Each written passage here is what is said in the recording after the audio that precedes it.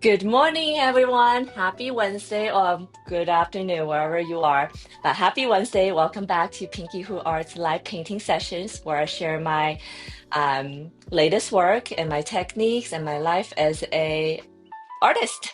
Um, I am on the last animal of my 12 animals of the Chinese zodiac. I've been talking about how amazed I am at actually completing the 12 piece and how good it felt to go through this 12 piece with a lot of challenges and then getting over it and getting better. So I can't wait to finish it and show you guys the whole collection as a whole in my next streaming, the 100th episode. I think I mentioned last time that I'm gonna make the 100th episode like a little celebration of A, I did 100 episodes of live streaming. I can't believe that. But also B, to celebrate the finish of this whole collection, which I think I started end of March or so. It's been like a few months now. So I won't be live streaming next week because I'll be gone. But the week after that, I'm sure I'll make post about it and you guys will know about it. But on my 100th episode, we're gonna do a little celebration, okay? And good morning, Trevor, GM. Thanks for being here. Um, so after all that, I am going to jump right into the art. But before the art, I do want to show you this awesome dragon painting I finished last week or this week, but I started last week. Oh, thank you, Trevor. I know it's quite a big feat. Let me get my light shining on it better. Okay, well, let's get up and close to see the dragon. And I'm sure I'll be showing this a few times throughout the live streaming as people come in. But this is a dragon, which is also one of the largest piece, the same size as the tiger and orchid, because I found these two animals really warranted a bigger piece because of the details that it involved. I really love how this one turned out. I feel like I was very controlled with my depth and building and the control in the areas that where I shouldn't work on. So I'm sure as you're looking at it, you can immediately be drawn in by the dragon face because it has eyes, and that's just how we as humans go when we go where there are two eyes.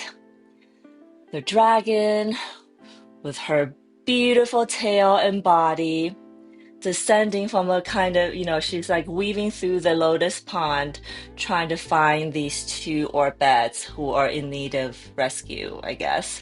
So you go in here, the dragon, because the dragon tail curves up, you kind of see these two lotus flower buds, and then because of red color, it carries you down to this fully blown flower. I added those water beads and stuff. I actually had a great time painting them, and I think they look great in this painting. And then your eyes kind of travel. You see the orbits. They're like puddling in the water. This is another lotus flower, and then another two smaller buds kind of balancing the other side out. And then I exercise a lot of control, not working the back lotus leaves too much, so they're less focused, they're more textural rather than detailed. And then I think overall they really helped with the movement of your eyes throughout the painting, but also just give it the whole painting a lot of depth. This is like the foreground, the middle ground, and then the background. Very easily conveyed in this painting. And also, it's all those greens and pinks and oranges. It's just such a happy color palette. So yes, really happy with how this turned out. Hello, Fire. Oh, Fire and Ice Ball. Hello, welcome back. And that looks great. Thank you, and thank you everybody for such a nice comments. I know I was kind of nervous starting out because it's a dragon. There's so much. I guess I was afraid of working on it, but now that it's done, I'm so proud of myself. And today we're working on the last piece, which is a Year of the Snake. The Year of Snake was last year. That's how so this year is a year of the horse. Last year's Year of the Snake had just passed. That's why it ends up being the last animal that I'm doing. My daughter this morning saw, she said, "Oh, that's a cute snake." I was like, yes, accomplished, because I wanted the snake to be a cute snake. And then the flower that comes with the snake is the camellia. Beautiful flower. So the I'm kind of following maybe a similar composition as a dragon piece. We'll have two, one large, one small, balancing it, and then we have some smaller ones scattering, so to maybe help your eyes move. So we'll see how after everything's colored with how they look. And we have these orb beds that are two is hiding behind the body, and one is here. And I'm thinking I made their stigma on top, also the shape of the snake tongue, the double tongue. They're in a game, and then they discover this giant flower together, so everybody's like curiously watching it. Yes, it's gonna be good. Love the snake. Thank you. I'm dedicating this painting to you, Trevor. Yeah, let's get started. As you can see, I kind of started the background already. I actually went pretty dark today, so I'm happy. I'm happy about that. I always complain that I don't darken the background enough. I think today I'm going to. Where should I start today? I think I'm going to start on the snake today, actually, just because because the snake, the shape is pretty easy, and I just want to tackle it. I think I'm gonna start the snake and then get to the flowers, um, and then probably do the leaves last as a first wash. And then after that, we'll see if I have time to get to my second wash and whatnot. So yeah, let's start with the snake. And then if you guys have any questions, any thoughts, please feel free to jump in the chat and let me know. And definitely, I know it's always already Wednesday, but how have your weeks been? Was it a crazy week? I know it's like the end of summer, almost end of the summer. Now it seems like my daughter's actually going to back to school next week, and it feels kind of crazy that that's the case. But yeah, I won't be live streaming next week because I have another trip coming up. And I thought I just needed more time to prepare for my 100th episode of live streaming and get all the art and get all my stuff ready for it. That's why I'm taking that week, taking that time. All right, enough talking. Let's get started. It is a very cute snake. Let me get some color mixed. It is a cute snake, so I do want to use like a really pretty color today and also just to finish this collection, I guess, in some pretty colors. I don't know why I'm laughing. This is gonna be awesome. All right. Enjoy your trip. Thank you. It's going to be really hot. It's also been just a crazy summer, it feels like globally. Weather's just been bananas. Okay, so I'm going to glaze the snake. Not the eyes. I'm gonna glaze the snake, the body first.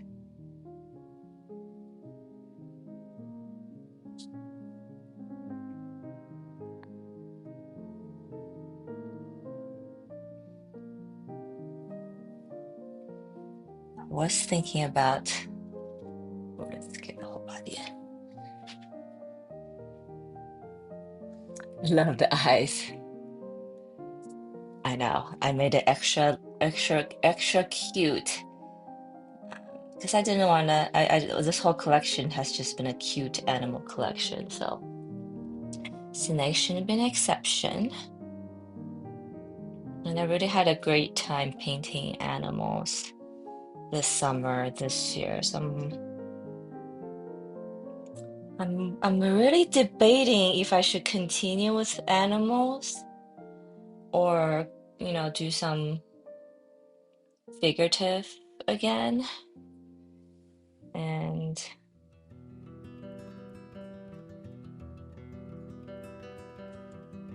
build up a collection that way, but I'm not sure yet.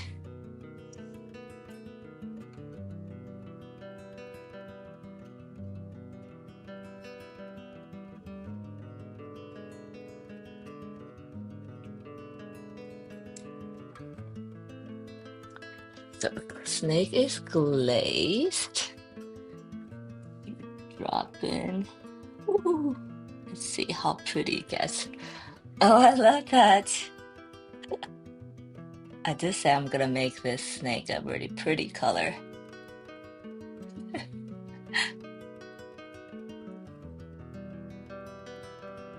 Oh, I love how that's spreading. I put quite a lot of water on top, and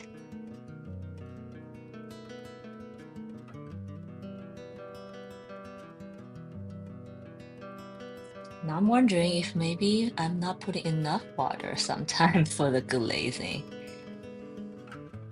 This paint I'm using is a Kuratake paint, which spreads phenomenally well.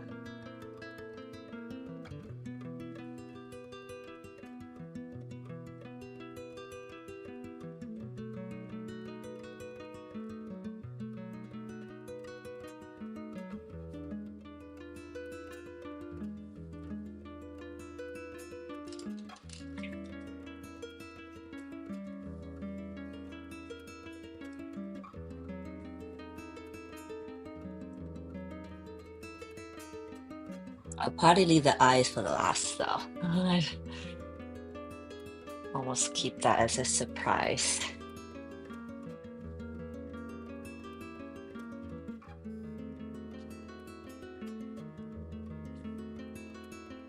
You're done. Amazing job, the Zodiac. Oh, thank you, Trevor.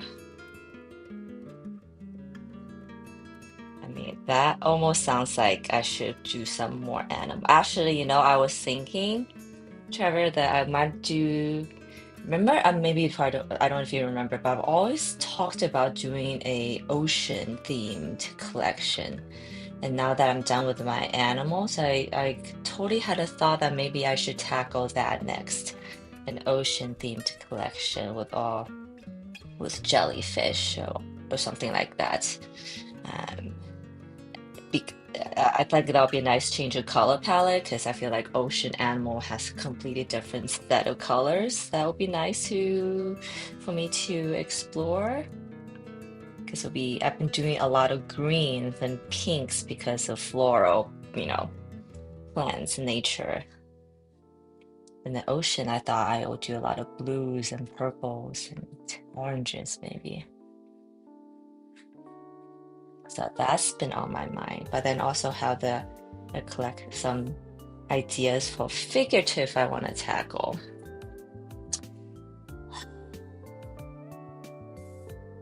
But thank you.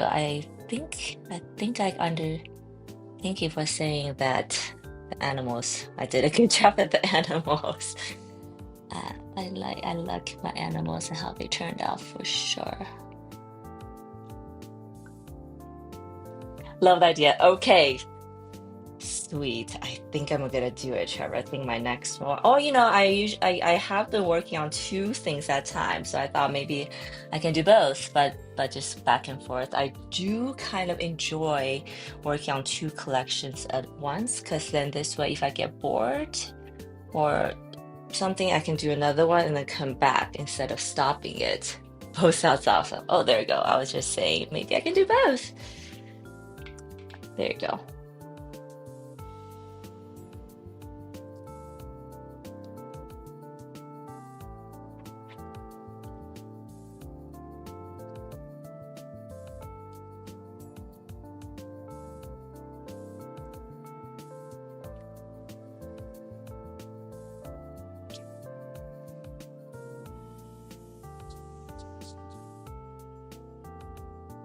Dropping in some lavender around the edges. It's like a cool shadow almost. Some here.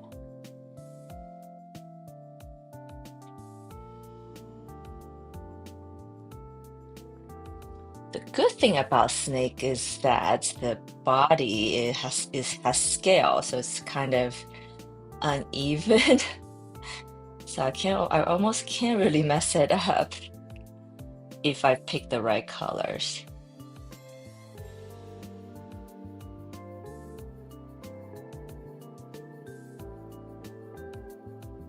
So this is like the curved side. I'm gonna drop in some more lavender here.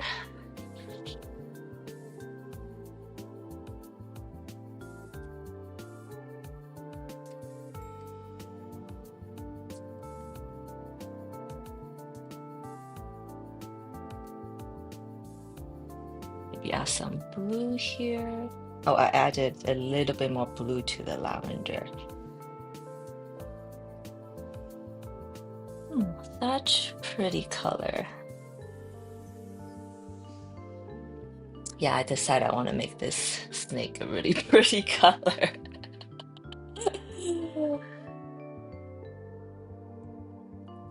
A, because it's a last animal, and B, I think the last snake I did was green, which was good, but then all my flower and plants are also green, so green on green probably is not very exciting to look at.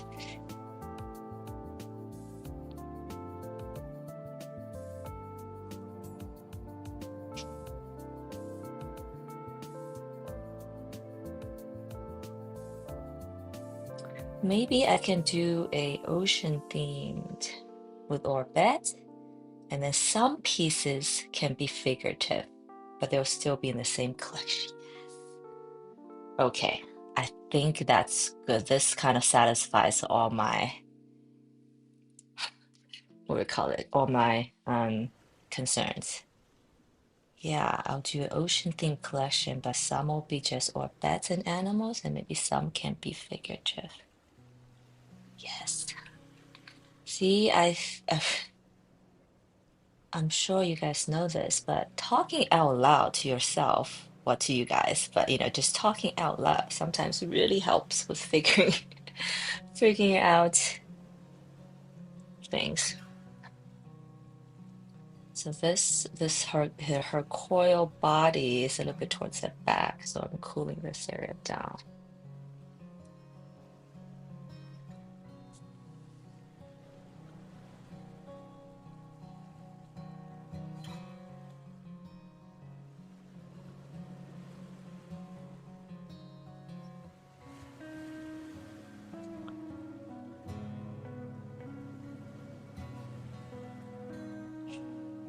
Also realize I haven't been starting with the same thing throughout this 12 pieces. Sometimes I start with the background, sometimes I start with the foreground.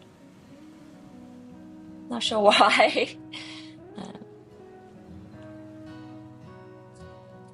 but today I guess I just like to start with the easy thing first, kind of like ease myself into any given piece.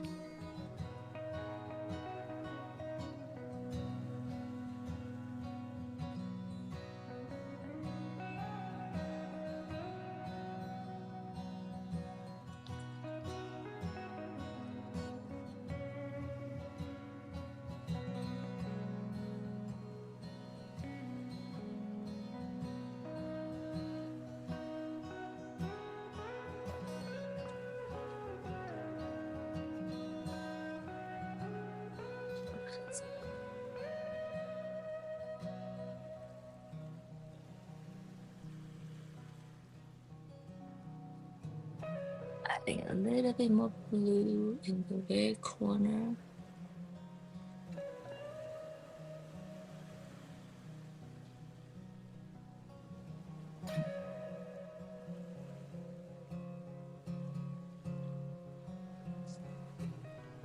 Blue seems a little too bright.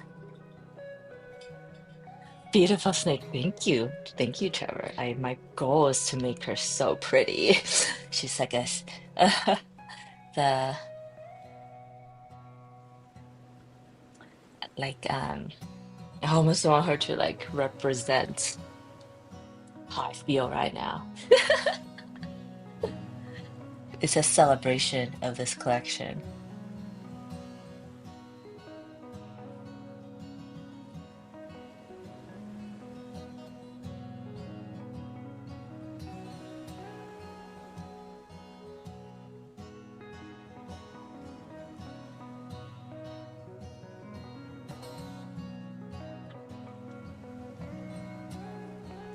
Oh yeah, and If you guys are watching, don't forget to give the stream a thumbs up, a like, share, whatever you're comfortable with. That'll really help with the algo and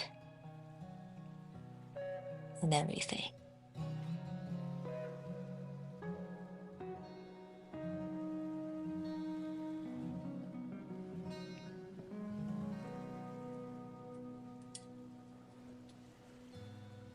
So snake in the Chinese zodiac is like a very interesting animal. I think I read that it's like it hangs in between the balance of good and evil. And I guess in mythology wise, snake has always been portrayed as something bad, right? Like the serpent, the temptation, the in biblical sense. And I think in Chinese mythology, the snake is like in hangs in between the good and the evil.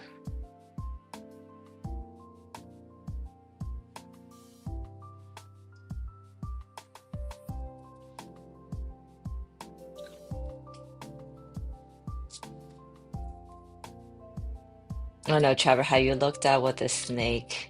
Let's see.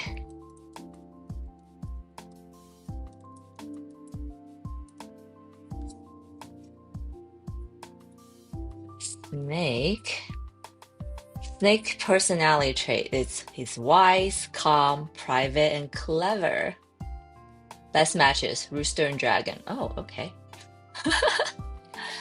Wise, calm, private, and clever. I love that. Okay.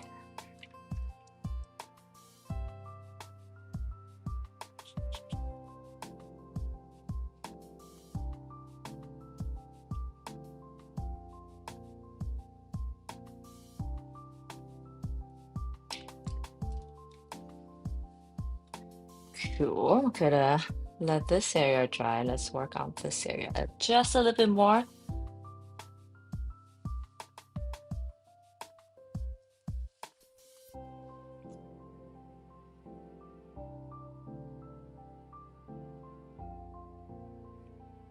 It's almost like a color of a unicorn palette. It should be called a unicorn snake. It's a very special snake of the Chinese zodiac.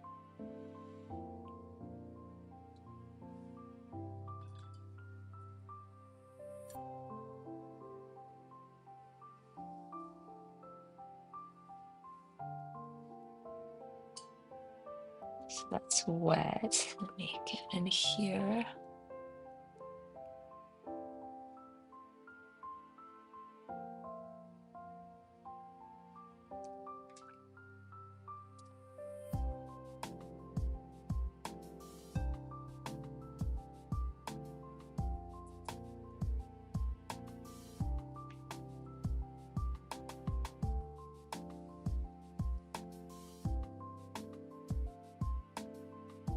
And then the flower that comes with the snake is a camellia.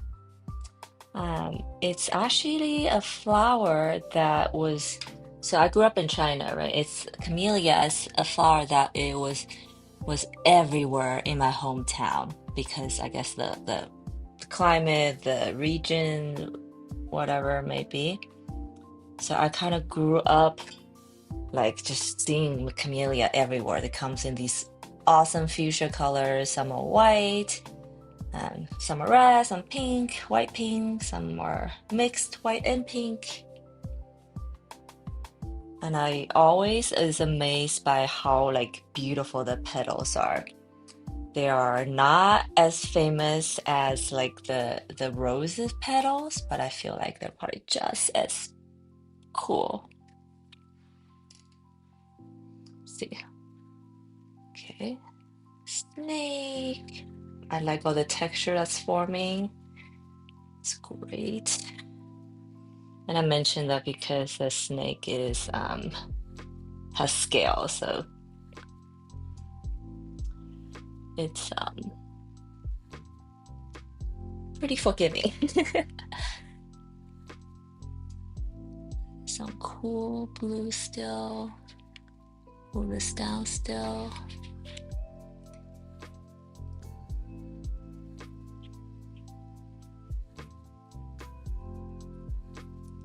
Oh, I totally forgot these holes. That's the background. I'll get to it.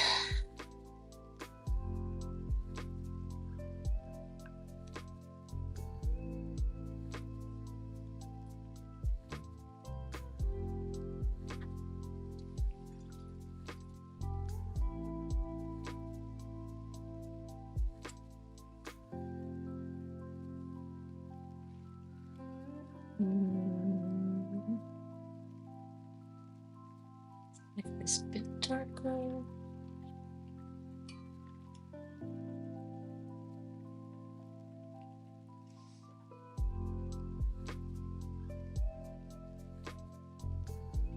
As always, my goal is try to get this done as much as I can. I'm gonna take this as far as I can with you guys. But we'll see. I don't want to overpromise. Although this morning when I did the background, I did it pretty fast, so I don't know. Maybe time is on my side today.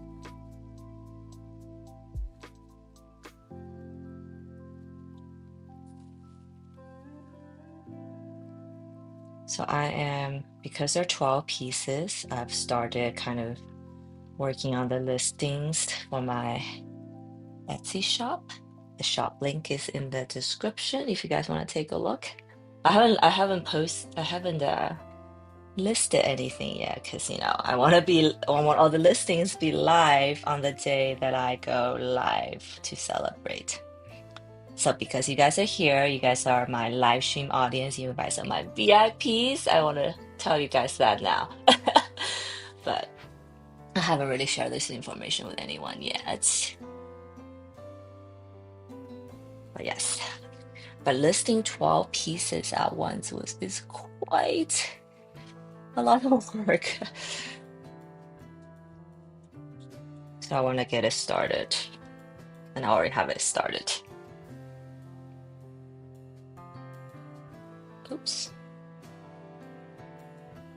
Okay, so guys, wet on wet was great with snake for some reason, because I think the snake body is just a pretty organized, or not unlike the dragon. Although I did mention that the dragon is basically all the bunch of the zodiac animals combined, I realized when I was painting it. I'm probably gonna do the eyes last as usual.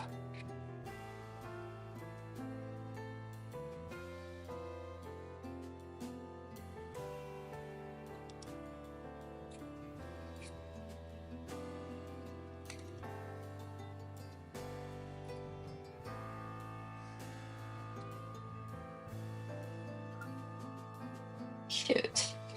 All right, I'm gonna actually, not yet. I'm gonna give her a little bit of glow of adding some yellow.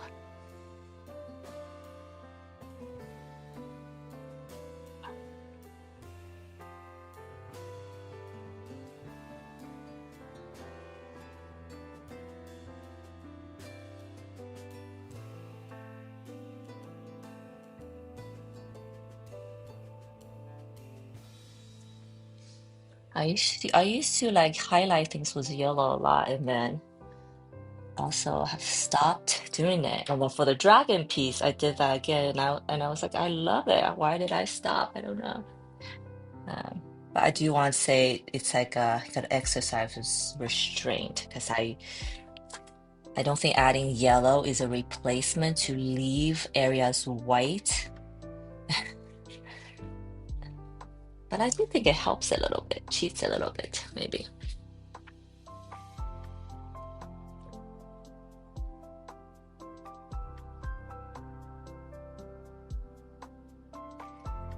So the healthy, girthy snake body right here, where that light, so the light is hitting. The light source today, I think Michelle's asked me about a light source. The light source for this piece, it's pretty simple. I didn't do too complicated. Just gonna be front coming from a very boring light source, I guess. There's a front, a little bit to the top. I'm trying really hard not to blend. Because I really love all the texture that's forming.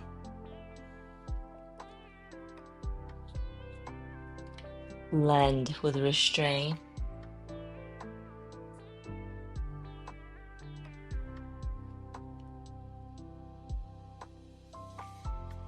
If you guys have any questions about what I'm doing, why I'm doing what I'm doing, all that stuff, please jump in the chat and let me know.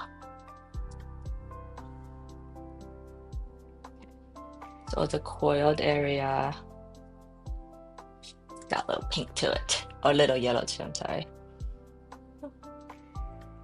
So it's like a pastel primary color that's happening right now. The pink, the blue, and the yellow. Primary pastels.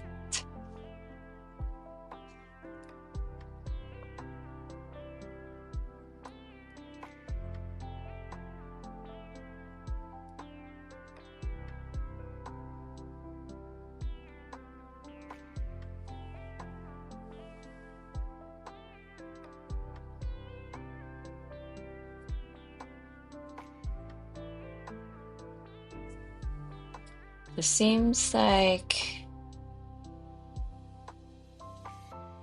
what was I gonna say? I forgot. It'll come back to me.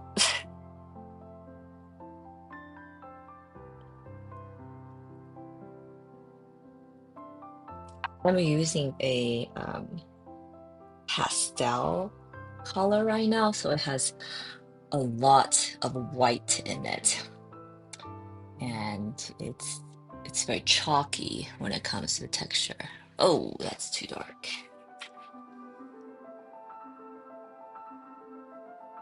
And this blue that just came out is definitely like a cooler blue. I don't know if I like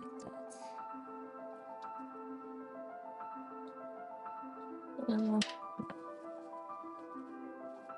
Let's quickly pick that up before it's too late.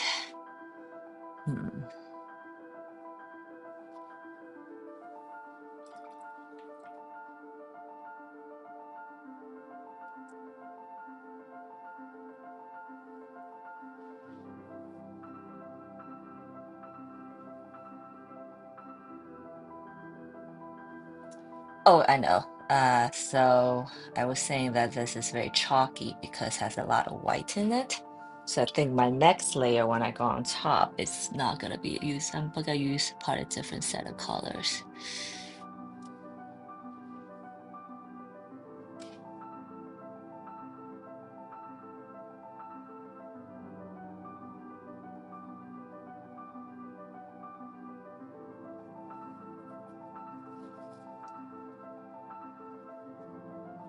Any weekend plans, you guys? I know, Trevor, the weather's probably getting cooler for you. Maybe it's like in that really nice fall weather for you, or starting to.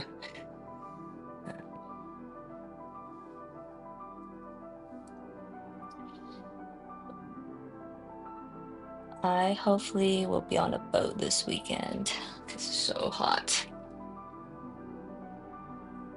Okay, cute first layer. I think I need to let everything dry before I get into it more, so I'm gonna do that. And then let's start with this giant flower here. And I gotta remember to work from left to right because I'm right-handed. I don't want to have my hand rest on the wet area, possibly ruining it.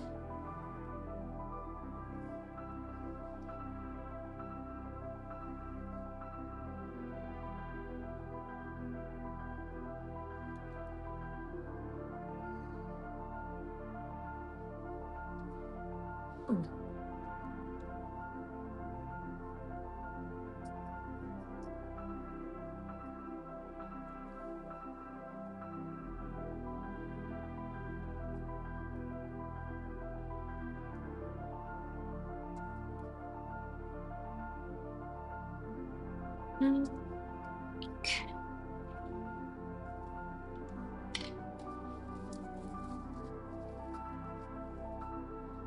Okay, I was like trying to be sneaky and painting these negatives, but it's so wet it started spreading, so I thought I better stop. Let's stick with our plan.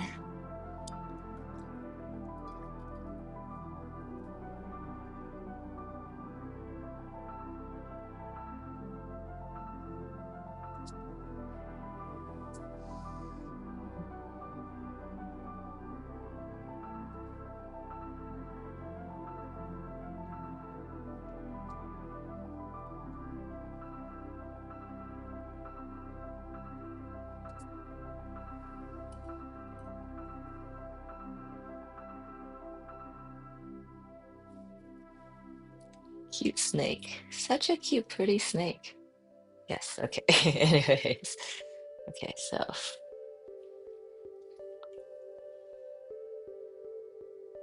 I think I try to start doing my flowers as one giant, like one giant shape, and I don't think they worked out for me last time.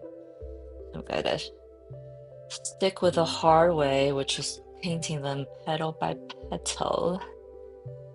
Mm, cherry blossom, rose madder, that's cute. Mm, the color I wanted to use. Let's see, which pink should I use? Oh, May. That's pretty. Oh,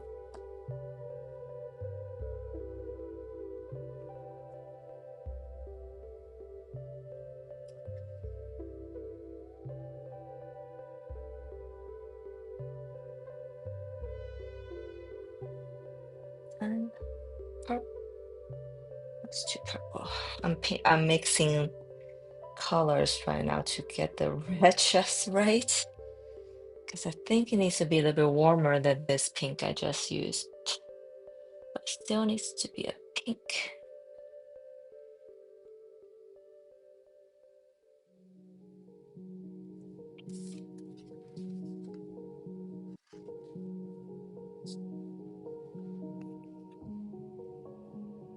Oh no, am I glitching? Is everything okay?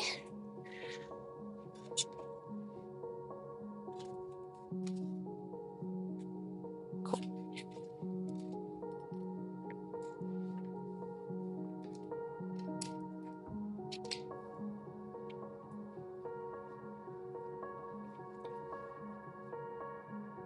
Now leave the center. Hmm.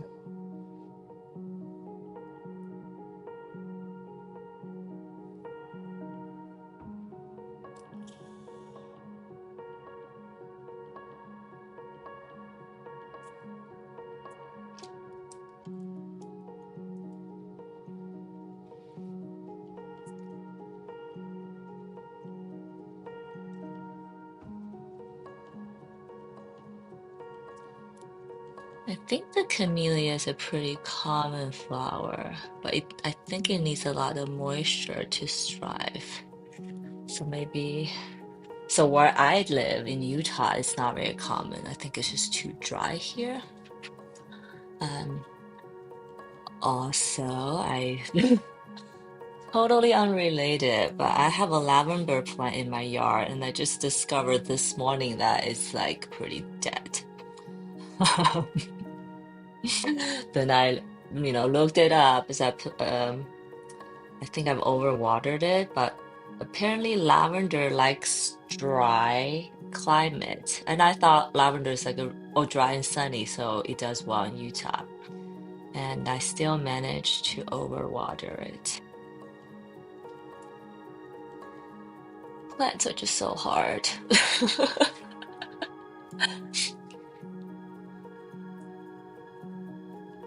And we're currently in the slow and patient part of building up these petals. I always trying to find quick cuts, shortcuts to do it, but It's something I've realized in life. Anytime I want to do a shortcut, it just doesn't work.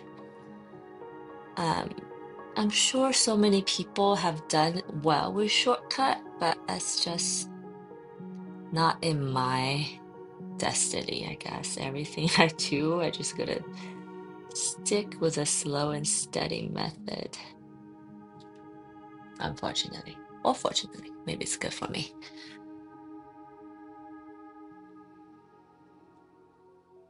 And if you guys are just joining me, jump in the chat. Let me know. Let me know you're here. And if you have any questions, obviously, let me know as well. I'll do my best to answer.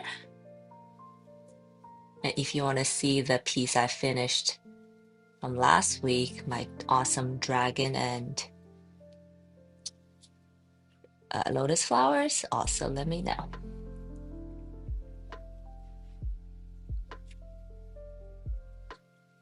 I'm kind of alternating between petals just to make sure that they have enough time to dry. It doesn't have to be 100% dry, but I don't want it to be so damp.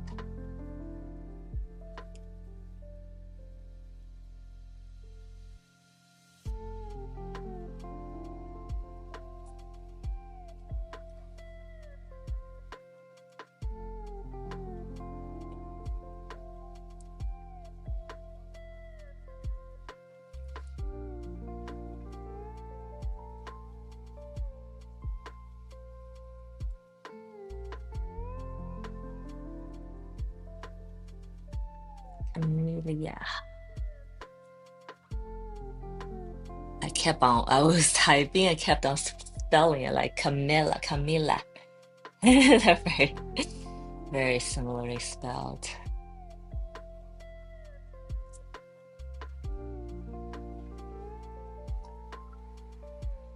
Let's do this bottom.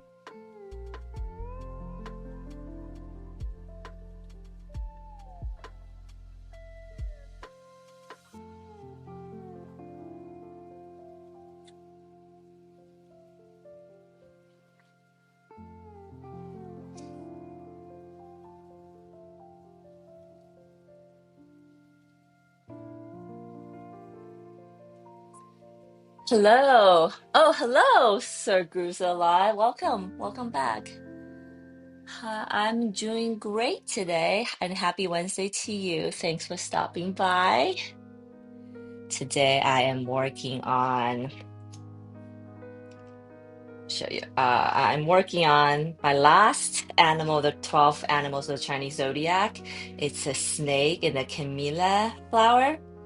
I made this snake all my favorite colors, maybe. It's a very pretty snake. And I for those of you who are just joining me, I do want to show you guys the dragon and lotus flower I finished last week. This is on a 20 by 30 piece of paper. It's the largest one of the whole collection with this beautiful dragon. I tried a long time to make her look cute, kind of weaving through the lotus pond,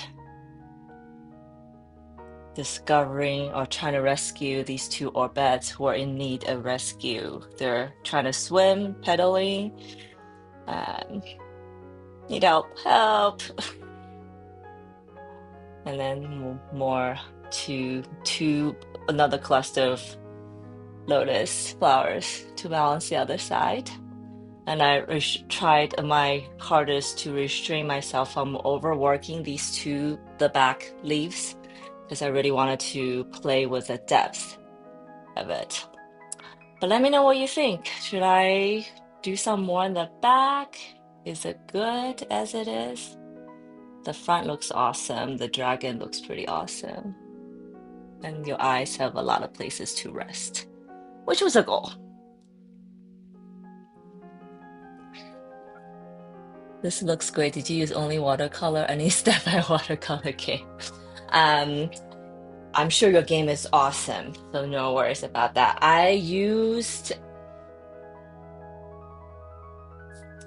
It's mostly watercolor, but I did use gouache with watercolor in some areas to really bring that depth out.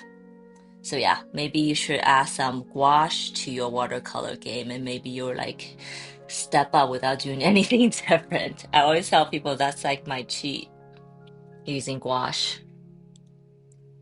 It looks good as it is, in my opinion. Thank you. Yay, that makes me happy because I don't want to do any more on it.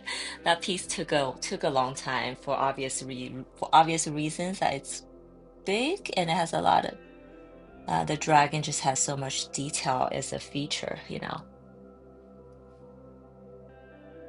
Gouache hates me. I pick color whips. Oh, color pencils. Okay, I'm having a thought.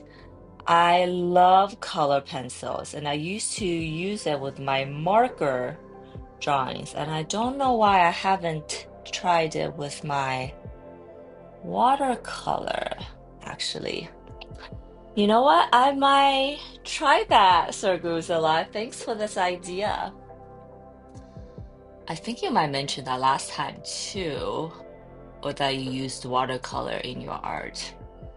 Yeah, I just never thought about using it with my watercolor, and I should, because I think it will give me a lot of textures.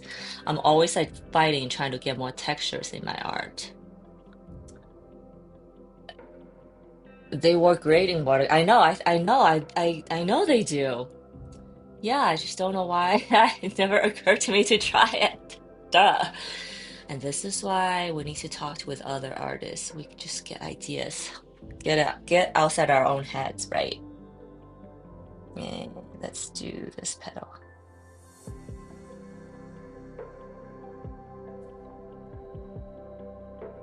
Yeah, next collection, maybe I'll try to add some color pencil into it. But what if I did color pencil and gouache and watercolor? I wonder how that will look. I was just telling everyone that I think because I am on my last piece of this collection and I'm wondering what I need to do in my next series.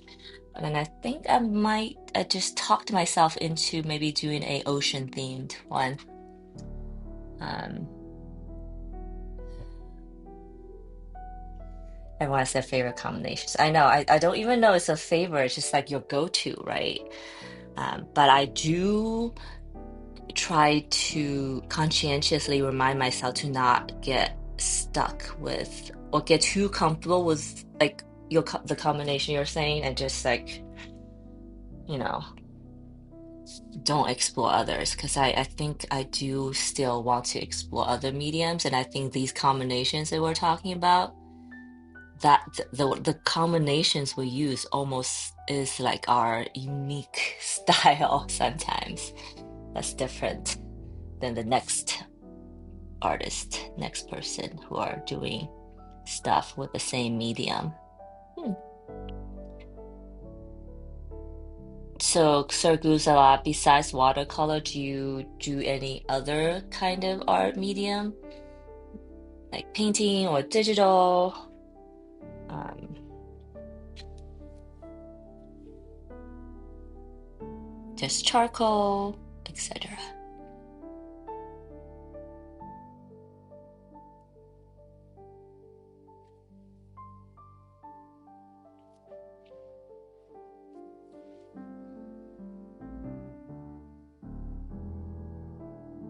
I'm just patiently dropping in, like building up this first layer for my Camilla flower.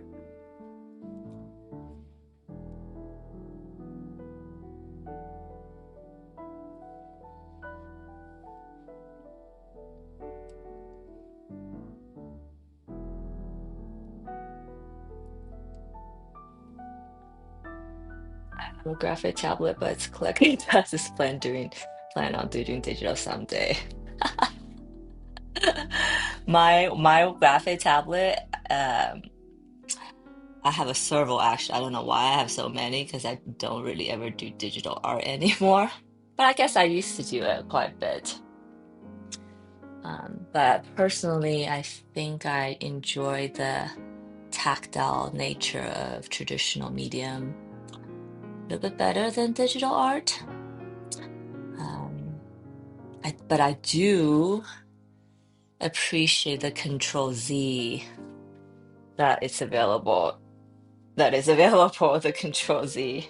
I always joke that I wish it was a Control Z for life. Um,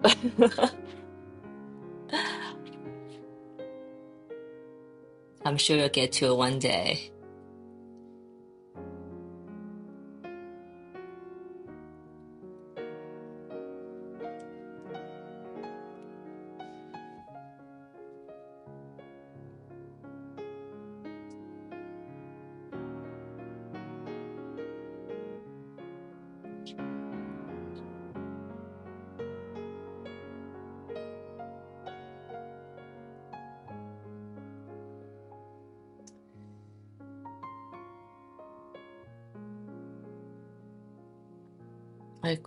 I enjoy painting flowers because you really can go as like abstract or as detailed as you want.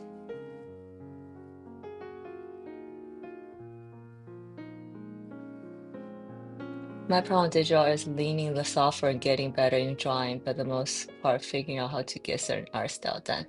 I want to be basic. I don't want to do the basic color like so many doing color. Basic.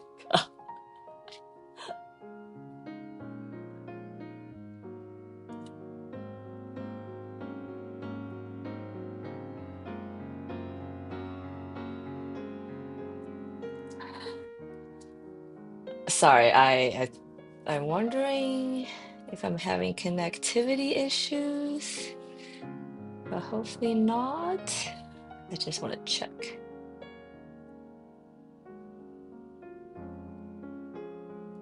Oh, no, we're good. Oh, hi, Graphic. Hello.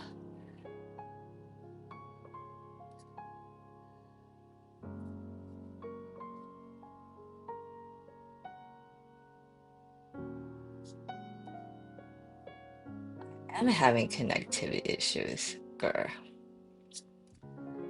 But Graphic, I don't. I'm so happy. I checked my YouTube channel because you're stopped by. I was just wondering how you been.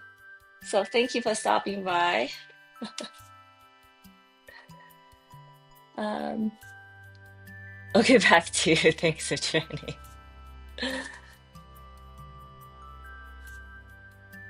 Oh my gosh, Trevor, I didn't even get your message. So Trevor, okay, I'm just catching all your message. Forecast for snow possibly. Oh wow, you're getting snow already. Dang. But yes, Graphic, I'm happy I caught you saying hi. Okay, I think we're back. Okay, so my streaming platform is having a little bit of issue of letting me know the chat. Maybe I should do this. But yes, go back to Sir Guzelat's question. Um, I think that learning curve of learning like a new program is like the most annoying thing. I totally agree. Because sometimes when you start something, also that's part of the reason, um, I think that's a reason for a lot of people not to start something new because that learning curve, like learning to do the software, it's such a pain in the butt, and you just want to get to the art already instead of messing with like the program themselves. I totally get it. And the art style in digital. Totally respect you for not wanting to do, the basic what everyone else is doing. And again, developing a style also just takes time. So on top of learning the program and all the time. I get it. But patience, I guess. Patience is life. Patience is life, and then we should all be more patient. Well, But Graphic, how have you been? Back to you. And thanks for stopping by. I have not been on TikTok a lot lately. I feel like my summer has just been a lot of like life activities, and I'm building like a new website. I'm really trying to finish this collection of animals. But anyways, I'm happy. I'm happy to have all these happy problems.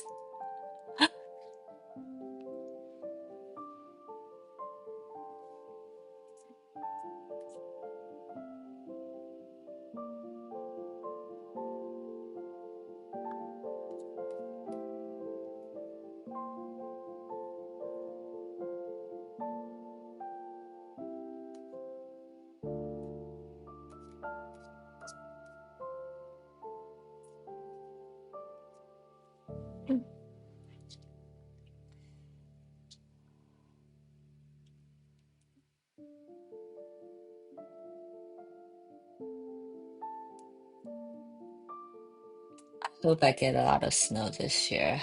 Last year was not so great.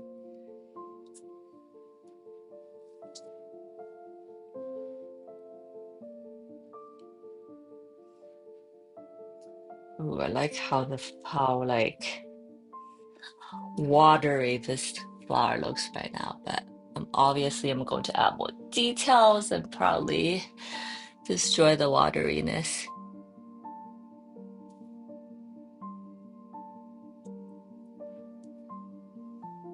But we'll see how it turns out.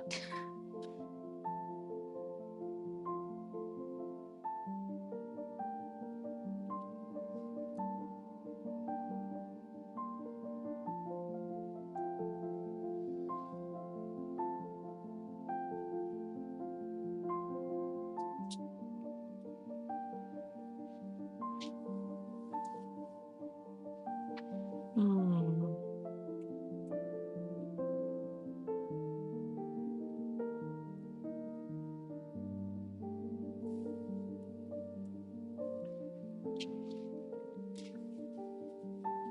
Oh, this has got a little too much bleed going on here.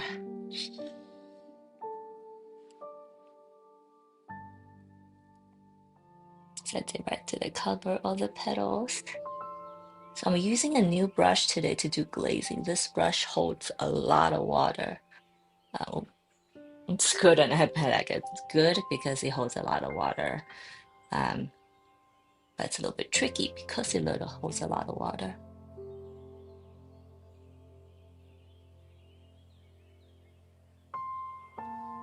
So too purple.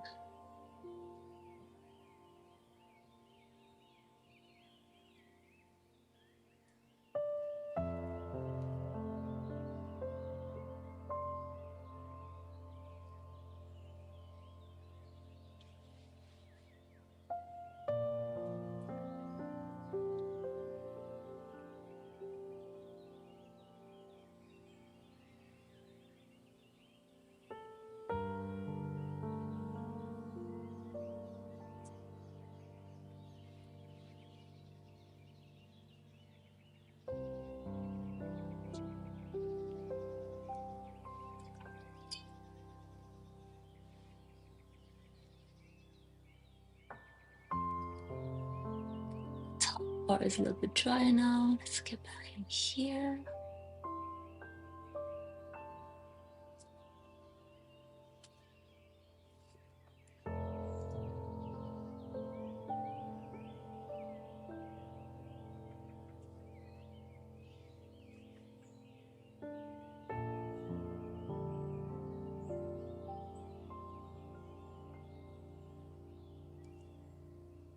We'll let that spread on its own and see what happens.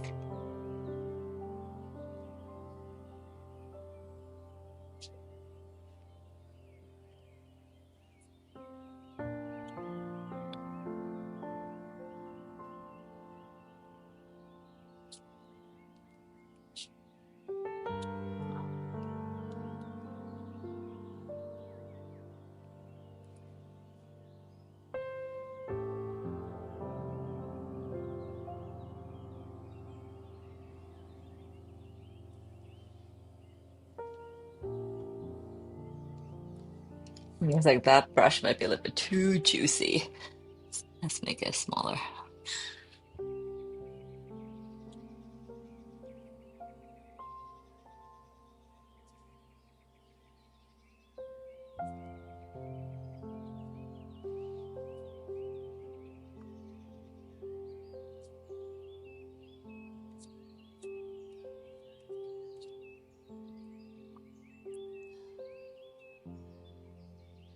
Oh, hi. Hi, Moon. I'm so happy to hear that. Yes, I'm so happy to hear that. So happy that your carpet, your rug found a friend.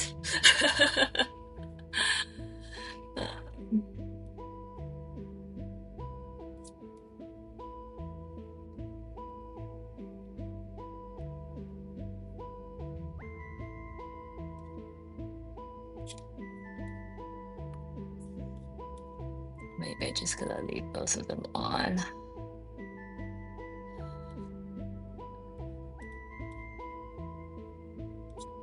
So, guys, the problem right now I'm having is that my chat is not coming through. So I'm thinking I'm just gonna leave my YouTube window on. Let's see what happens. Technology, why? But how have you been, Moon? How's your week been?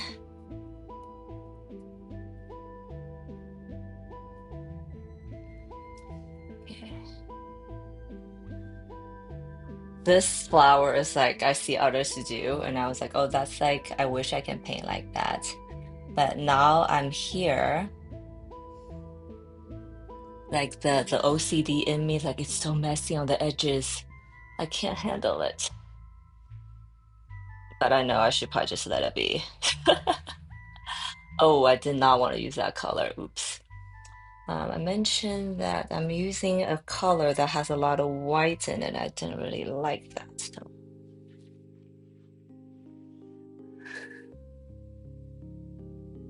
although the white does make it bloom very well.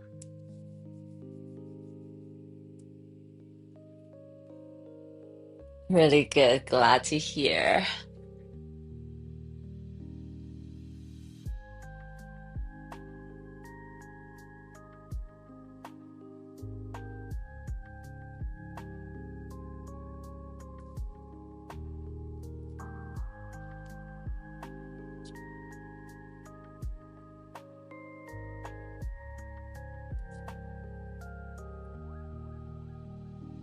Oh, two babies, so we stayed in. Okay, that sounds awesome. Um, I do enjoy, as I get older and older, I just enjoy staying in more and more. It's like everything I need and want is at my home. I don't need anything else. Um, but two babies, that sounds crazy, unless it's animal babies, which I guess is still a lot of craziness, but wow.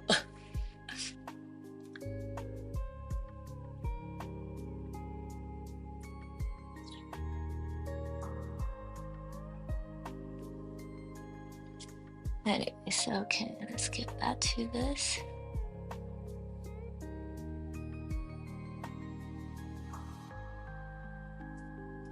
Okay, I covered all the petals, but some areas are kind of crazy watery mess. Nope, already dried.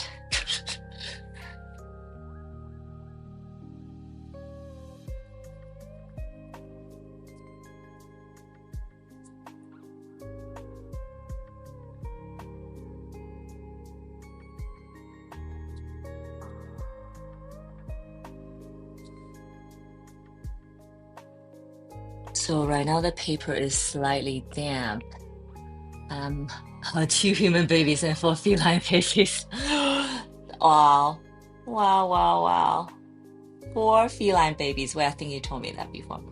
Four feline, two babies. Yeah, you don't need to go anywhere. There's enough entertainment at home. Oh man.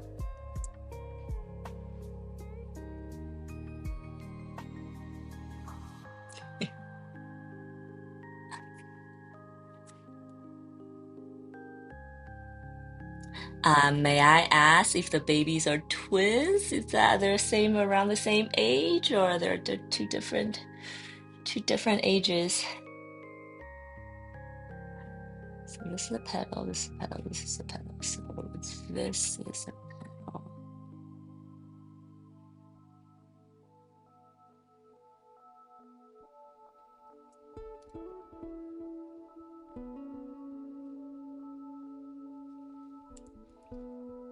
Mm, this is a petal. Oh yeah, I was just saying that the paper is kind of damp right now. I want to drop in some secondary or some darker colors in the corners. It's almost like the best time to drop it in right now.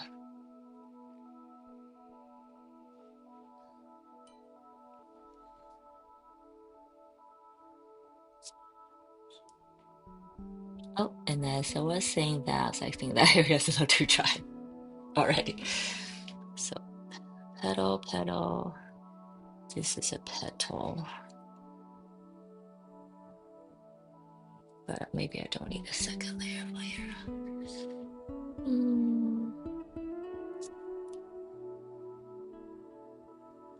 Petal. Mm.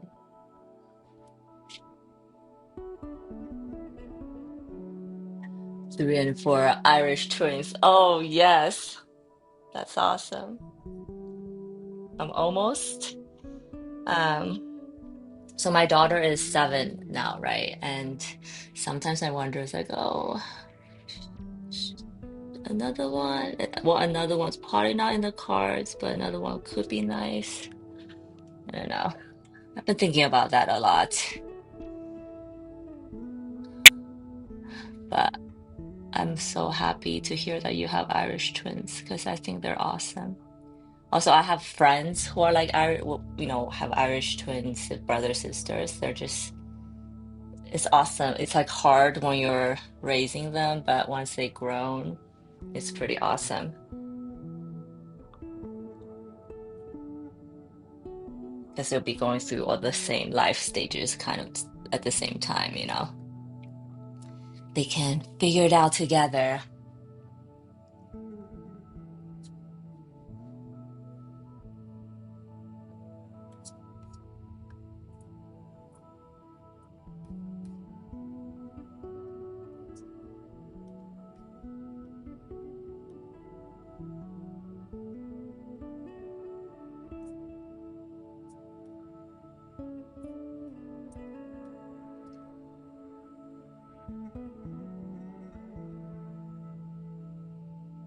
Once I hit 36, so I could do it.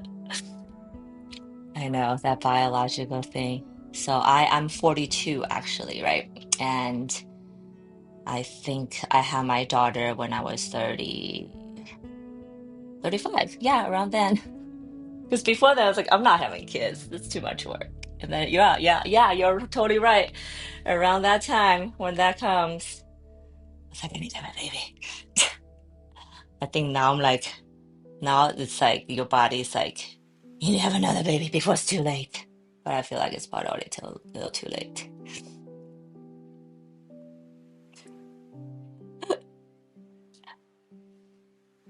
Okay, should I add any more here?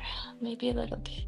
So for this color, I add a little bit more red, so it looks more rosy. Is that the word?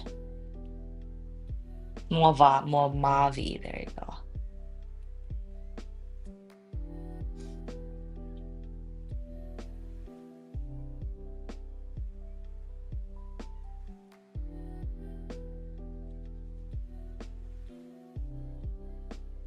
Oh yeah, Amor, let me show you the painting I did last week.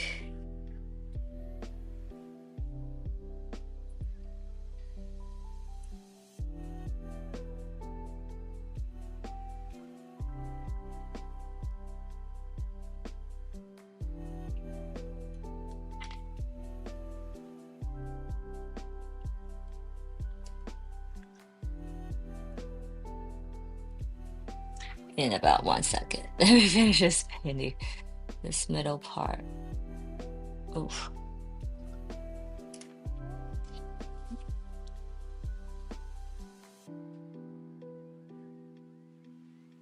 I'm having like issues with flow today. Things are not flowing. Ugh.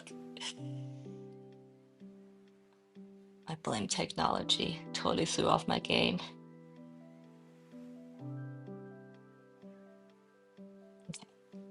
So Camilas have these beautiful yellow centers that have these like really bright yellow fragments and stigma.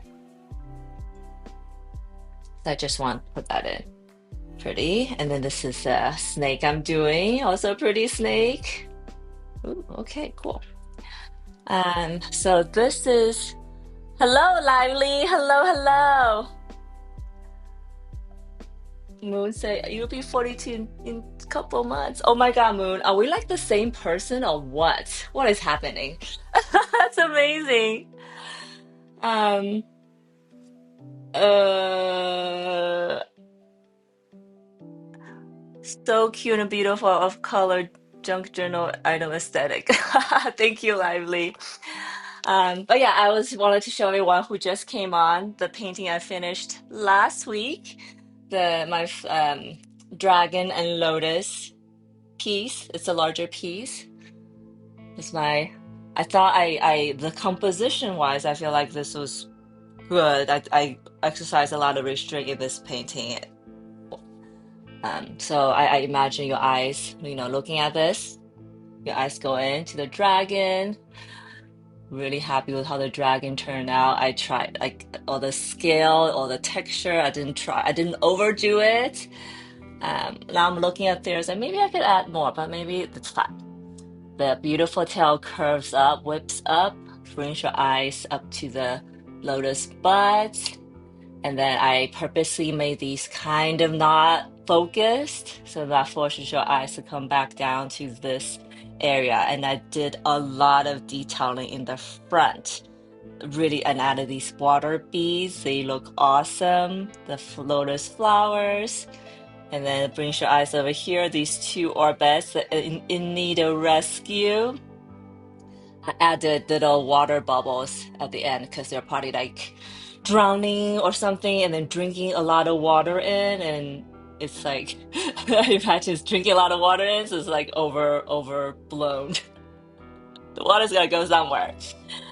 And then bring it over here, the other side, the other cluster, which is these two. I made them less focused and smaller. It's kind of forces your eyes to go back here. So this whole painting, I felt like my eyes was just doing like this naturally, which kind of covers, it's a journey through this storyline. This dragon is weaving through the lotus pond looking for these two and found these two orbits in need of rescue. There you go. This is my dragon and lotus flower. Let me know what you guys think. I'm really happy with how that turned out, actually. I know that I was like sounding like a broken record, but I was really nervous about painting the dragon. Anyway, so I think it's good as a first layer, first wash. And then for those of you who are just finding me, being here for the first time, I know this painting looks really loose right now, but eventually it's gonna end up looking something like the dragon one, with some areas really detail focused and some areas not. I do use gouache on top of the watercolor to give it some more energy. And then someone just mentioned that maybe I should use color pencil next time. And I'm like, why have I not thought about that? Um, Dragon Dora, thank you. The water beads too. Oh, thank you, Moon. Um, yeah, really happy with how it turned out. And I was wondering if I should add more details to the back, but I think now that I've seen it a couple of times as a circle, as a whole thing, I think it's awesome. I don't need to do any more. Uh, awesome. So yes, eventually this piece so looking like that. And I was scanning all my, the pieces I've already done already to get ready for my 100th episode celebration, which is gonna happen in 2 weeks. Because I'm not streaming next week. I'll be away, but then I'll be back after that. And that it just also happens to be my 100th episode, happens to be the end of my 12 animals zodiac. So that day, I think I want to do a little, we'll be doing some painting, of course, but I also want to do a little celebration party, I guess. So yeah, I will show off my entire collection all together so you can see all 12 pieces. And then yeah, we'll do a little celebration in 2 weeks, 100th episode. Will all of these become prints as well? Yes, absolutely, Moon. I'm not gonna share your real name because I'm sure you are hitting that for a reason, but I know your real name now. Um, yes, they will become prints. I'm actually I'm I'm imagining this like awesome event where okay, in short, I'm trying to list all of them before my in time for my 100th episode in 2 weeks. Because it'd be fun to like show it off, and if anybody sees them and they're interested, they can go look at it in person right away and see all the details and all that.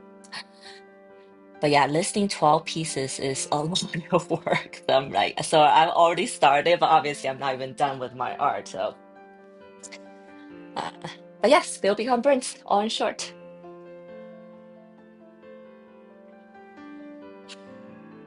I feel like I made these too orange. Maybe that's okay.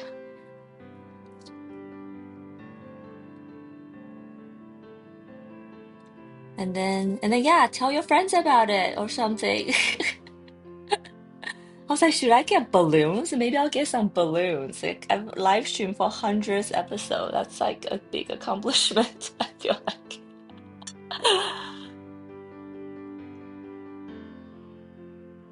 So 100 episodes. It took me a year and 8 months to get here. A year and 8 months. I only live stream once a week.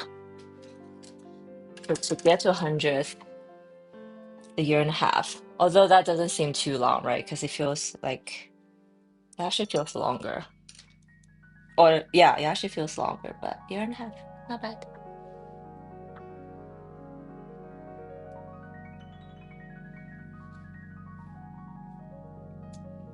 So I am doing this very patient way of glazing each petal first. I always wonder if there's faster way to do this, but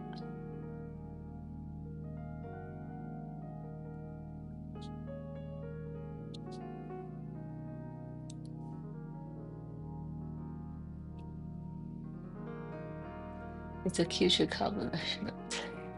I'm so proud of Oh, thank you so much, Moo. Yeah, I think it's a huge accomplishment because this is 12 pieces. This is definitely by far the biggest collection I've done. And I've mentioned this before, but I've stretched my comfort zone to do things I've never done before and cover animals and flowers that I've never done before. So it was a great growth. A lot of growth in the past few months. And I was just like brainstorming with Trevor in the beginning, I guess. I was thinking about what I'm gonna do for my next collection.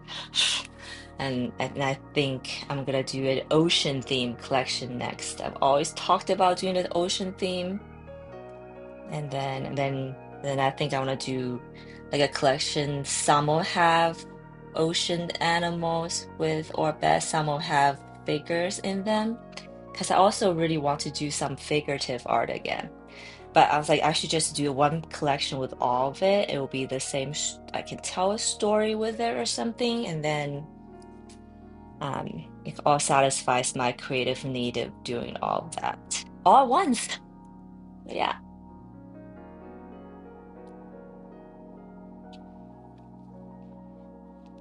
And like, who doesn't love the ocean, right? I mean, if you don't like to get in the ocean, at least everybody likes to look at it. So that was my logic as well. There you go. Next collection. Brainstormed live this Wednesday.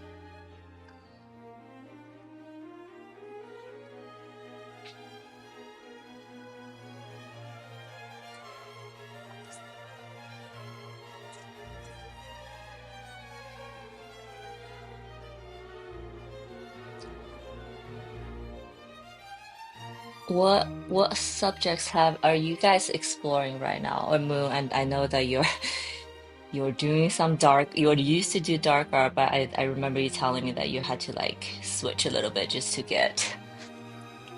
a break, new perspective. But I don't know if you're back to your normal style now or still exploring different types of art.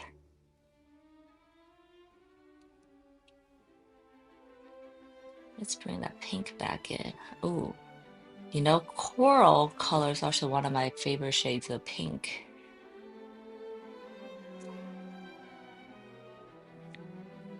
Ocean thing will be a thing. Oh, awesome! All right, I think we have a consensus now. It's gonna be ocean theme next because everybody seems pretty excited about it.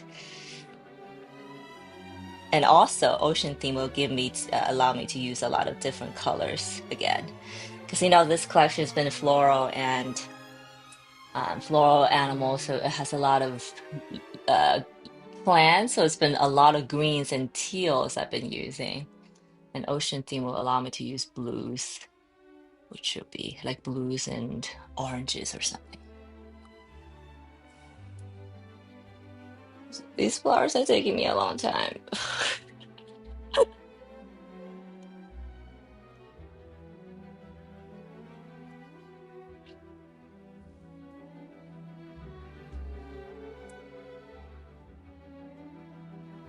But this camellia, I always get confused. Camellia flower is actually not as complicated.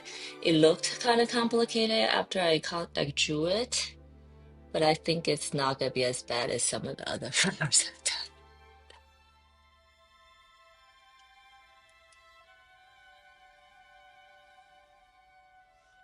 These ring dry. Let's do this one first.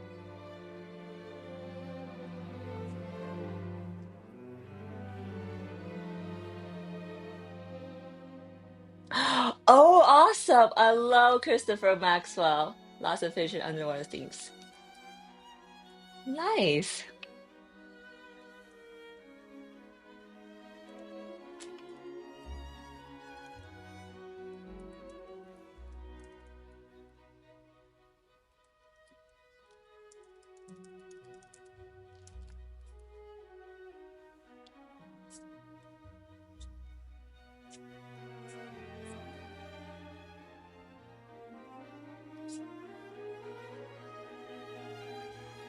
Yeah, I discovered Christopher Maxwell a while back on Instagram, and I love his art so much.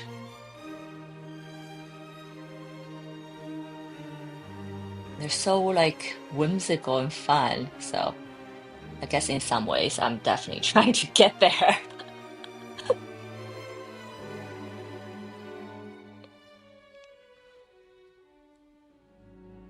Well, I'm on my way there, maybe.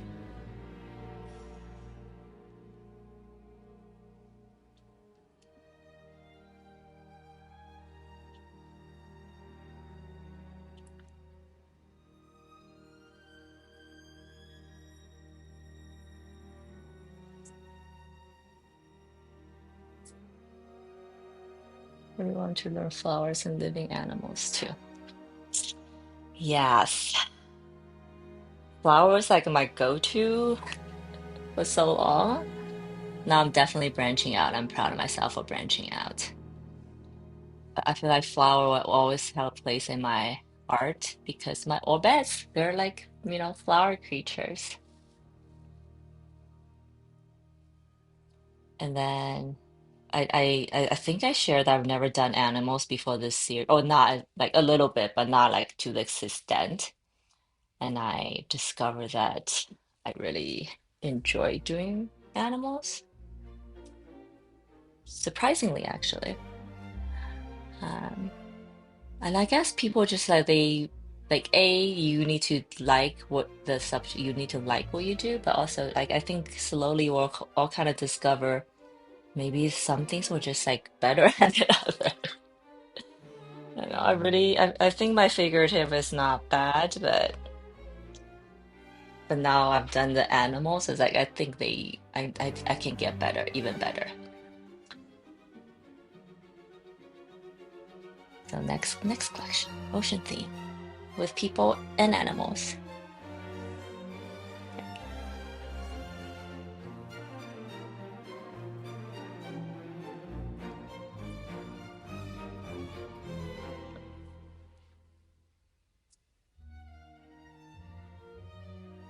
I do need to paint my cat because I painted my dog, so it's like almost unfair I don't paint my cat.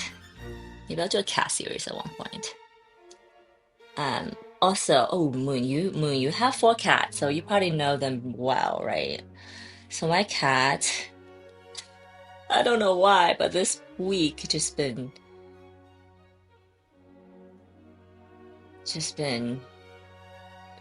having a week. She like peed on my bed last night, and then the day before she pooped like on the stairs.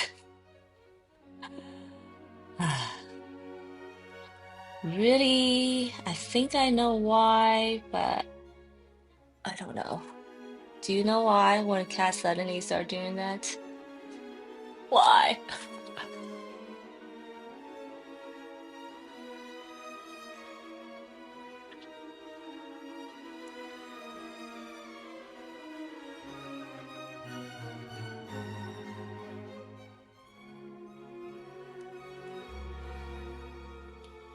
I'm definitely going to Google that actually, now that I remembered.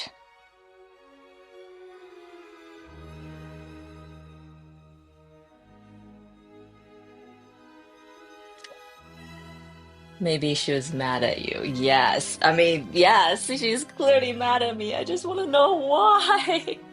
What did I do? It's like 2 days back to back. She usually will, have a fit like one day, but 2 days back to back, she's like, something is really bothering her.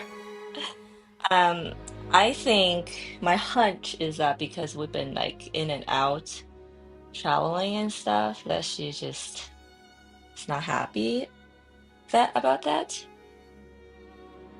But then we've done that before. I don't know.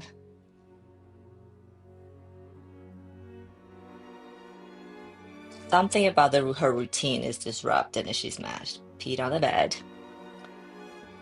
around my bedtime because it's like fresh pee, basically. And then the day before that was poop on the stairs. But I think she felt bad last night and I know that because she like slept next to my husband, you know, her her favorite human, I guess. Did you try the paw thing with your cats? I wonder. Sorry to hear that. Oh, it's okay. It's things that you do for the things you love.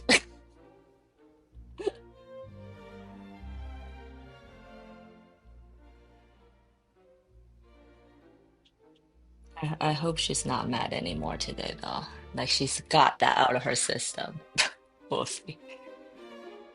Okay, so back to art though. You can see that I'm going back and forth between this orange and yellow, something really warm, and then this cool pink in the under area to just give it more dimension, I guess. I've been enjoying doing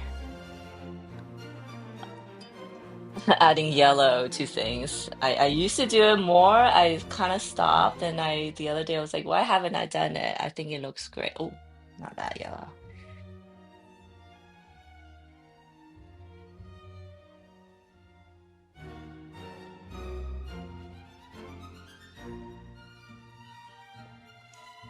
Um, well, just the paw thing. Just whenever they're resting or whatever, when they're just laying there, see if they'll let you touch her paw. Apparently, I read that like cats are very particular about their paws and letting who touch it. They don't let people like. So, anyways, I read that, and then yeah, cats are like very protective of their faux paws or sensitive or something like that. So, like our family. So when I read that, like we did a little test. So my cat lets my husband touch her paw, then my daughter touches her paw, but not me. And I tried it again the other day. I was like, oh, maybe she was just having like, a day. Clearly she's moody, as you guys found out. So maybe just like that day. And then I tried again, all three of us. Same thing. She won't let me touch her paw, but let my daughter and husband. Cats are just so funny.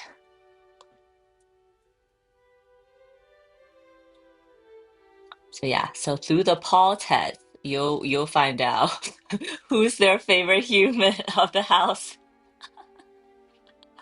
Or, you might just find out that like she loves you guys all equally, which would be awesome as well.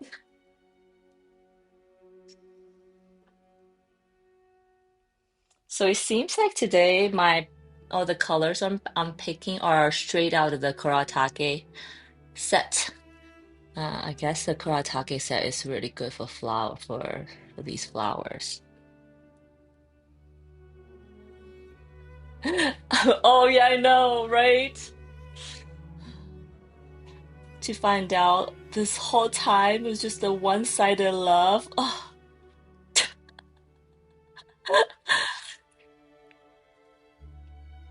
maybe you let your husband try it first. At least you know. At least you'll know. And you have four feline, you have four cats, so they all might have different opinions about you guys, which kind of would be fun to find out too, I think.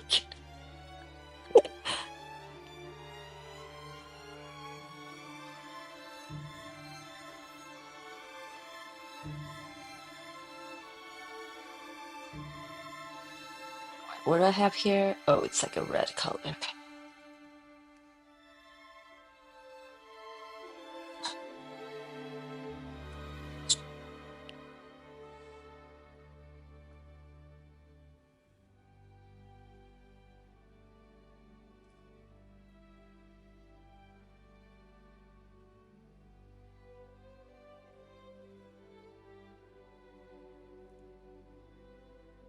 I, I always get so confused when I do these petals.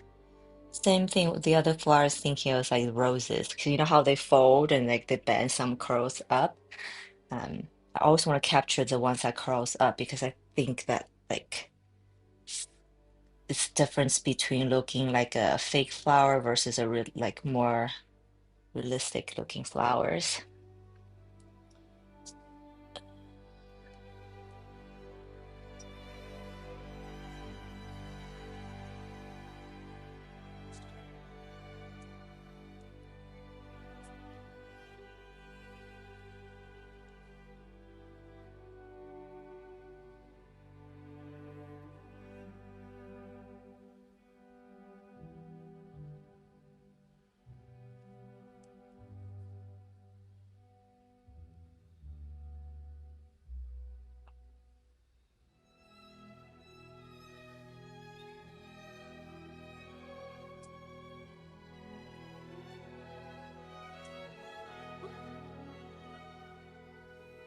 Let's try some lavender here to see if we like it.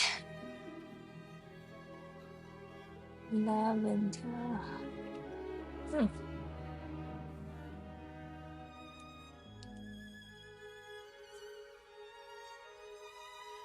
it's kind of cool.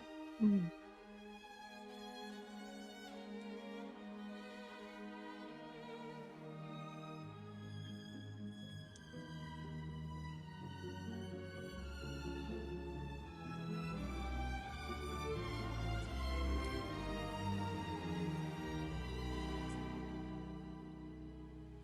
The edge, the most edge, the petal on the edge, I think I just do it in this lavender color.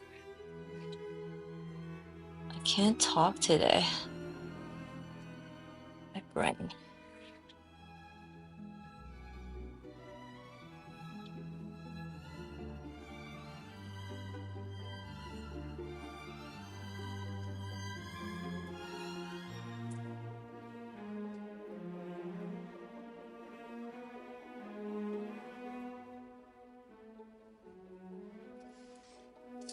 Just maybe I'll do that in lavender. There you go.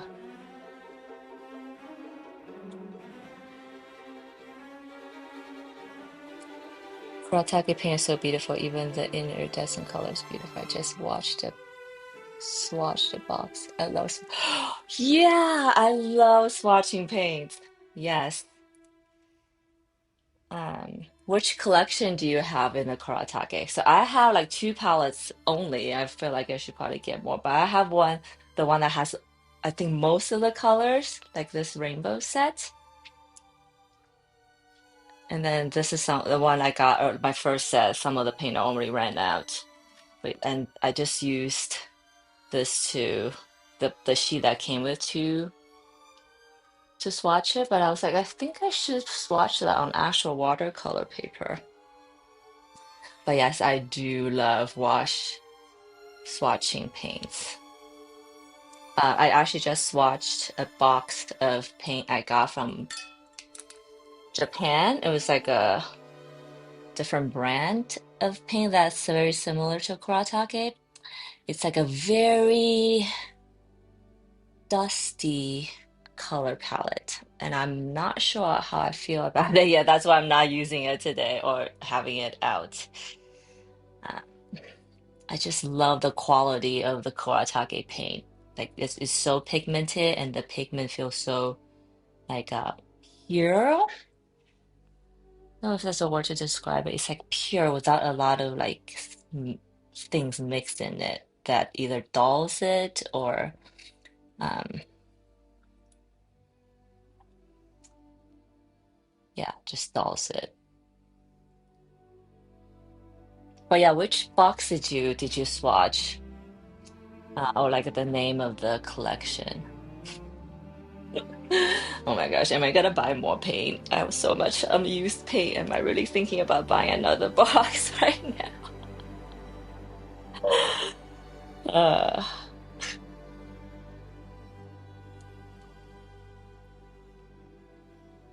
Okay, so how do we feel about this now? Got a little snake, one flower, two flower. I think it's good that this yellow really brings that light in. I think I should probably tone it down some more places actually.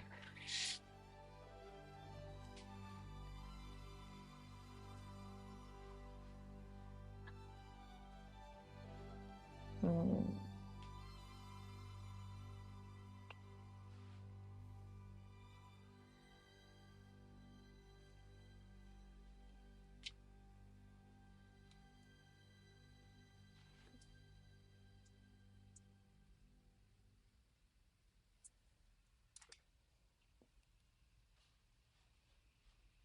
Hi, Michelle.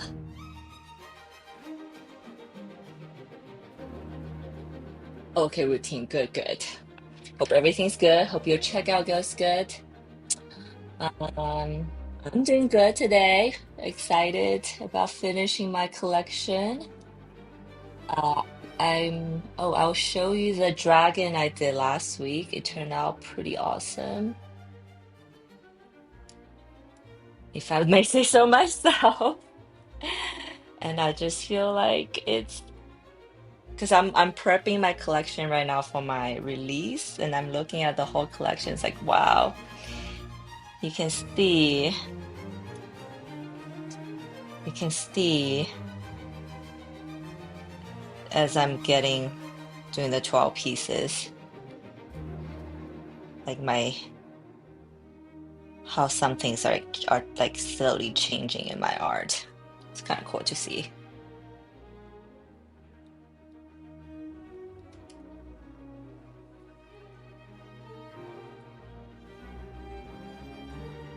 I have the hardest time making my petals are looking like separate pieces. I'm not sure why. Do you have any suggestions? I think the same box you have there. You said yeah, it's like on Santanbe box. Oh, cool. Oh, nice. So this box I have, I'll answer your question in 1 second. Uh, this 12 color set is,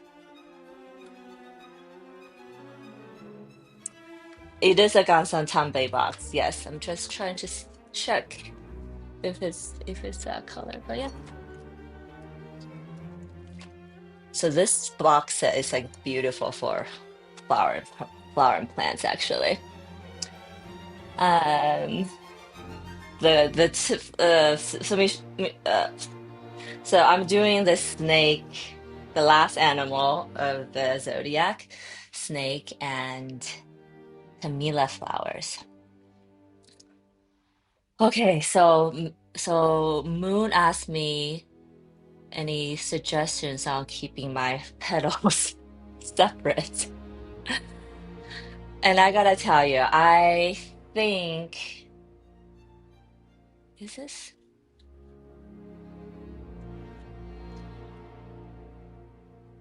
I'm trying to think. So keeping the petals separate, as you can see, I am being very careful about when I'm glazing to not go over the edges, right? That's like I guess it's obvious. Um,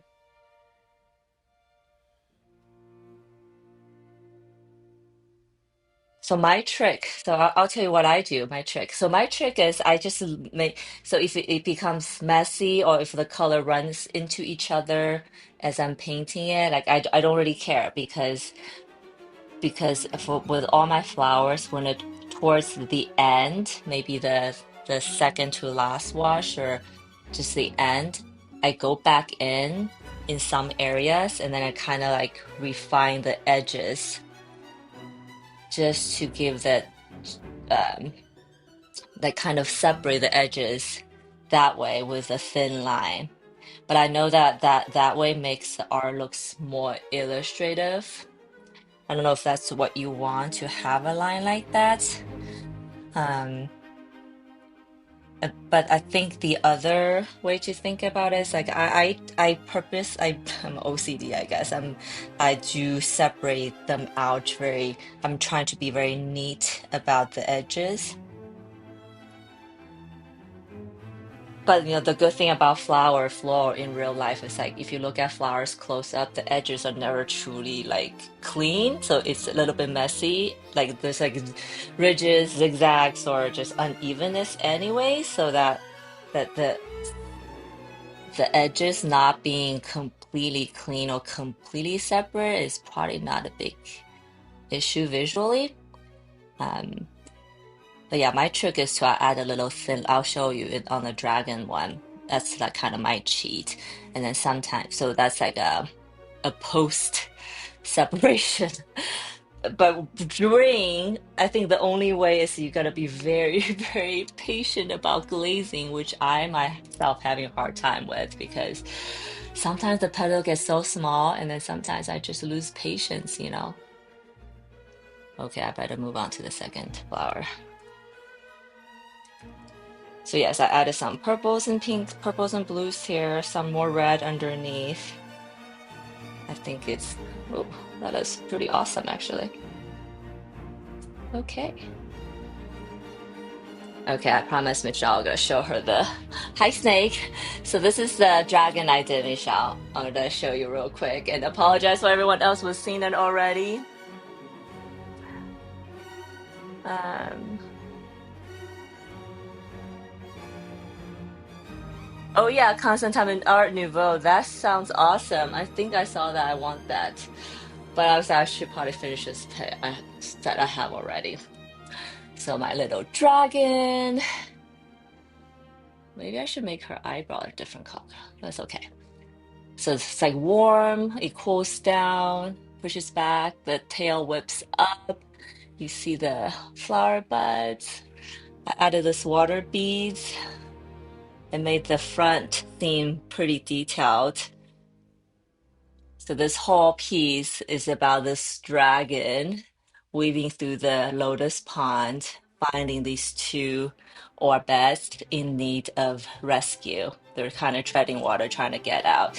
And I made the their antenna, their style, their stigma full of water because they're probably drinking a lot of water and it's full and the water needs to go somewhere, right? There you have it. I also am so bad about overwatering my plants. I was like, it would be awesome if they had like an extra storage place where all the extra water goes. Like, you know, those bulbs you stick in themselves. So I don't have to kill so many plants. Okay, so hello, pretty snake. Flower, flower. I'm gonna do these flowers on top. And then I'm gonna do the leaves.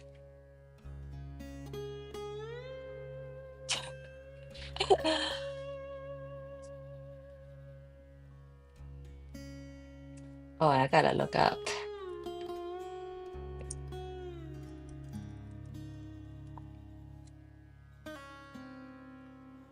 Oh, yes, yes. Oh, that set is pretty. Oh, hold up. Wait a minute.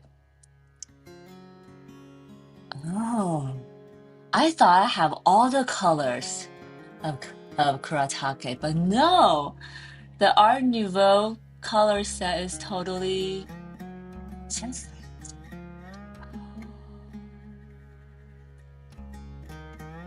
I feel like I have to have this.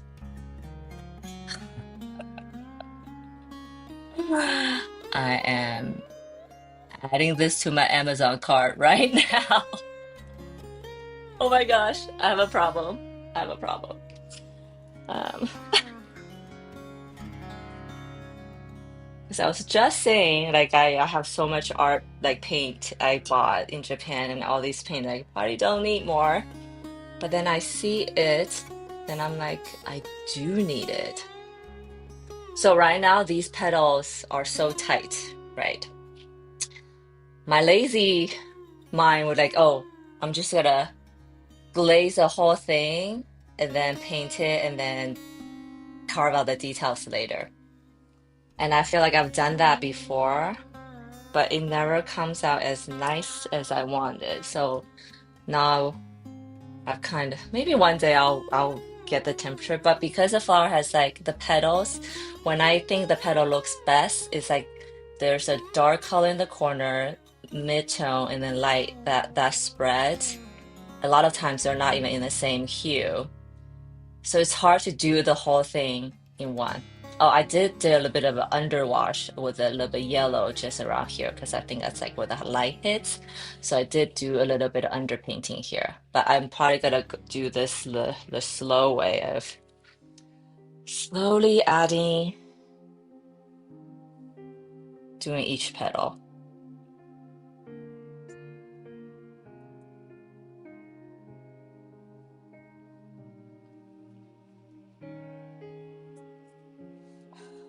I love how artists are such collectors.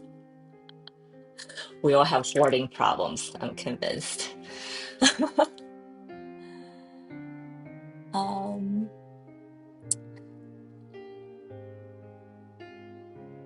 definitely have more art supplies than I'll need.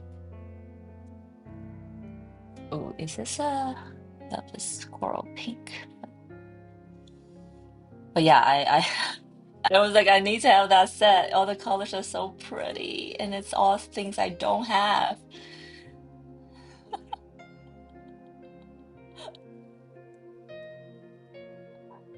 It would probably be in my Amazon cart for a little bit.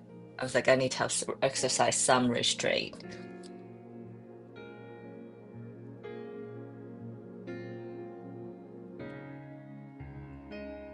I think that set might be really amazing if I ever, when I'm ready to do a fashion set. I think those colors are so Art Nouveau, as the name suggests. Art Nouveau is also one of my favorite art period art styles. Everything just so fun and ornate and extra over the top. Kind of like me, I guess.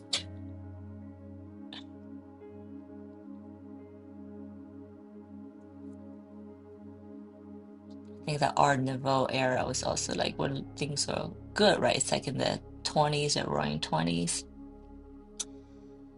Everyone's happy.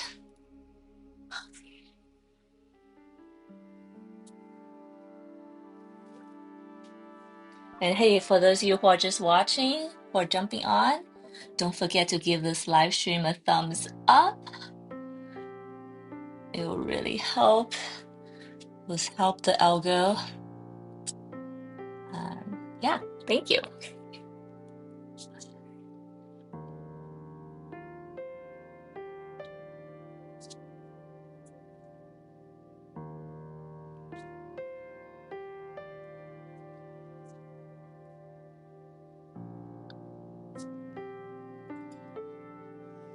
Start cooling.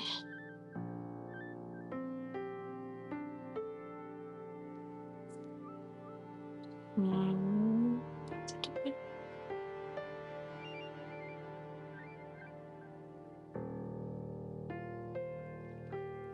So Michelle, what are you gonna paint with that set? I'm totally instigating because what you said the other day. So what are you gonna paint with it? Such pretty colors.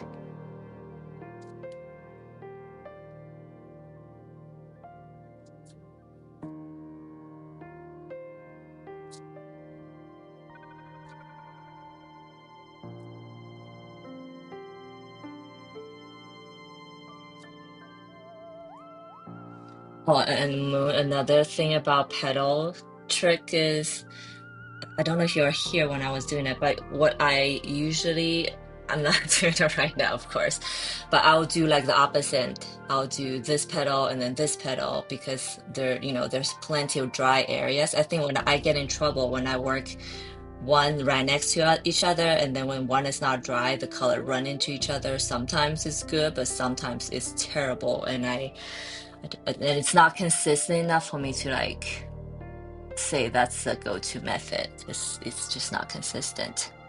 But yeah, so that's another thing, another trick I do is just kind of work from the opposite end. Give each petal plenty of time to dry. Like this cluster is happening. So we're gonna go maybe to the bottom corner first. Hello, Muffalo Potato. Hello.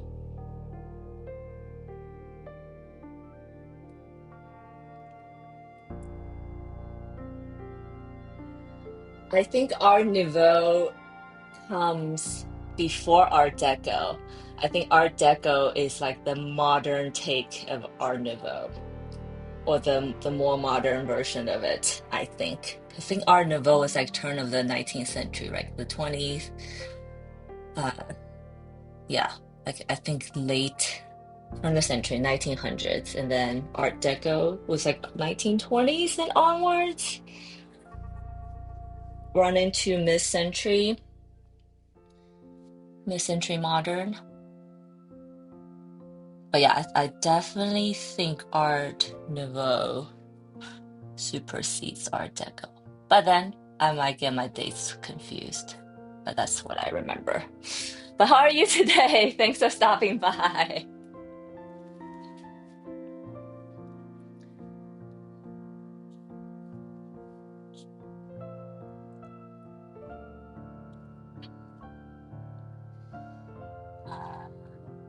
Today I'm doing my little snake and camellia flower, last piece of my collection, and my dragon from last week up, but I think you've seen that already.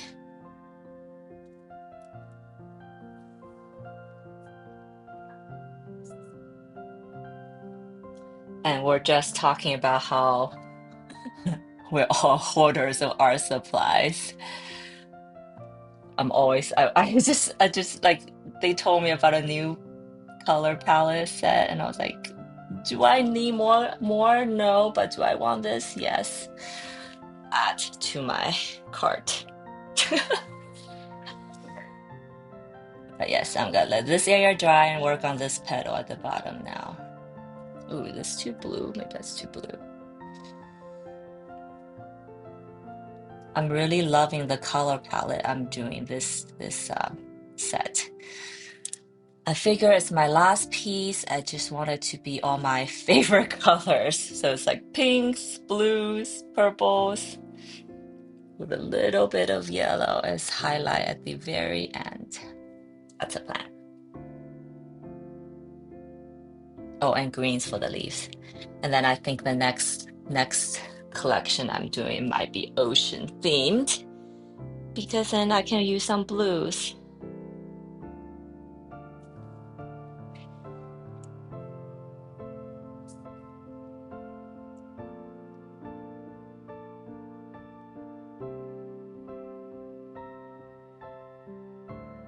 Art Nouveau. Oh yeah, see, I did remember, right? Thanks for looking that up. Thank you. Okay, so my memory was right. Art Nouveau is before Art Deco. Art Nouveau, Art Deco, the successive design of art is direct evolution and a reaction to Art Nouveau. Oh, okay. So Art Nouveau is like tons of like very Baroque, I guess, very, the curves, the like ornate, which I love. I think that's my jam. We have a hotel here that's built around that area. They still kept all the original like fixtures and furniture. It's just like a modern Versailles almost. Love that. Art Deco is very much geometric, bright color, pastel colors, which I do love. But yeah, Art Nouveau is art. So, uh-huh. You're right. I'm Art Deco, I think. I think I love Art Nouveau, but I like Art Deco too because of pastel colors. Oh, Bleak art supplies are up to 60% off this week, everybody.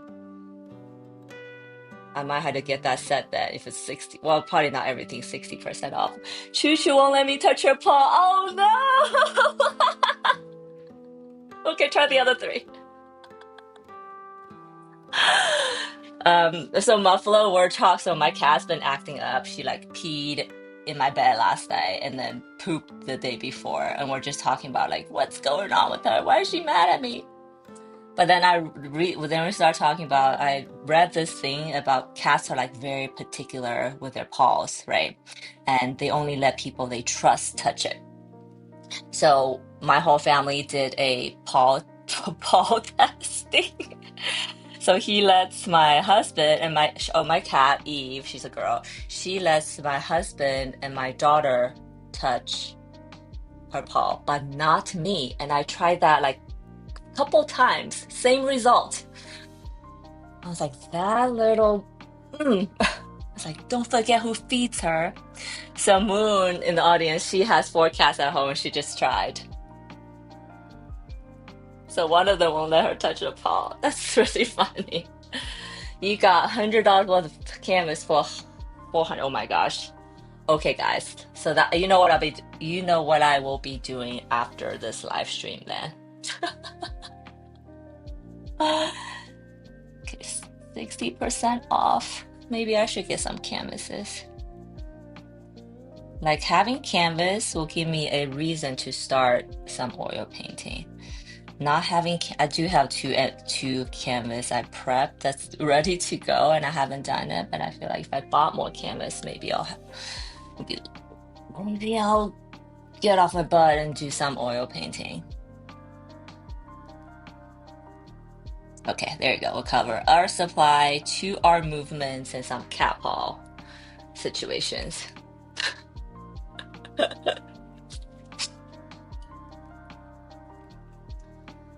Okay, where was that?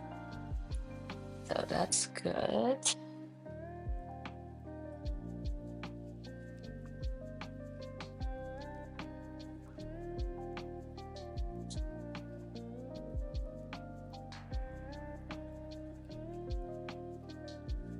I also like art. I think I like Art Deco, Art Nouveau also because I love the Baroque era, which I know that historically or aesthetically speaking, people like critics think that's like not the best taste in the grand scheme of art history because everything is just so ornate and so over the top and so extra. But I think there's something really fun about that. I mean, like, who doesn't want Marie Antoinette's life? Well, minus the last bit when she got her head chopped off, but you know, who doesn't like that? Cakes and parties.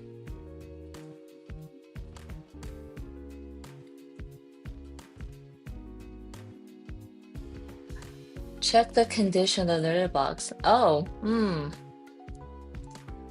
I did check it actually. I mean, it's not like I did check that. Maybe I should just clean it. I did check that it wasn't like terrible condition, but I think because my hunch is that because she, because we started sleeping in a different room of the house because the our bedroom has like have access outdoors. She like in the middle of the night, she's been scratching the door trying to go outside, and we think maybe there's like a boy cat outside or something. And then, but obviously, it disrupts my sleep. So I try to sleep in like a guest room for the past week. I got best sleep because she hasn't been scratching the door. There's no access to outdoors. But then, but then she's acting up. I think it might be that. But you know what? I should check her litter box or just clean it just to show her that I'm sorry.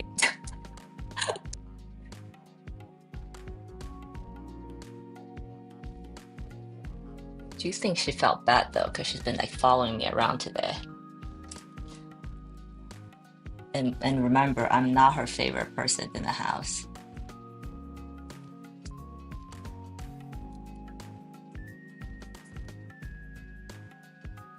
Strangest smell, strangely the bed smells the most like their owners, which can be soothing to make them feel safe. That's it. It's another cat.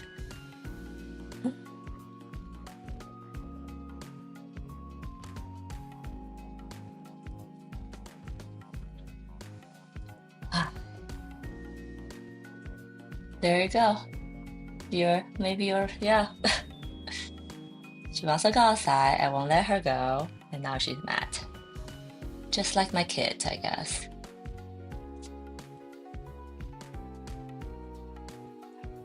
Ooh.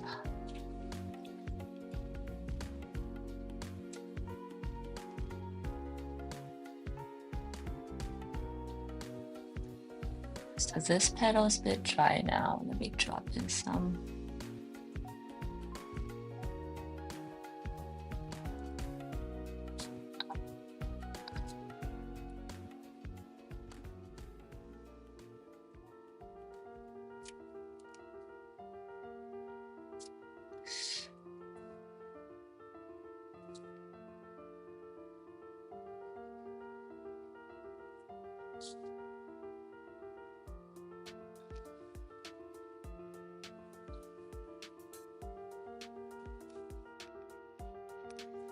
Okay, I think I'm overdoing.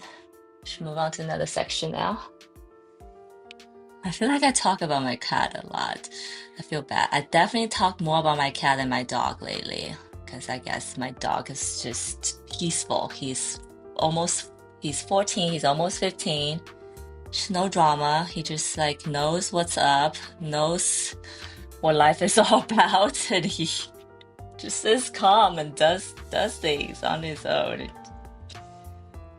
My cat is an adult. Well, she's like 3, so not a kid, but still going through some, growing pains, I guess. Trying to figure out the world. Okay, so that was I talked a lot during this flower. Some of the edges are dried, but oh well. I think I'm just leave that be and then moving on to the next one, and I'll go back to my second pass and see what's up there.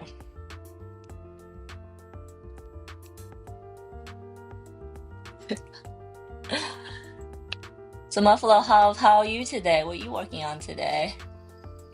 Busy, busy.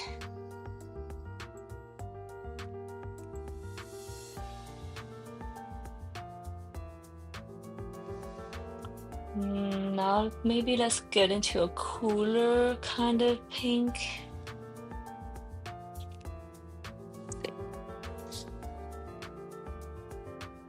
Hmm. So this color on my Kuratake is called purple. What? This is not purple, but okay.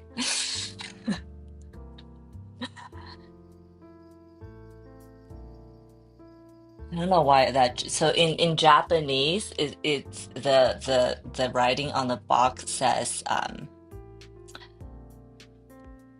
peonies, I think.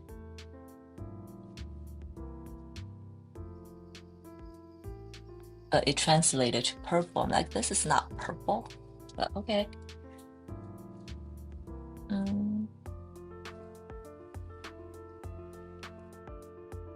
art, please.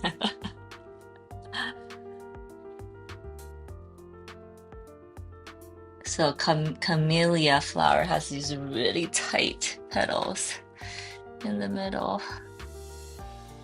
I think that's tripping me up. Art. How awesome.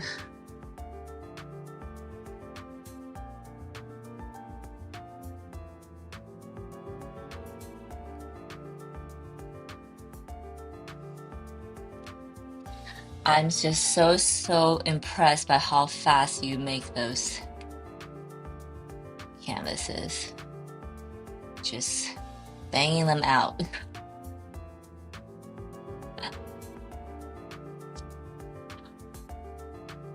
Oh, maybe it is purple. Not quite purple.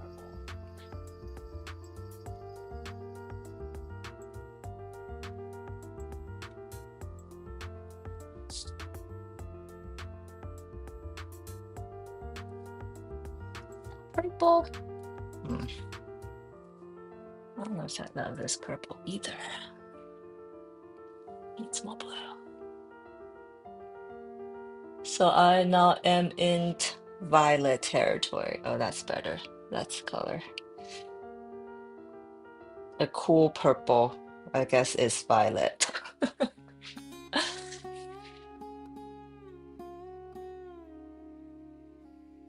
Okay. So moves a second, lets me, third, lets me, can't find the fourth somewhere in the house. Oh, that's so cool, Moon. I love that you just did that because it's kind of also cool that you have 4 cats so you can like have a comparison. I have just one, so I just know that she just won't let me. That's it. So, oh, yay, maybe. So your favorite cat is you're also her favorite human. Oh, how awesome is that? I'm so happy for you. I know.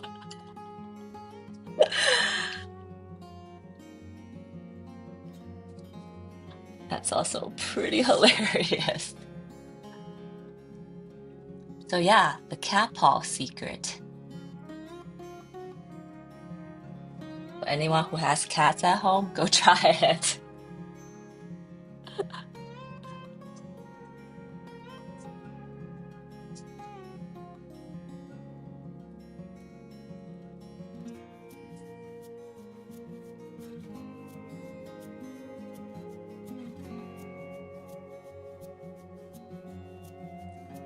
Go faster, go fa It works. Nice. Yeah, I think to make loose things, you gotta go faster. Like not even give your brain a chance to like, wait, I need to make it more realistic.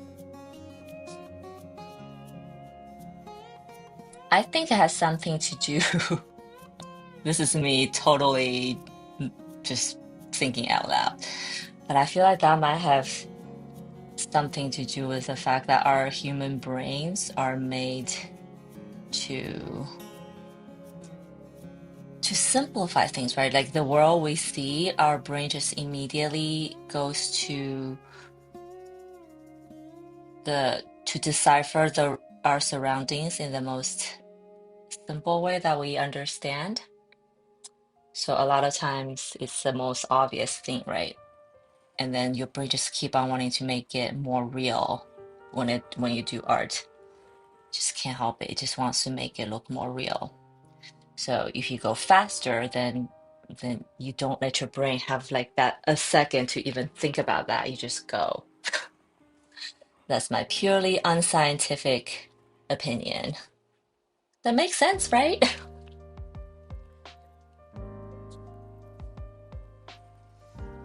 Let me work on this part. Mm.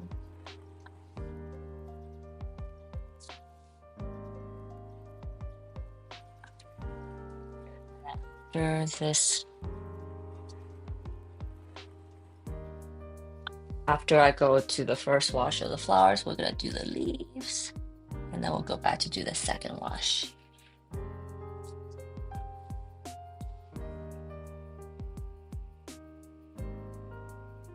I never try to move fast and water. Yeah, you should.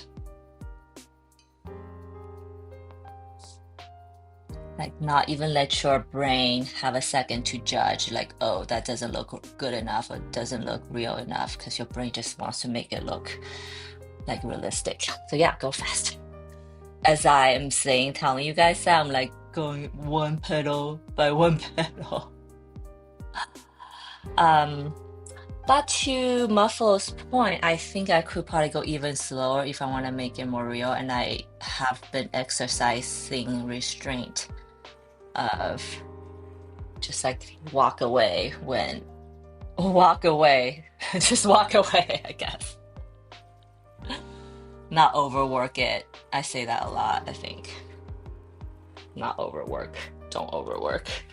Don't over render a certain area if it was meant to just be loose and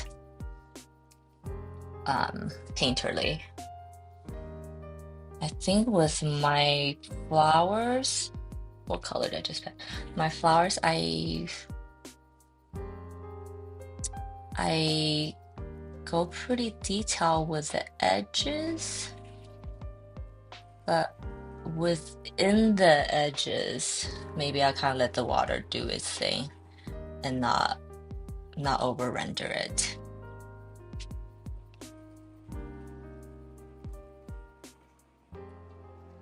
Passion is an enemy precision. Too precise by default, which is like the opposite of what you need to be painterly. Wow, that's a fun challenge in life. Just like start doing something that's completely opposite of what you're used to.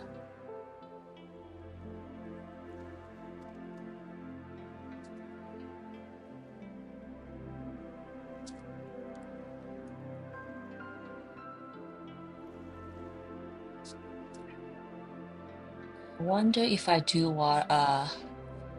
oil now after working on watercolor for so long, how that will, if I'll be more painterly. When I did my thesis at university, my teacher said that I know how to swing brush, which I think it was her way of saying like my paintings are pretty painterly.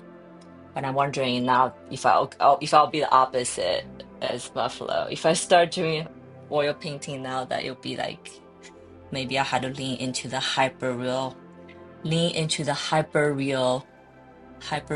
movement.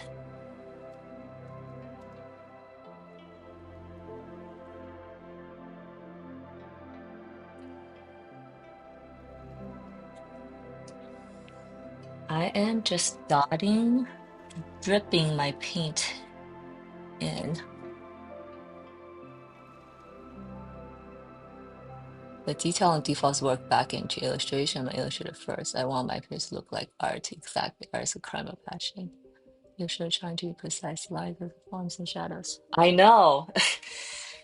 Yeah, so we're just talking about that earlier, actually. So I'm definitely an illustrator to that point, right? Because with water, how do I say this? The messy edges of unprecise watercolor lines really bothers me. So I'm always trying to make it more cleaner, more neater. But by doing that, by default, I'm also making it more illustrative because I'm introducing lines into my art instead of just forms and values and shades and all that stuff. Just a little bit of I don't want to say existential, but definitely something I had to think about. Maybe it's a philosophical debate, I believe. While we talked about this, I don't think even one is better than the other. Just what's better for it, maybe. Maybe next collection. Next collection, maybe I'll do more. I'll try. I'll force myself to go fast and see how that goes. Well, not go fast, but force myself to be more painterly with watercolor because I've been talking about doing something more abstract with watercolor forever, and I haven't been able to let go to do it. That's my next challenge, I think.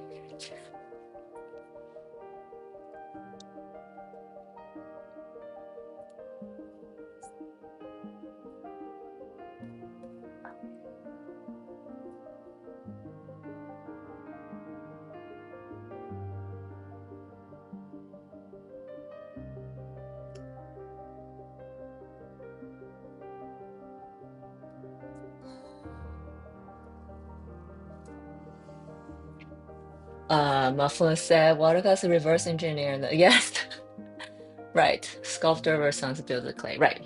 I just read something about Michelangelo and how he did the David statue, and it was exactly like what you said. He said that the statue has already carved itself as soon as he saw that slab of marble, which was apparently flawed. So like it had a crack or fracture in it when he got it. So he kind of worked around, or he worked with the fracture and curves, and then made David a masterpiece. So he said that the sculpture has already carved itself when he saw the stone. I don't know why what you said reminded me of that, but it's like he carved away the stone. He probably saw all the negatives inside that slab of stone.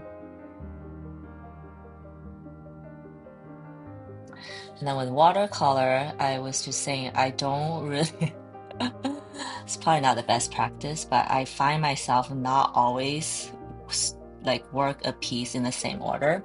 Sometimes I'll start with background, sometimes I start with foreground. Then I realized today as I was just talking to you guys that I think I start with the easiest thing first. And then I start with the thing that will help me organize the paintings. So sometimes it's the background I start first because maybe it lets me see the foreground better. But today I started with a snake first because I think the shape of the snake is like pretty easy. It's a curve and it's, pretty simple. And I was able to see it pretty clearly.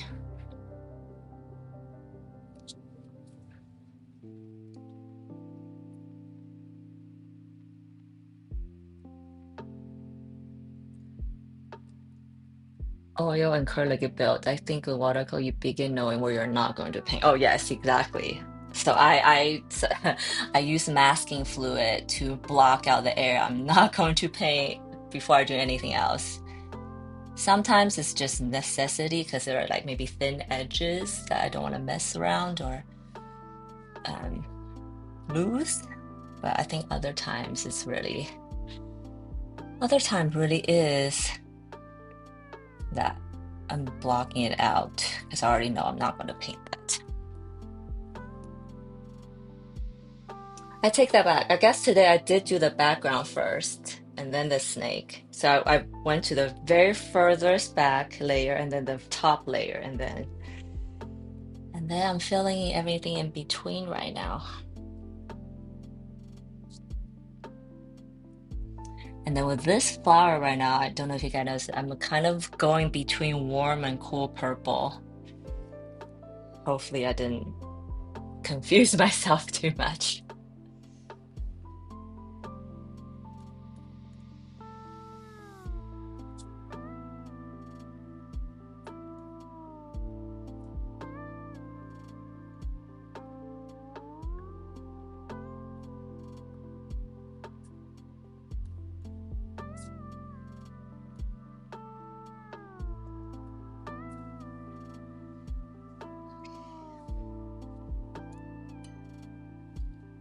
Did I say painting these petals are tedious right now? I said that. Oh, but you know what? This back one though. Uh, this back one, I might just do it the lazy way. Because it's a background, I don't want it to be in focus. And then I think I might be able to get away with doing that. So we're talking about how as to build depth, there are areas that I work a lot on to make it really super detailed, and then there are areas I just try to keep it blurry and vague, and then this back piece is a good thing. It's a good place for that. And also I'm just getting impatient with these flower petals.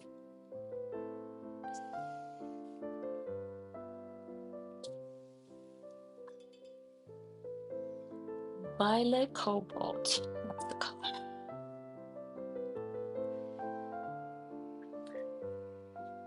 The flower you're working on looks really beautiful. Oh, thank you. I think it's because the cool and red, I mean cool and warm purple that I'm kind of switching back and forth.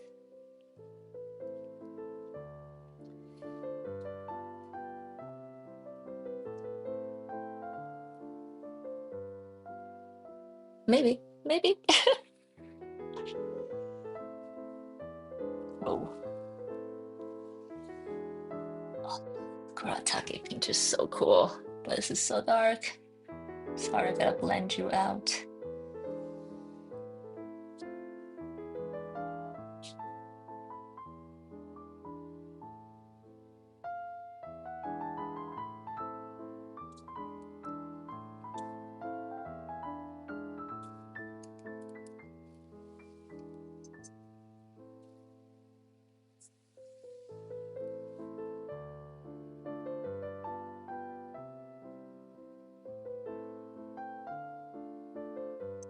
Too bright.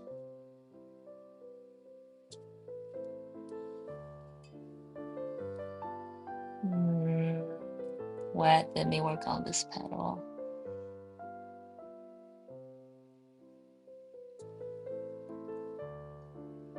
The downside of working on the opposite end is I kind of lose track of like the light.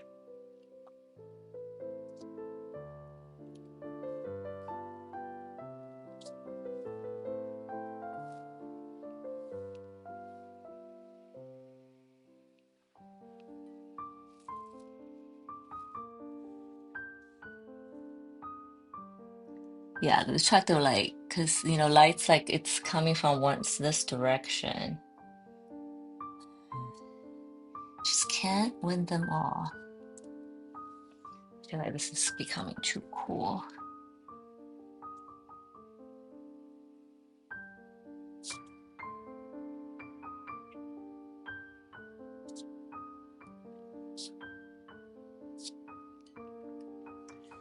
I can't wait to paint the last one. Or maybe I could try to go faster as we're just been talking about it. Now I'm like, I want to try it. We'll see how. Or maybe I can do a little comparison, huh? Between these very meticulously sculpted petals and a flower in the back that's maybe more blurry. Or let's say I'm gonna try to do it. I think it takes a lot of skill to be messy. It's one thing when it happens by accident, but it's another thing that you do it consistently, repeatedly with good results. I think that's incredibly, incredibly hard when it comes to quote unquote messy painterly stuff.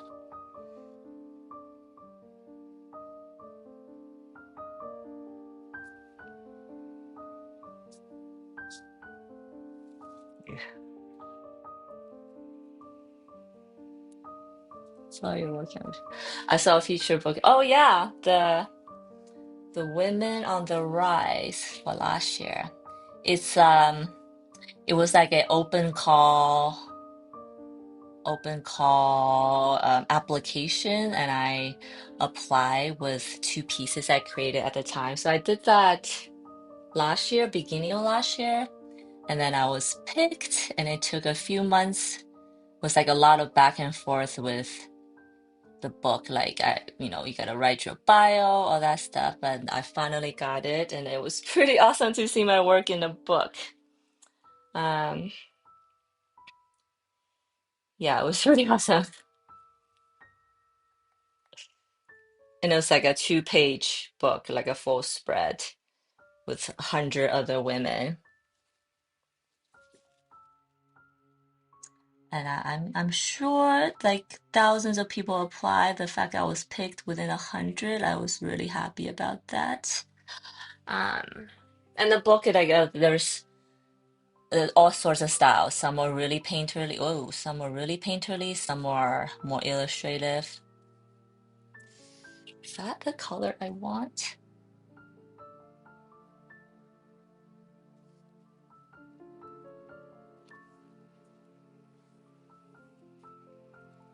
Hi, hi. Oh, wow. What video game is this?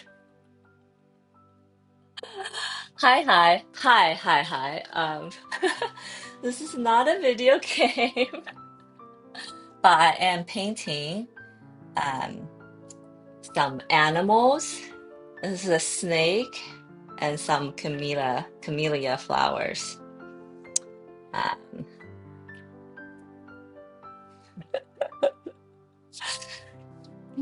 Not a video game, but watching art being made to occupy your time just as well.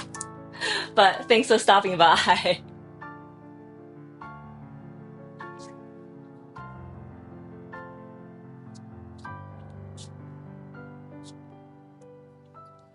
Okay. Mm-mm. Speaking of leaving it white, so these folded edges of flower of these petals, I am going to leave them white for now. Um, well, maybe I shouldn't, because I think I'm going to darken the other areas so that these areas seem lighter anyways. So maybe that's okay. My goal right now is to cover all the white colors, or white areas that's not meant to be white on this painting as quickly as possible.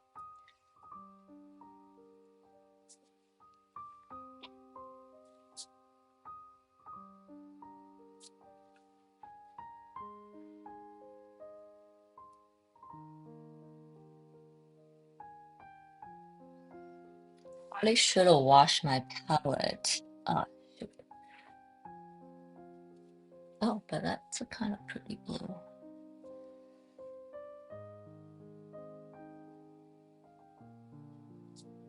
Hmm. Okay, kind of like it. Let's add some more.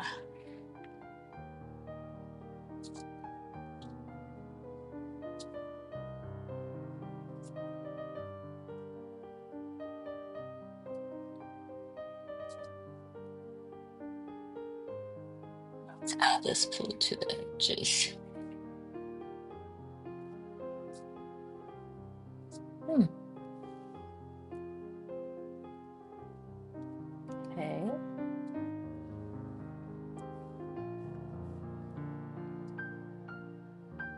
One more.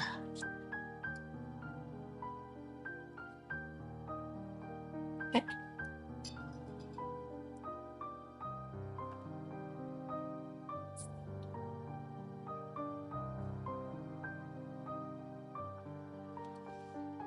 Um, this painting is absolutely in its ugly girl face. However, because of the colors are like really pretty to me, that it's this flower looks awesome. But this is also the biggest one, so that's naturally should be the case. Okay, now let's try to paint this one in the back as quickly as possible. See if it's gonna be a disaster or not bad.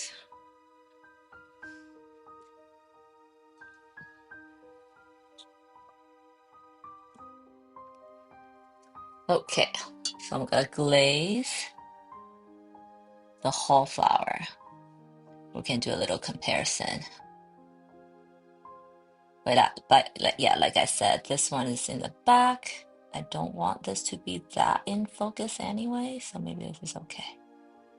Okay, so I did glaze the whole flower now. Okay, let's see. Okay, I'm gonna do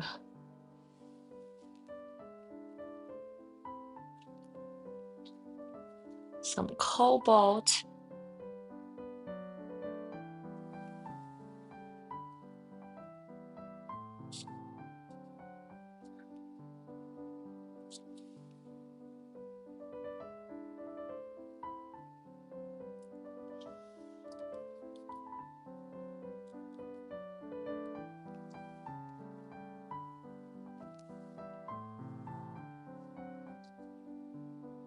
Mm, I'm just dripping in different shades of purple. So this is a cool shade of purple. Some cool here. Cool, definitely here.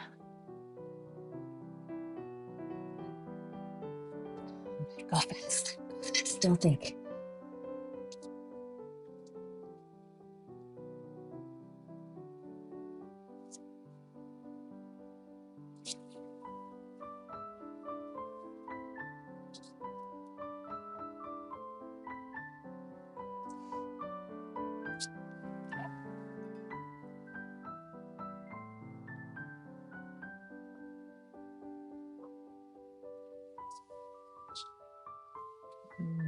Mm.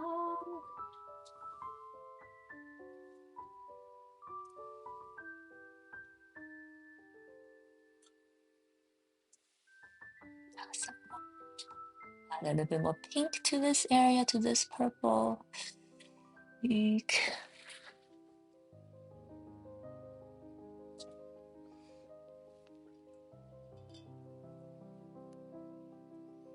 Oh my gosh, I want to blend so bad right now.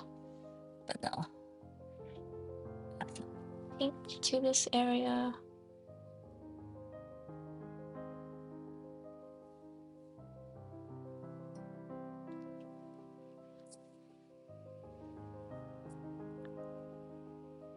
Ugly girl face. No. Oh, you guys are so sweet.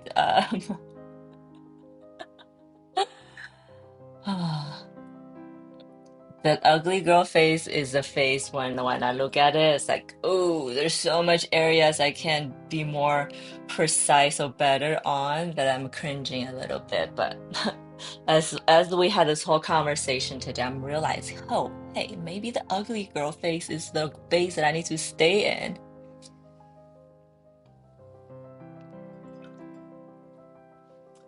I think I'm gonna get a little bit brighter blue. Is this the blue? Also, with the Kuratake palette, I love all the name in Japanese. They're just so pretty. It's actually, if you look at it, it's all like colors of things. Like the cerulean blue in the Japanese is water. So cool. So true. Yeah, I just noticed that as I'm dipping all the colors. All the names in the Kuratake palette is so pretty. Okay, I better stop before I make it actually too messy.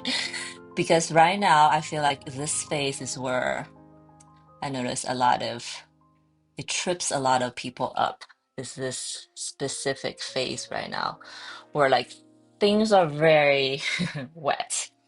And if you don't stop and keep working on it, then it'll just become a muddled mess because all the colors gonna start bleeding into each other and they're gonna blend and all the highs and lows you created is just gonna go away. Not to say that that still won't happen because it is very wet and there's still chance that all that it's still could happen. But I'm going to stop now, let this dry and see where we end up with all the details. So this will be the other way I do watercolor, and you can see the difference, right? Let's get up closer. This one I painted petal by petal, so you can see the edges very well. All within each edge there's a cool and warm highs and lows. So I think your brain makes it out. It's like, okay, I get what this is. But when it comes to this one, right now you can you just see all the colors bleeding into each other. But if you squint your eyes, I can kind of see the flower.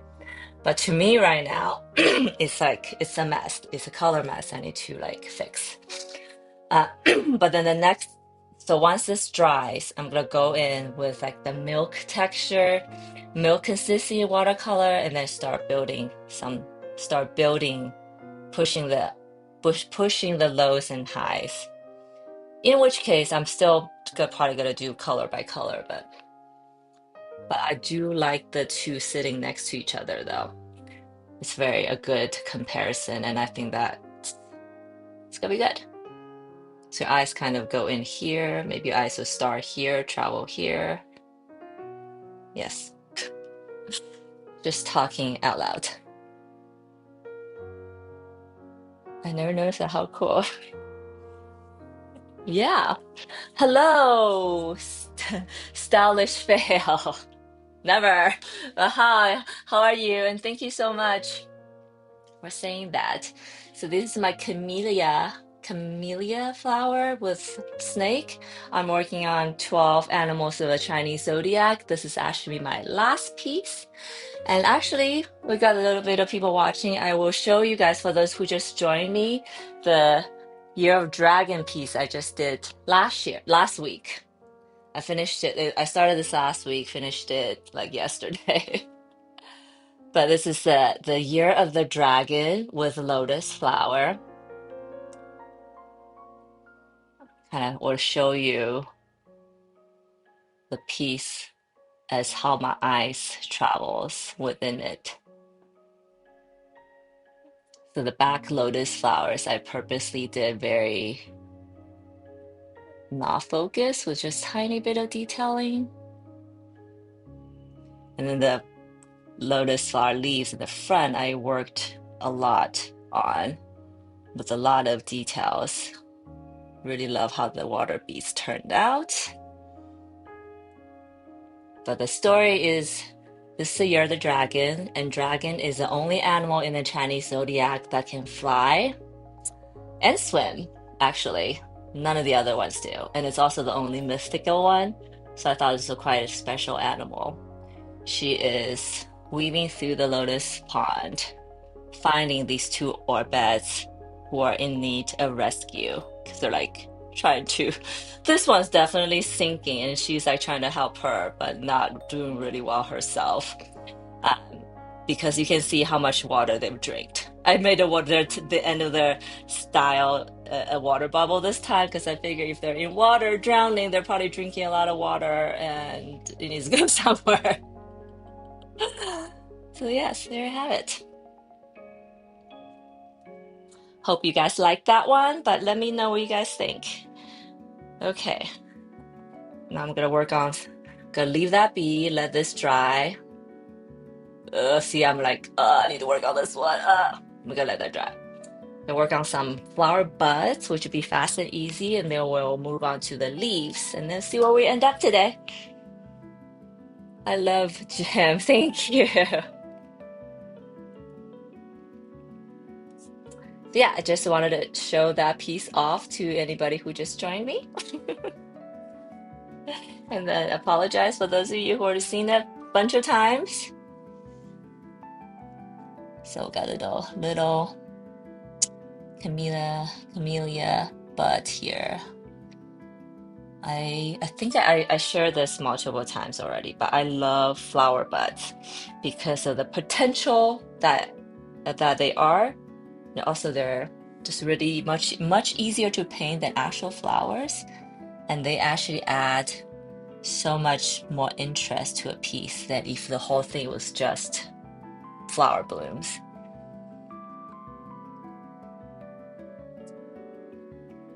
So I add buds to areas. A, where it needs filler content. But B, I think it's to give your eyes a rest. Oh no, that's too yellow.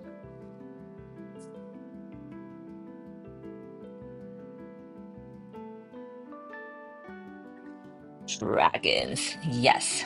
So yes, the great dragon.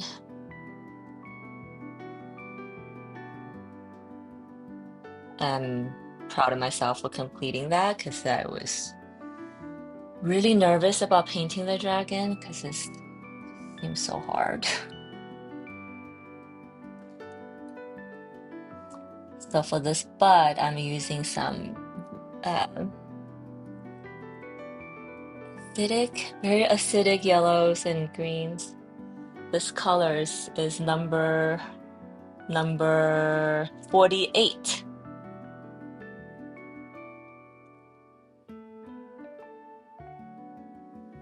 Number 48. I don't know what that says in Japanese actually. So like I can't read Chinese, and a lot of Japanese has Chinese character in it. So a lot of times I can kind of make out what it says, but this one I don't at all.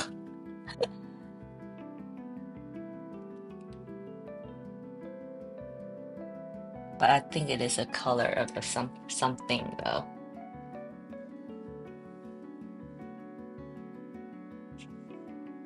This very light pink and a light chartreuse. And this color combination is like the color of potential. If I had to give it a emotion and feeling, this combination to me is like hands down. That's what I think. The color of potentials.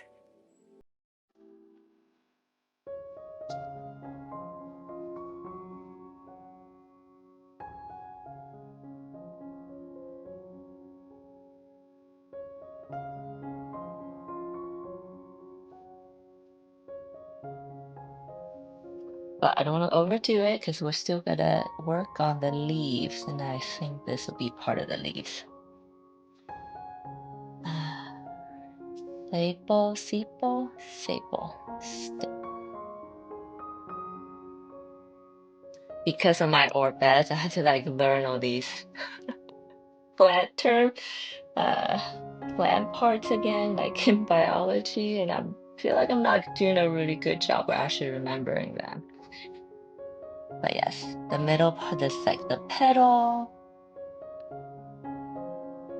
And then we go into the middle is a style. The style is basically the middle part and the top part of the center. But I think the top part is actually the top part, just the top part is called stigma. And then you have the petal, and then you have the fragments, which is where all the pollen sits, the fragments. And then my orbet's head, the eyeball is actually where the ovary is. Um, they are thought creatures in my mind, in my world. And if you're a girl, so how often your ovaries takes over your brain. So it's little A little homage to our femininity, I guess.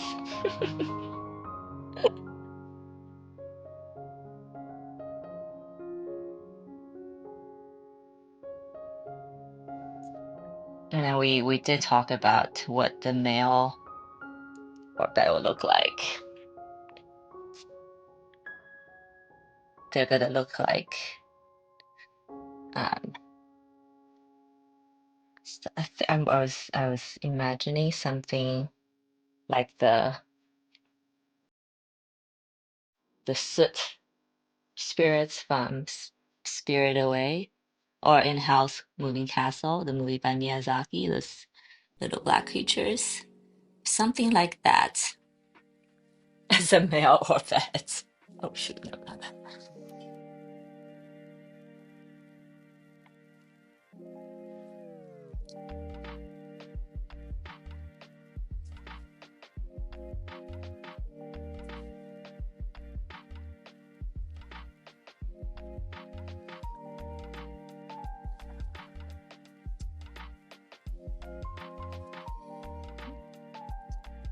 I can't wait to paint the leaves because after all these tiny, tiny shapes, the leaves might be a nice relief to paint right now.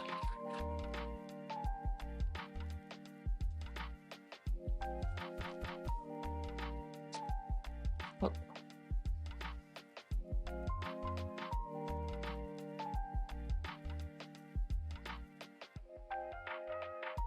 so here's something I'm wondering, right, Muffalo, if you're still here. So if art that has a lot of lines, I guess it doesn't really matter about the medium, right? Because I'm thinking that watercolor in itself can go super painterly. You see a lot of landscape artists doing them really painterly, almost using no lines. Conversely, I also see oil painting art, acrylic art that is super detailed with lots of lines. So then, so then does that also make that oil painting an illustration? Because people don't really, I guess when we say illustration, you think of artwork on paper for the most part, right? So it's like I have no qualm with my artwork being illustrative or illustrations because they're on paper, they have lines, etc. I was like, it might be trickier for people to categorize it oil painting that is hyper real. I am thinking out loud. If anyone else has an answer, a thought on this, please let's have a chat. Okay, so I'm just dripping some colors in, not trying to make these too detailed. Okay, so the pink, all the color part are in.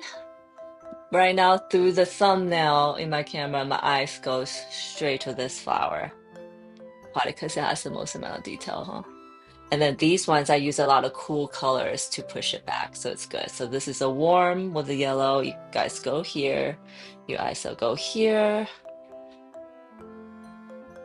Your eyes probably go here, here, here. Move through. Okay, cool. That's good. Let me start on the leaves now. Yay! And we're gonna start with this corner. I'm gonna work, as I said, from left to right, so my hand isn't resting on wet paper. Because I noticed the other day that when my hands was resting on wet paper, it makes the warping worse, actually, sometimes. I'm not sure if lines determine whether or not it's illustrative. So then what is? It's just the feeling? So then is it subjective?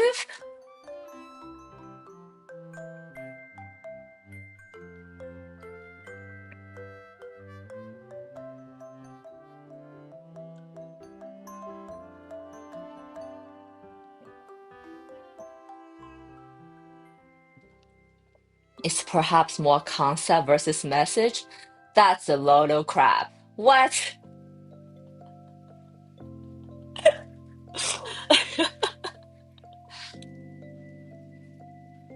Well, damn. If a concept and message determines if it's an illustration or like a painting, illustration or art.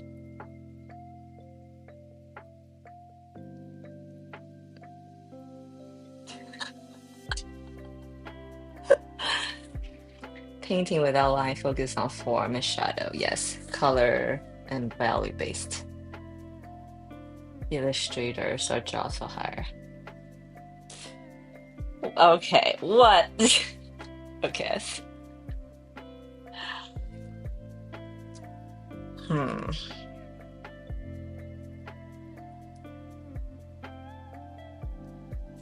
But then you said that.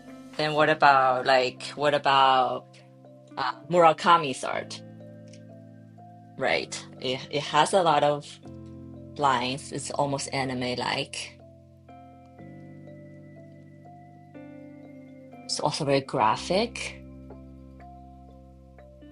but it's not for hire, and nobody calls that illustration. So okay, Mark Mark Roscoe isn't right. Norman Rockwell called himself an illustrator. Huh, so what would Miyazaki, or not Miyazaki, Murakami call himself? Murakami's a graphic designer. Okay, and his art shows that that's true. Mark Roscoe is an artist. All right, I think that is so much load of crap. So, my conclusion, do what you want. Do the art that you like, whatever it may be. I'm getting like existential here. It's like, wait, does that mean if what was I thinking? What was my thought? Okay. I glaze the sleeve. I'm gonna try to paint it like a proper watercolor artist.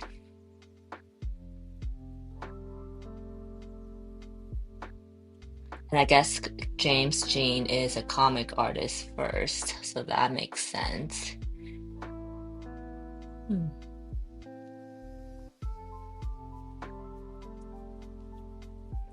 The guy who painted a red square, and now his work is worth, and now it's being traded in the like tens and hundreds of $1 million.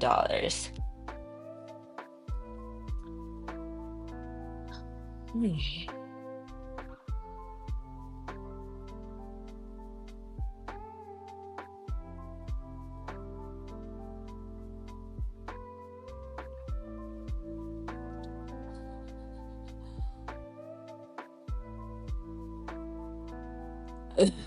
Warhol is a celebrity provocateur.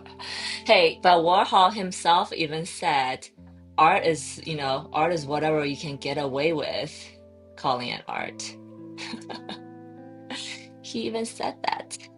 You can call whatever art as long as you can get away with it.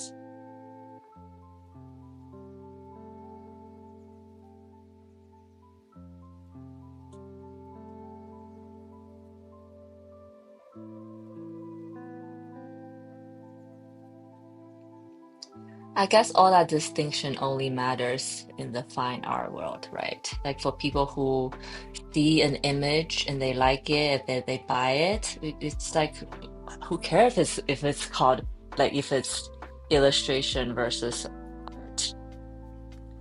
If it's something that you like, then it's fine. See, in this case, that as we're talking about this, art like you heard us saying like everything's art, right? Like art is so wide, it covers everything. And yet, the way we just talk about this illustration versus art conversation, art to me seems to refer to something and a type of thing that's very specific.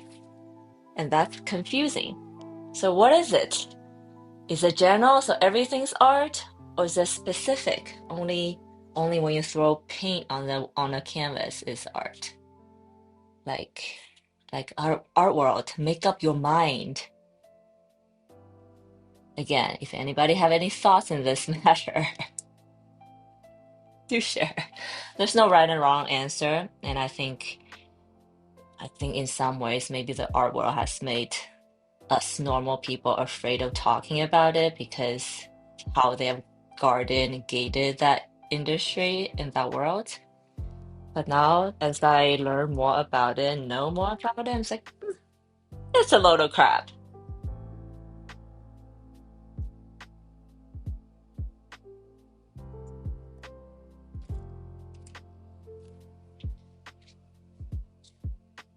Is it specific or is it general?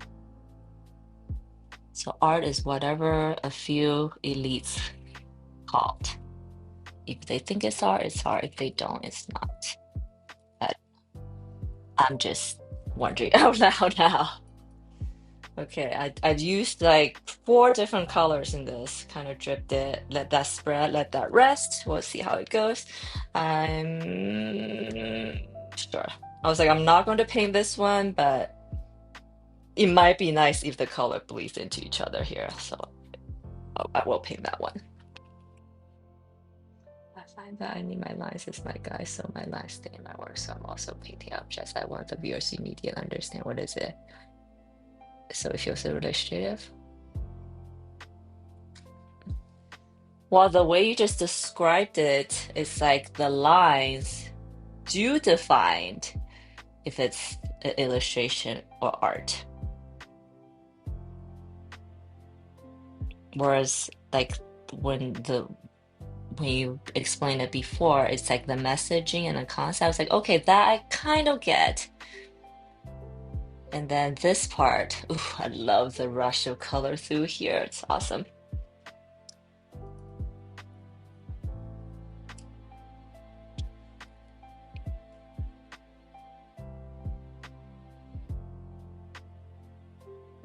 So art dealer called me an illustrator, so who knows? I think who knows is right. Who knows? So art dealer calls you illustrator. But what is an illustration? It's something for hire. Also, I guess it's like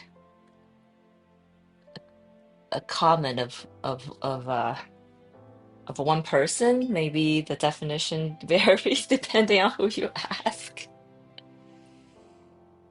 And if that's the case, it is completely subjective, in which case I still say that's a load of crap.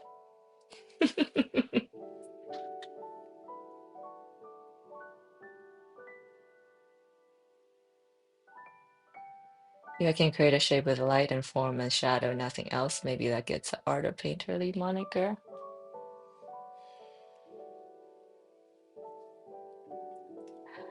But then when you have two forms next to each other that's in different colors, it has a line in the middle as a negative space. It's just you can't get away with having lines. So unless it's like unless like we agree that only abstract expressionism is considered art, which I'm not even surprised if that's the case, because we've just been seeing art like that in the past 50 years so much.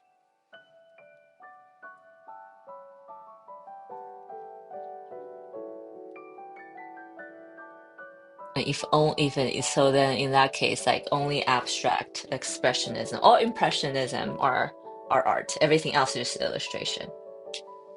In that case, it's like Wazi Kandinsky's art illustration. They're super graphic. Oh man, I'm not letting this go, as you guys can see.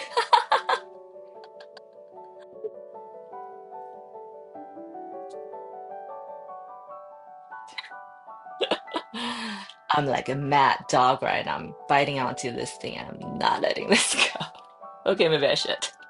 Anyways.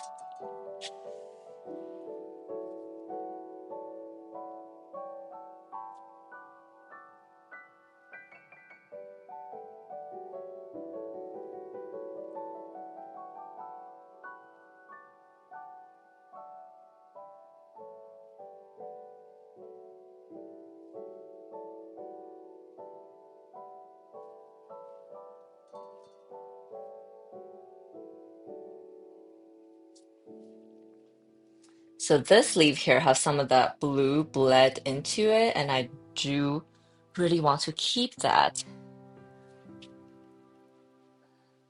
I agree with you. I think it's bullshit. I'm keeping my lies, damn it. Yeah, I think the conclusion with everything we just said, I think my realization is like, as artist or illustrator or just a visual, someone who's creating something visually, you just gotta do what you like and what you're good at. What to call it is maybe is subjective, and that is a job of art dealers. It doesn't matter. And I will argue that if you have a good art dealer who can really BS and make it sound good, you can that he or she can probably make anything sound artsy. Because the fact that we as two artists who are pretty well informed, I say, can't even figure it out, who the hell else can? Maybe. I guess the person who signs the paycheck. There you go.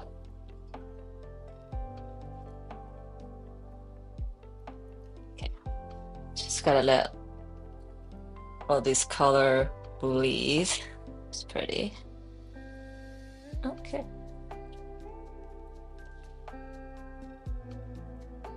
These are on the edges, so I probably won't spend too much time on them.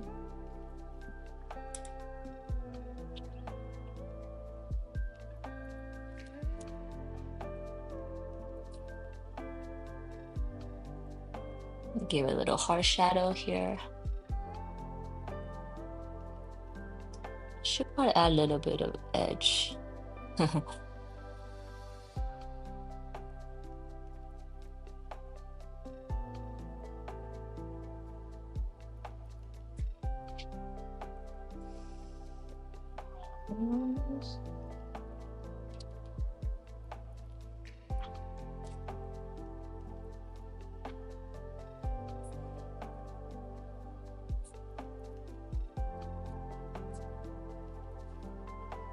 That's right.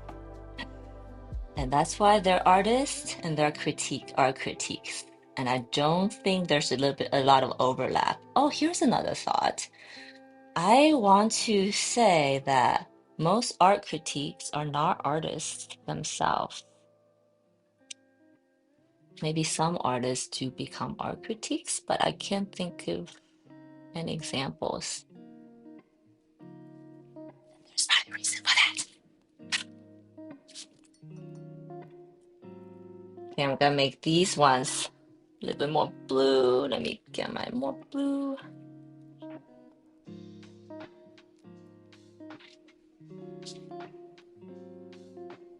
Ooh.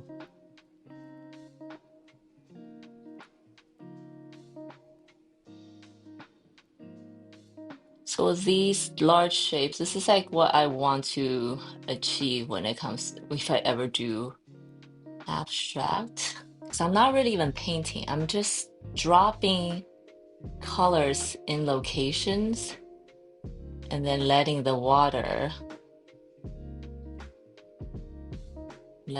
itself do its thing. Pretty cool.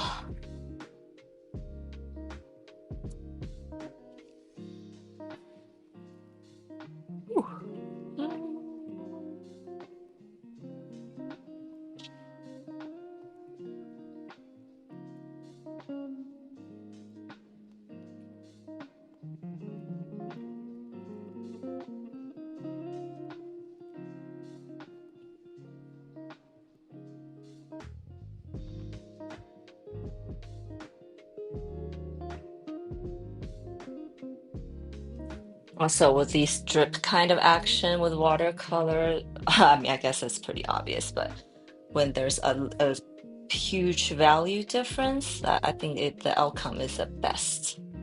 When you have two colors that are very similar in tone or value, then I don't think they'll just blend in too easily and too fast, and you don't really get like this diffused colors.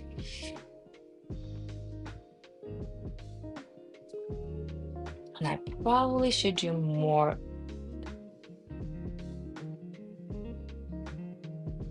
Okay,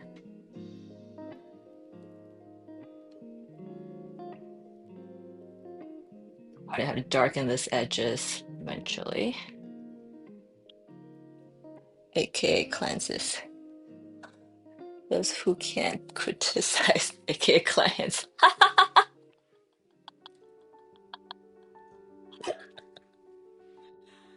So true.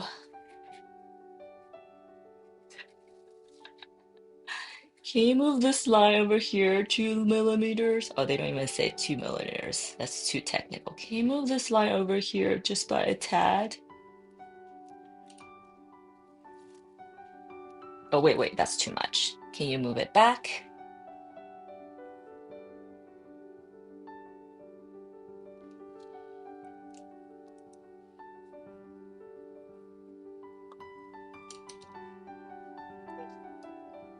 Oh, yeah. Yes. Okay.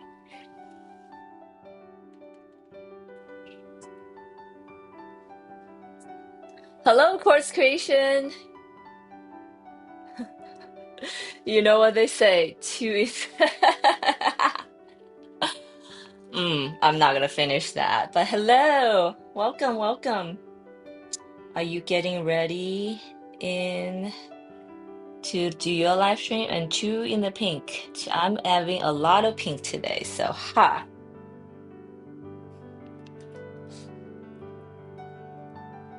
Unless you're talking about art critics, then ha as well.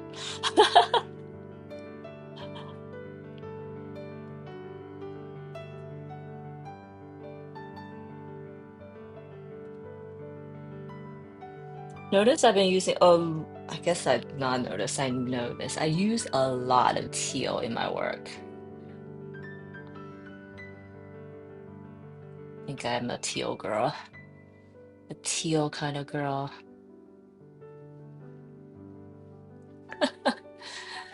Yeah, crochet baby blanket and stream later. Nice. Ooh, what color is it gonna be? I guess I can just stop by later to see.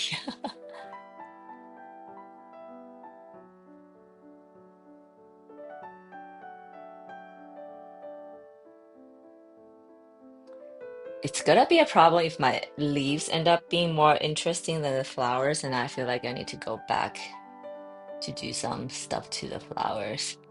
I'm saying that because right now, I feel like I'm having a better time painting leaves today.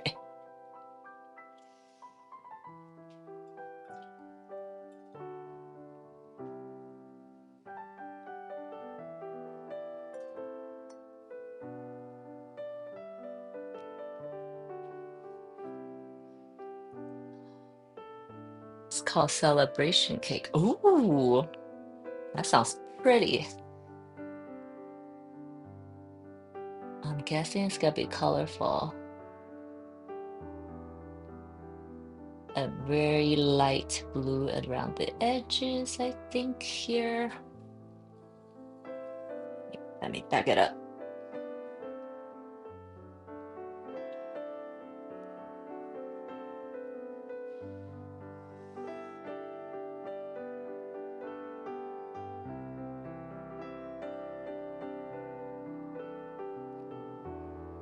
Spool yarn's got a cake sometimes. Oh, I did not know that.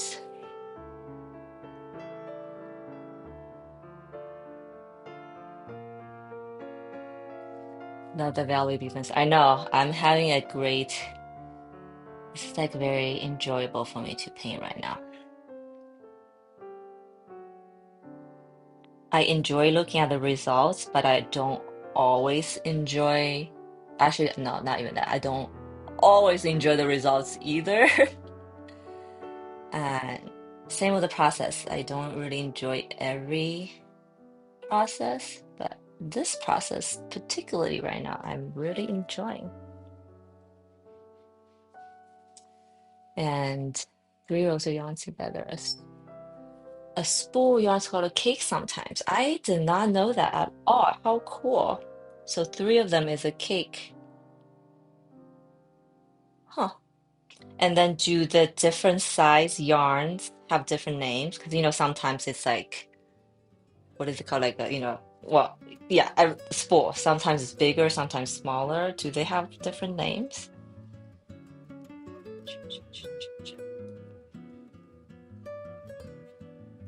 I think this blue needs to go in a little bit more.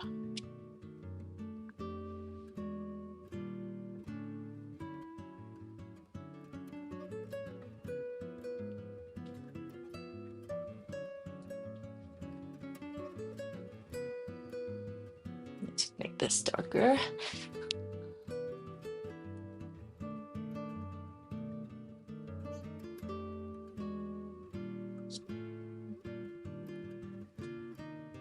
Oh shit.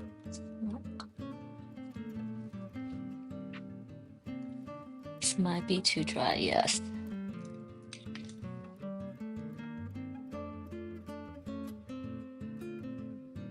I need to push this one back because now I'm confused, like which one comes first. So I'm gonna push this one back. Looks great. It's okay because it looks like a cake. The yarn that's multicolored. Okay. That's really cool.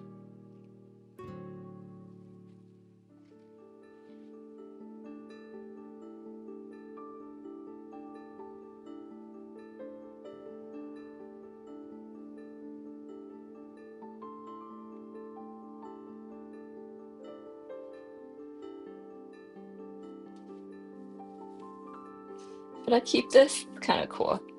Kind of going too far though.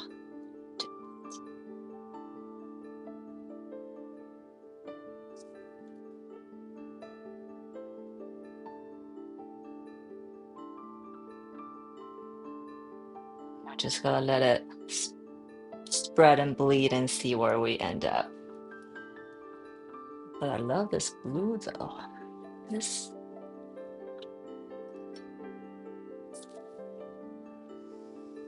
Okay, now let's move to this flower.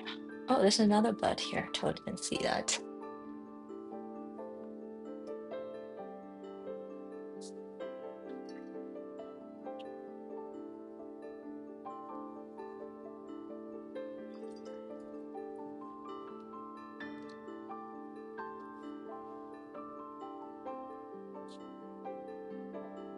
Because this bud is like tucked under all the leaves and clusters, I think I'm gonna make it like a purplish color, purplish pink, so it's cooler. It's like hiding in the shadows.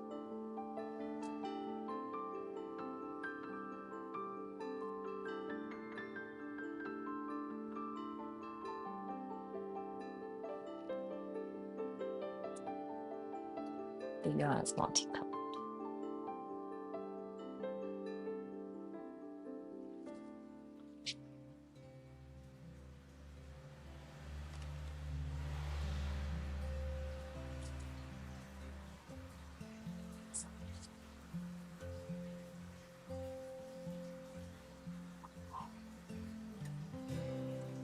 This color is intense. I'm pretty confident today we're using dark colors. It's not every not every session's like this. What's happening? Sometimes I'll go entire layer, like couple layers with really light colors. It's like I'm too afraid to put colors down. But today seems to be good.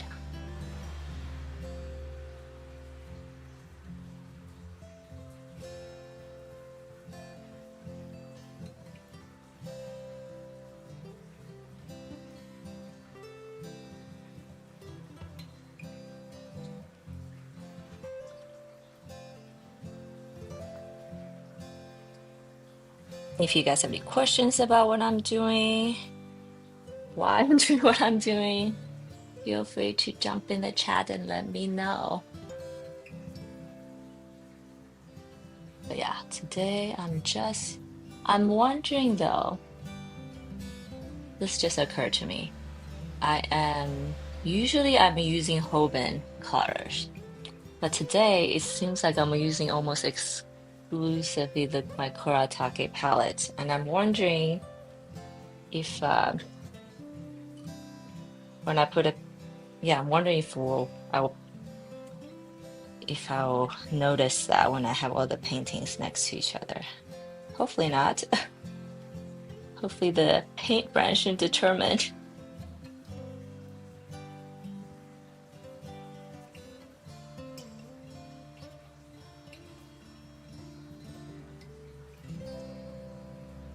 Some blue here, maybe. Ooh.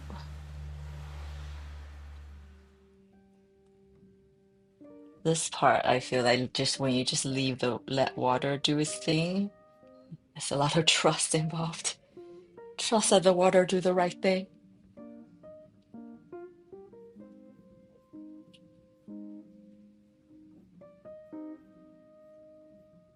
I'm gonna wiggle my brush a little bit because the flower stem is like not smooth and always has bumps and stuff on it. And I think when you make it more messy, it looks almost better.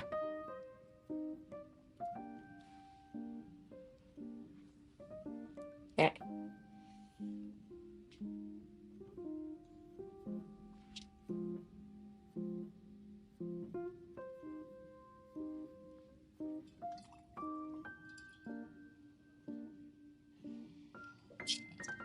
This little bud.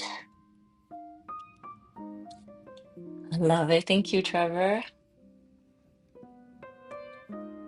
So you guys kind of starting to see the color palette of this piece coming together now.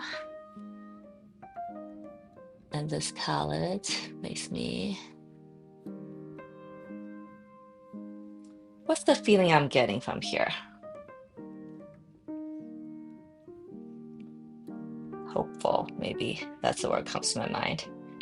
Hopeful, bright, not bright, hopeful.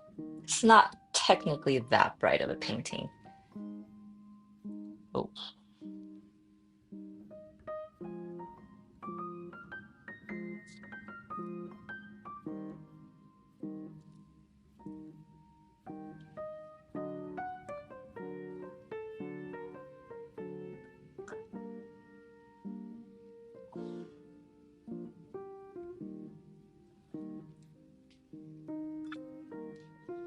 drop a little bit of pink on top, which will probably mix with the purple.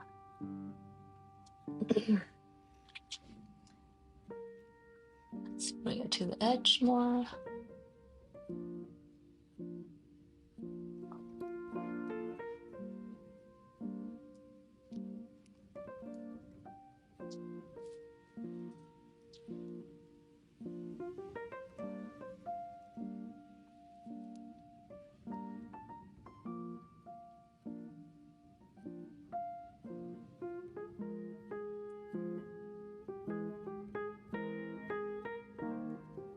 Whoa!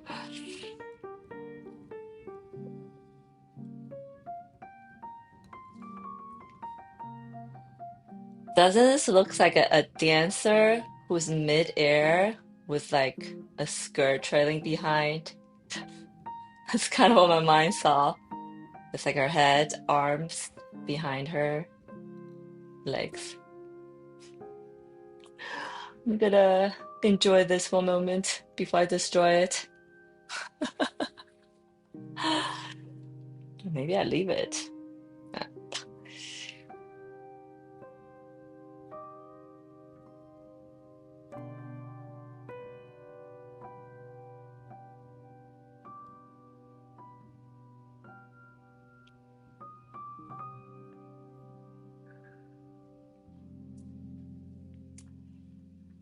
Oh, I just got an art idea.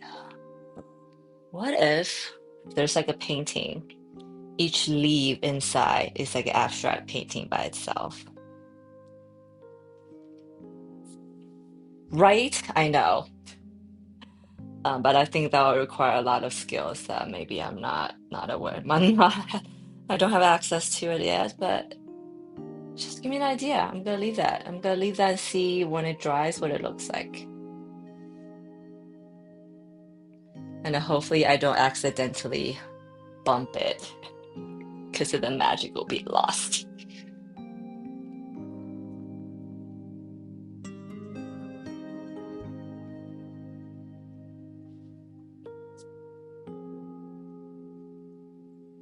You can do that again.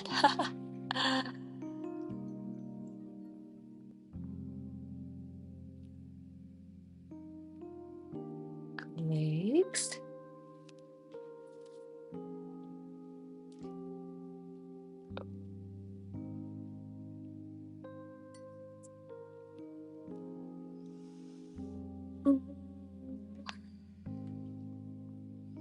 I am using many shades of green today, though.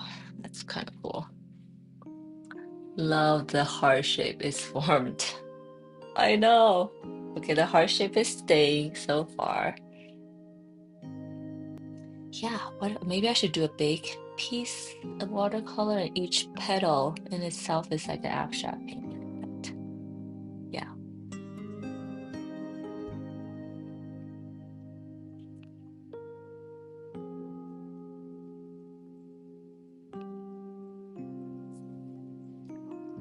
that would be amazing. Thank you, Moon. Right? Okay.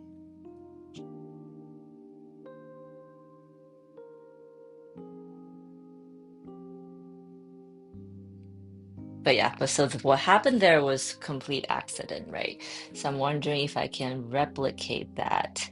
And I know, I know that being able to form a shape with just one stroke is like the hardest thing to do, I feel like.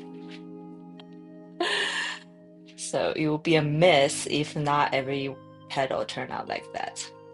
But I think it's something that I should practice and strive towards because I think that will be amazing. And then for collectors, it's like you buy one painting, but it's actually like a bunch of small paintings within it.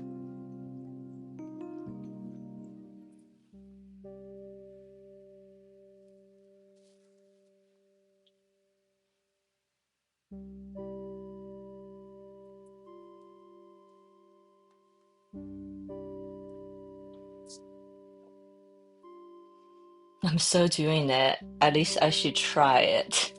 It might turn out to be a disaster, but I feel like I should at least try it. Let's see if this color jives with this small situation. Oh, pretty.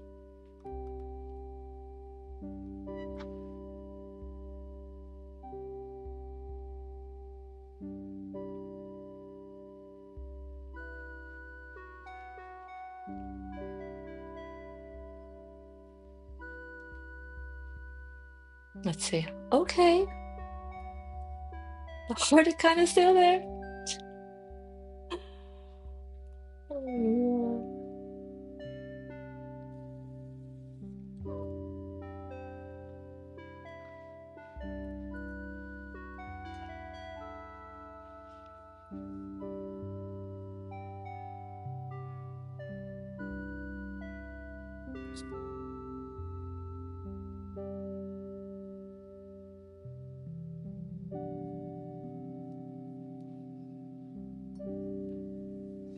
I'm actually kind of formulating how I would do that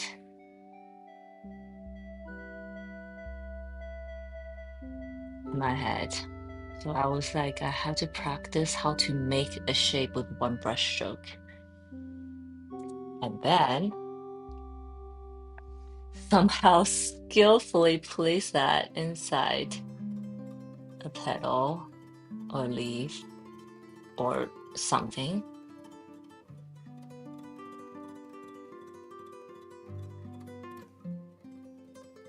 So I probably had to practice the one stroke down on a wet base. Hmm. Okay, okay. I'm hoping it's one of those things. It's not as hard. Remember the dragon? I was like, it's gonna be so hard, but when I did it, it was like, okay. It was like it was a little bit more hard, but it wasn't like day and night difference. So this might be that case. I'm hoping that's the case.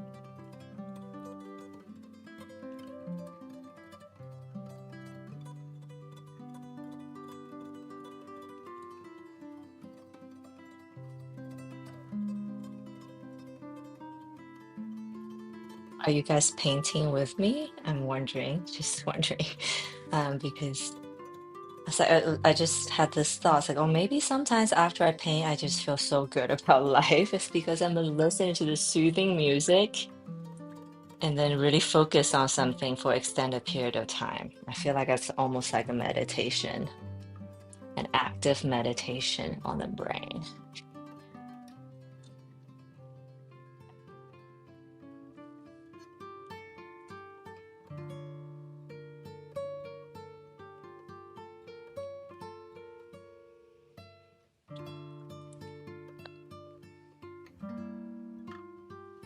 A few more leaves.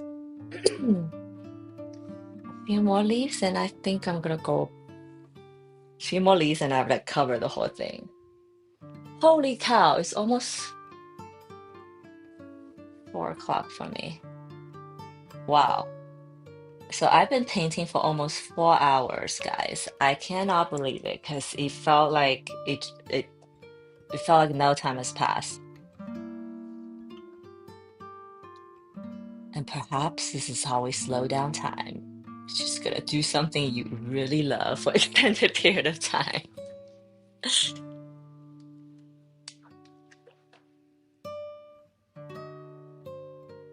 Okay, so I should speed up if I can. Okay, because of time, I'm definitely gonna finish my first layer and then work on the snake head a little bit more. And then we'll see where we end up today. Okay, guys?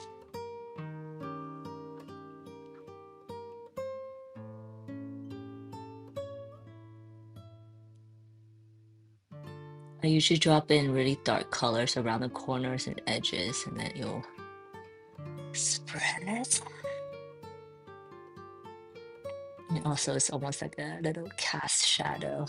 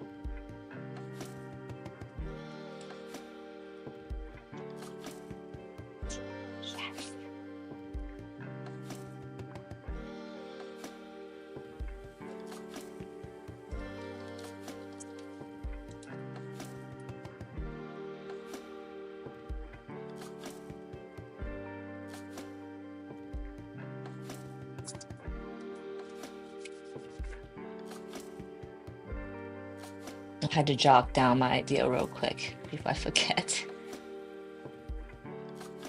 Hmm.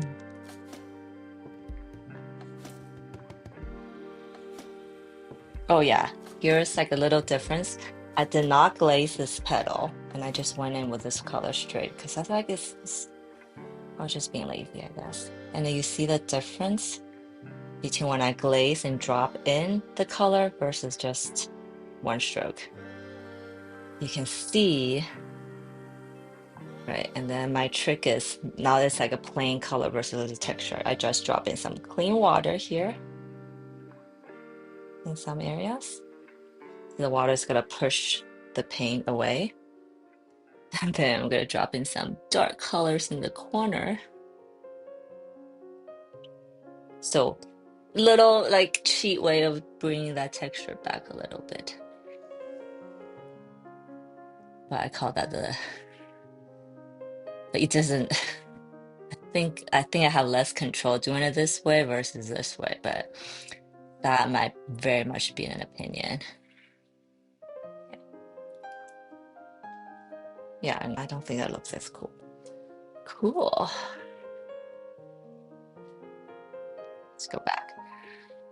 Oh, it's my experimental petal. Okay. Ah. This stage right now is also, I feel like, oh my goodness, I've been painting for so long, and then I pull back and it's like, oh, the thing is so not done. But with each passing layer I add on, I go over it changes a lot.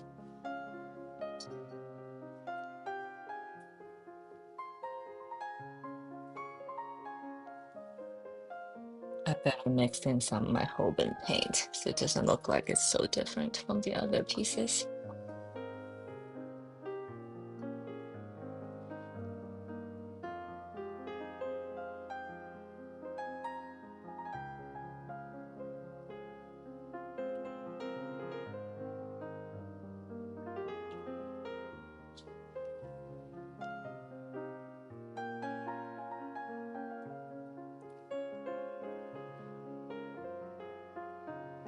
I love that green. Thank you.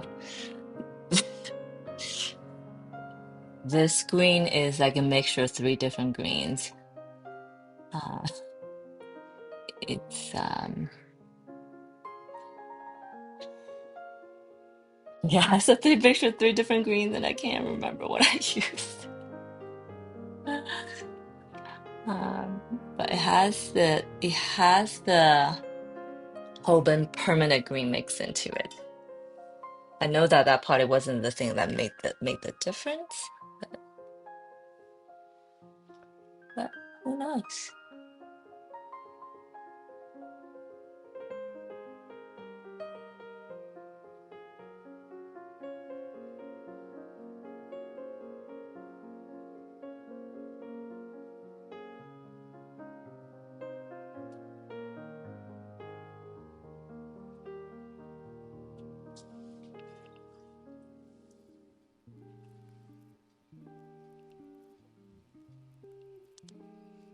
Oh, thank you, Trevor. I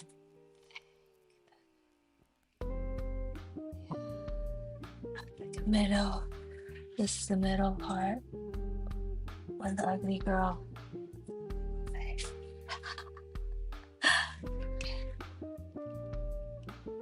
Leave that be. Work on this petal.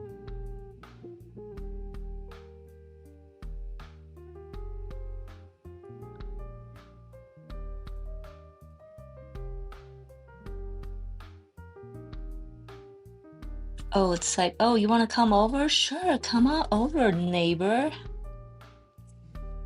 I like you. You should come over. We're gonna do a little crossover now.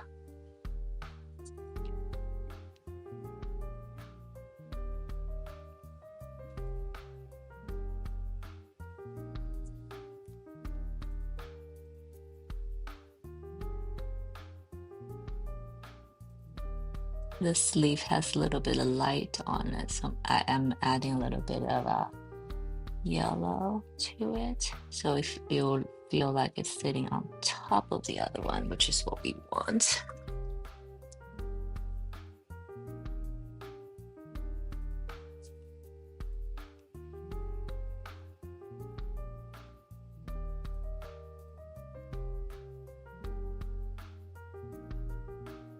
This green was like the color I always wanted to use when I was a shoe designer, but no one would let me use it.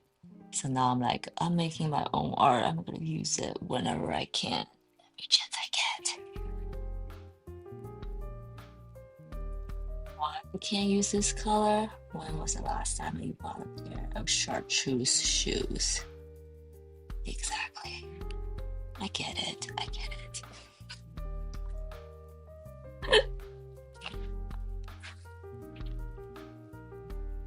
Oops.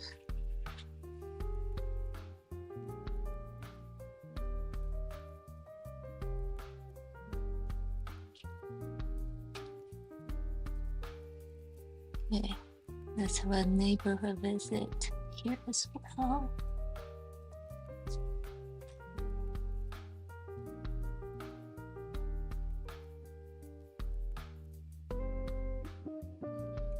Just a little bit of overlap.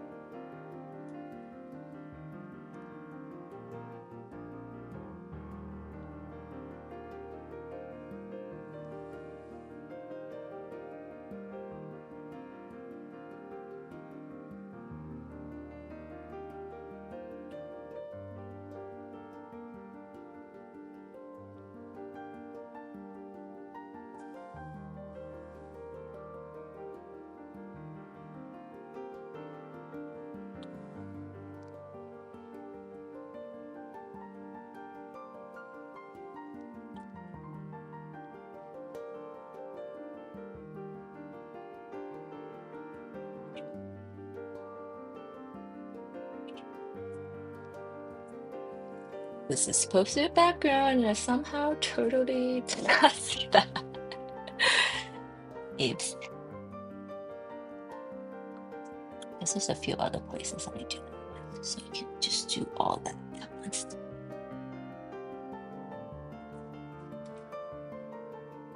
Hmm.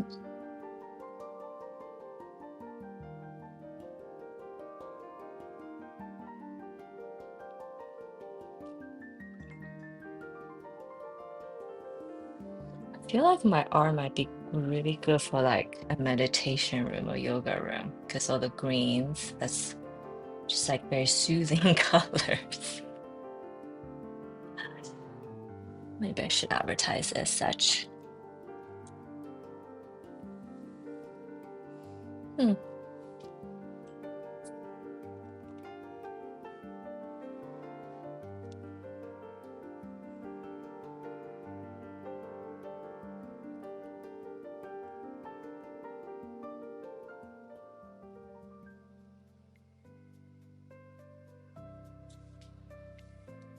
That's cool. Okay, I'm just gonna let this part breathe and let it be.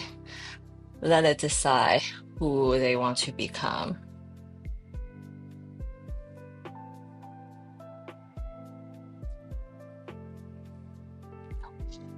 No! Damn it!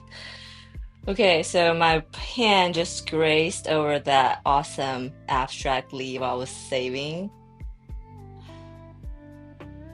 This is why I told myself I gotta work from left to right so this doesn't happen.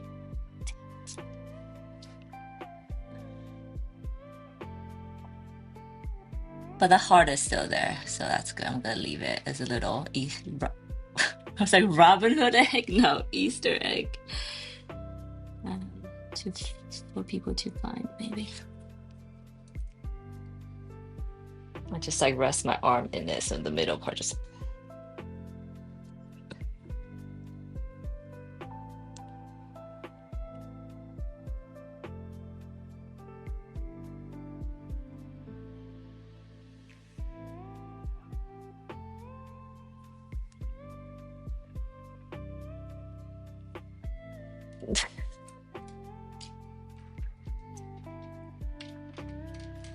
think so far so good. So far so good. I'm having a lot of fun painting this piece actually. I think it's because all my like favorite colors. And then you ask, why don't I just paint everything in my favorite color? To that, I say, yeah, I guess I could. But then I was like, I want to have variety in my portfolio, I guess, because I guess not everyone likes this color. And it's good to have diversity. More art diverse. Hmm,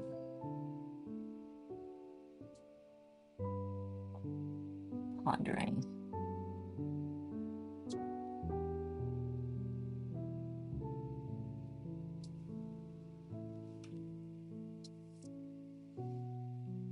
I need to watch out for my arm. Because there's some wet patches on the right side, and I'm painting the left side.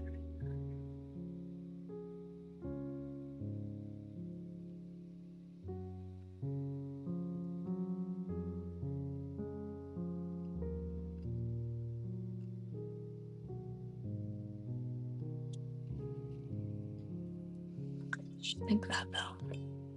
Also, just had a thought. What if I did a whole collection using exactly the same color? The opposite of what I just said. Screw variety and diversity and just see how far I can take like 3 colors only. Maybe the result might not be most exciting, but I think it would be good exercise of my or good practice of skills. Hmm. I'm full of ideas today, guys. That's how exciting.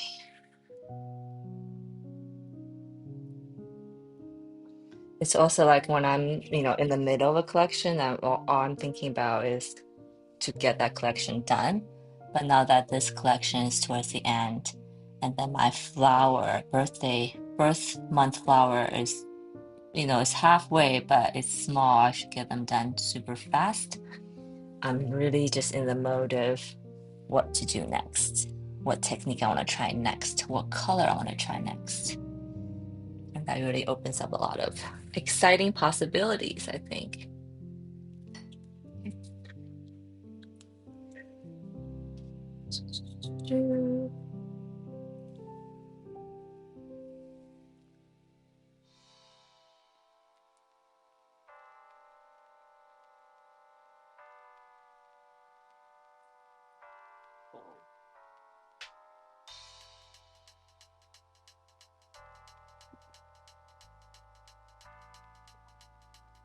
I glazed it way too wet here. I'm gonna let this dry. Dry a little bit. Let me work on this one first.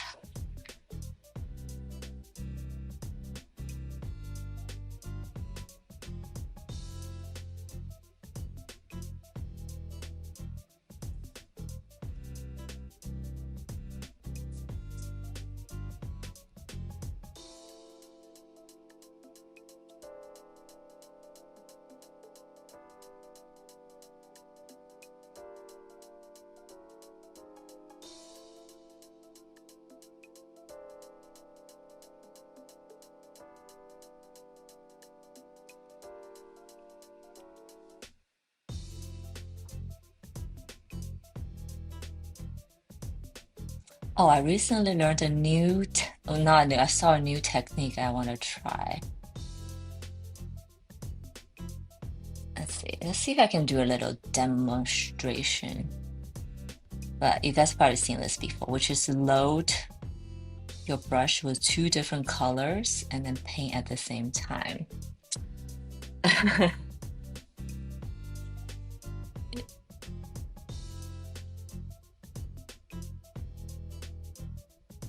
See if I find an opportunity. Let's try it. Okay, let's try it. Okay, when I find an opportunity where that could happen, I'm gonna try it.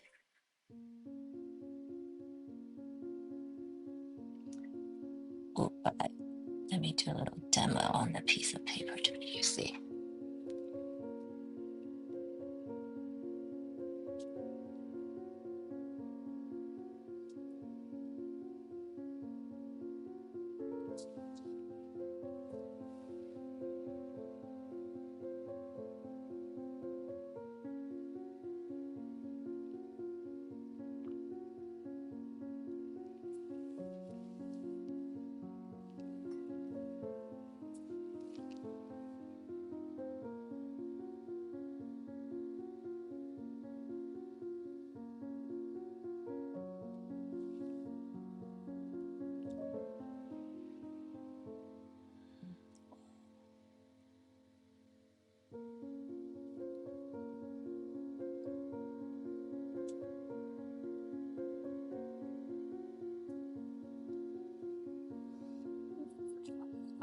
Here before that area dries. Yes.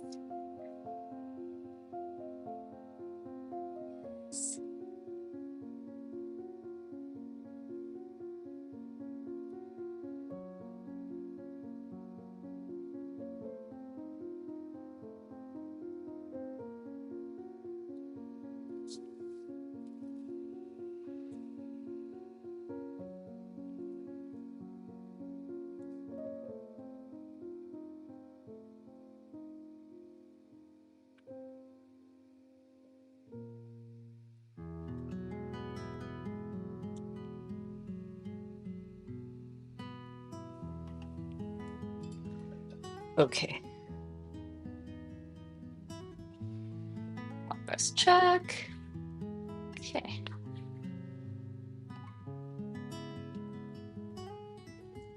Okay. I'm gonna do these 3 flowers. That's this one, and then I think I'm good. Hello. I saw Bob Ross do it, but that wasn't watercolor. Oh yeah, I think it's probably easier with. I shouldn't say that because I don't know. I've never tried it, but I was thinking when you do 2 colors as oil on a brush, the two the oil paint don't really blend into each other on the brush, so I can see like when you have 2 colors and they can go, it's fine. But with watercolor though, they will blend. So I am wondering how that will go. Okay, so I'm gonna try it on this. I'm dying to try, so we're gonna try. I have this little piece of paper, my scrap paper. I do my test color on. So okay. Hmm. See. So I picked because I'm chicken shit. So I got a different brush that has a pointier, or it's more like a. You see the difference, right? Yes, this is more like straight, tapered, cheaper brush. Slightly more expensive brush where it has a bulb. Okay, so I picked a different brush. I'm gonna load it with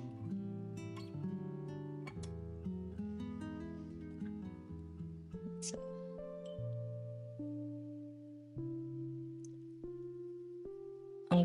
I'm just gonna do a test swatch on some color I'm not using right now, so it's probably super ugly. So I'm gonna, oh, actually it's not that bad. So I'm gonna load it with one color. Okay. And then I'm going to load it with this color.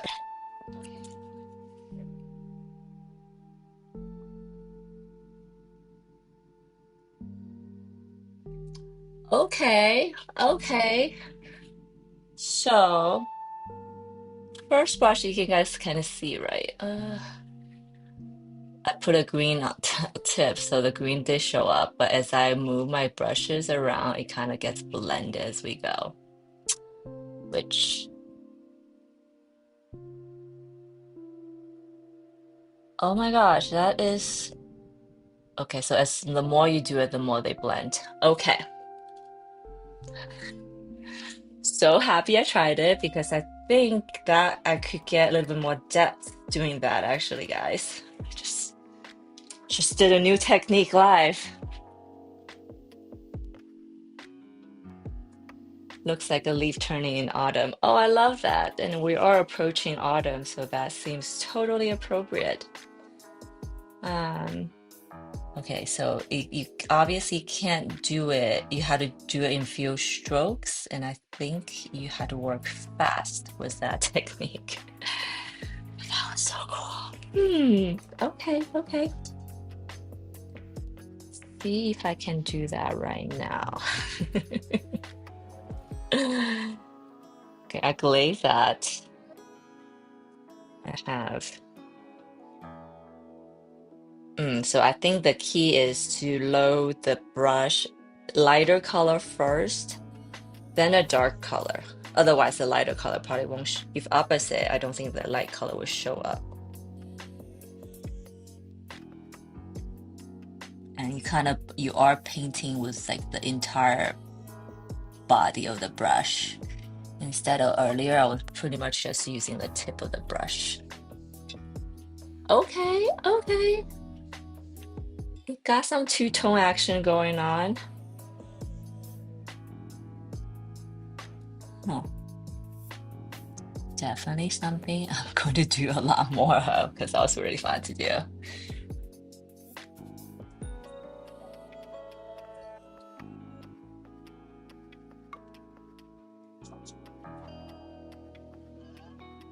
Blends well. Yes, so when you do two colors with watercolor, it actually does blend really well on the brush. But yeah, I think the color choices you make might be important in this exercise. Also, just thinking out loud. There's a stem. We have a stem here. Oh, nope.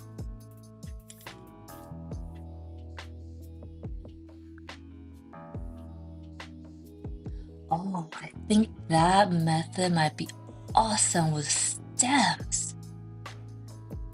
I'm always so... Hold up. Because I'm always like, stems are these thin, skinny things. I don't want to spend too much time on it, but I cannot not spend too much on it. Maybe this way I can just do it in one go. Oh.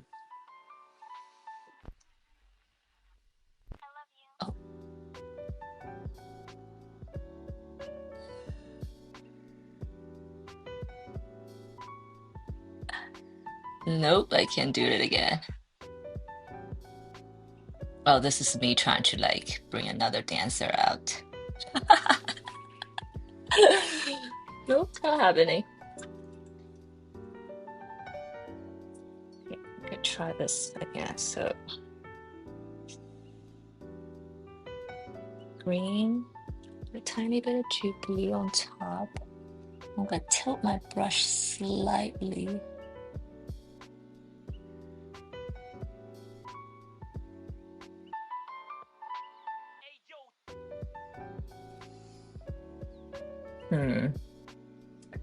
It didn't come out as I thought.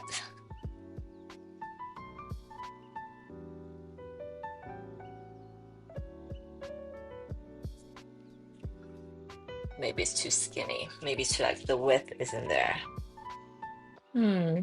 I shall continue to experiment with this. How long have you been painting? Today I started at noon, so I've been painting for like 4 hours now. Nonstop. And then maybe you're asking how long have I been like painting watercolor? I would say I've always done a lot of art in different mediums, but I would say I started playing with a medium maybe 7 or 8 years ago. But it was like me painting once a month and not very good at all. And then in 2024, so 2 years ago, that's when I started doing it consistently and then seriously. And then 2024 was basically the year I was like, okay, all the AI is coming out. there's gonna be a flood of artwork that are gonna be so good. Like, what's the point of even being an artist? It was like I had a bit of existential situation going on. And then 2024 was like, I decided, like, you know what, I'm gonna go full, go trying to get as good as I can at watercolor, a traditional medium. And why watercolor?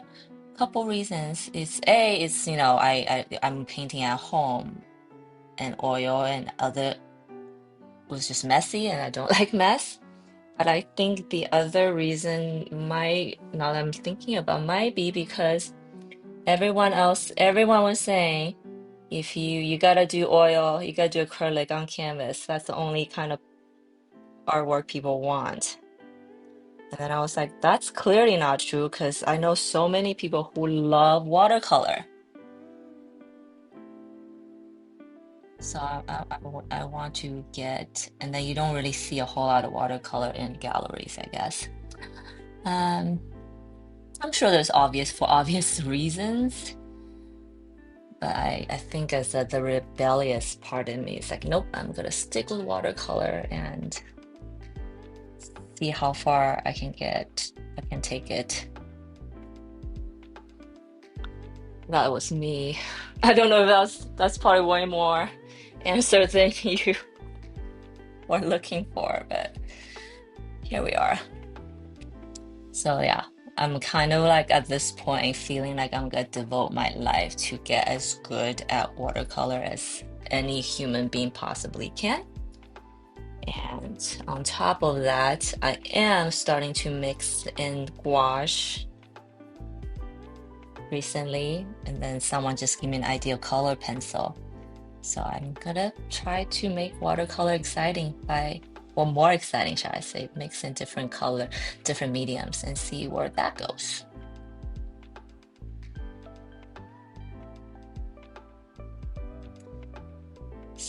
Someone I know told some of us once, when the whole world is zigging, you gotta zag.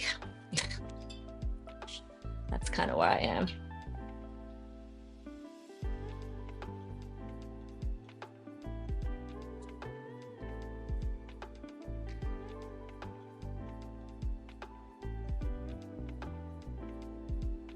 I do wonder though, like statistically speaking, are there more watercolor artists or more like oil or acrylic artists?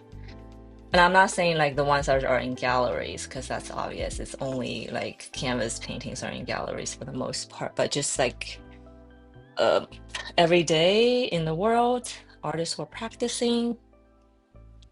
Like, are there more watercolor artists or more others? I wonder. Does anybody know? Has anybody had any idea? I think that's a good question to ask. Yeah, I'm really curious.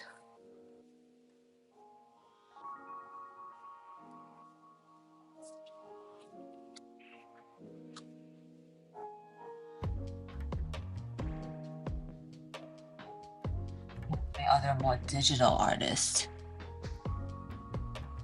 Hmm. Because it's just easier to get started. Not that it's easier, but it's easier to get started. Or maybe not. Maybe watercolor is easier to get started. I am wondering how that right now.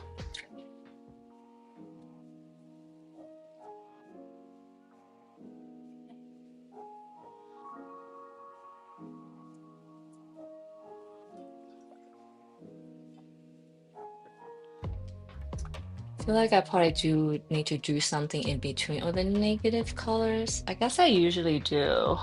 Either add some textures or some like rogue leaves. Oh wait, there's one more leaf here.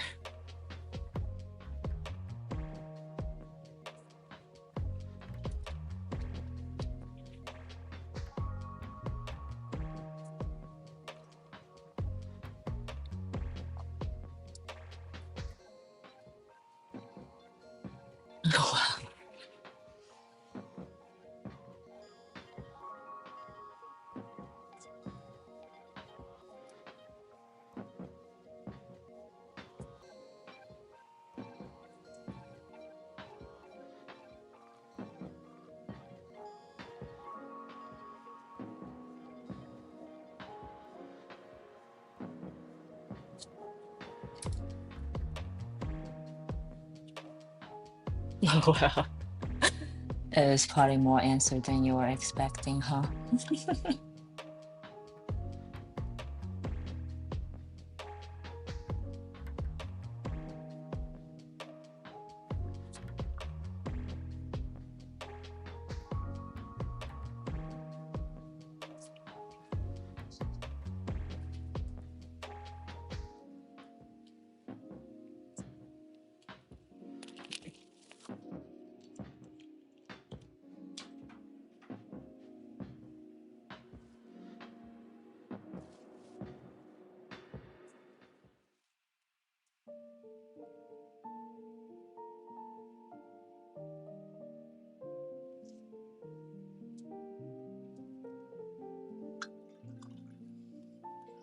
This blue-gray deep on the Kuretake palette is literally my favorite color in painting.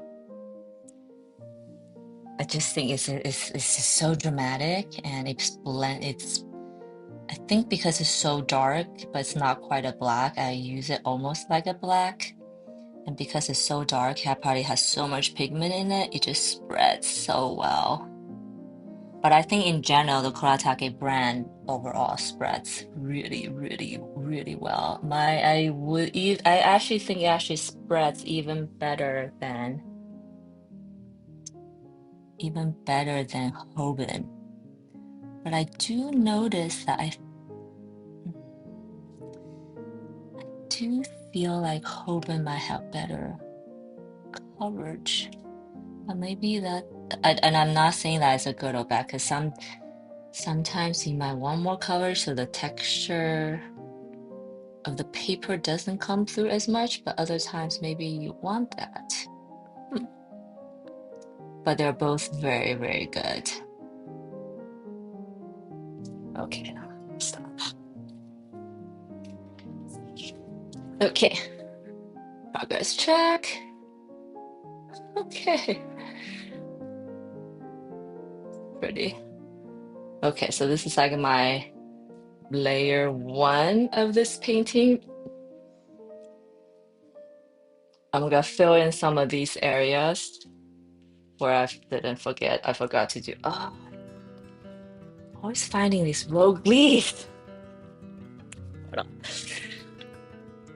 But I was saying I'm gonna fill in those areas and then I'm gonna go back to my snake, the thing I started out today. And start by second layer, start refining, pushing the colors and values, pushing the values and start adding details.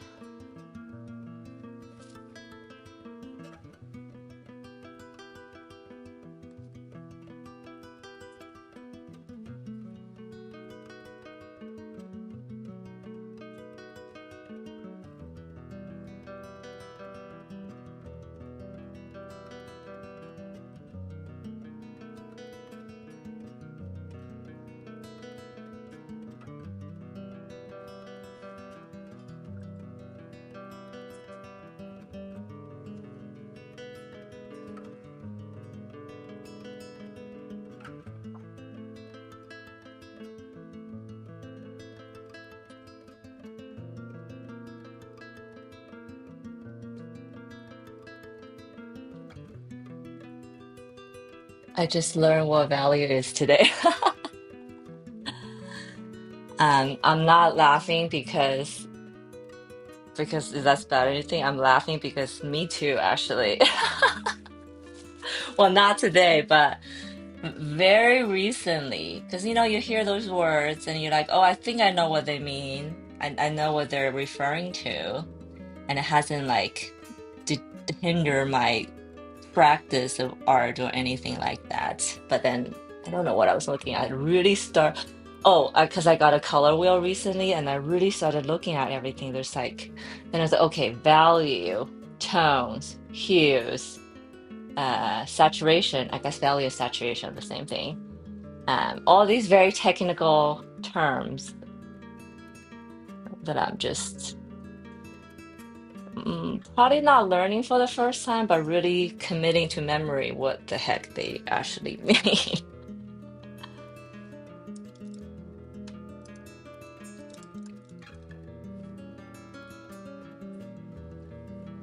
I'm doing an online course in watercolor landscapes. Oh, fun. I I think watercolor is a great medium for landscape. I guess all neither there nor there. They're all good in their own ways. And then if you haven't done so already, I really suggest you to get one of these color wheels. It really helps, especially when I'm like, I don't know what shadow or what to mix, and really helps with picking the colors.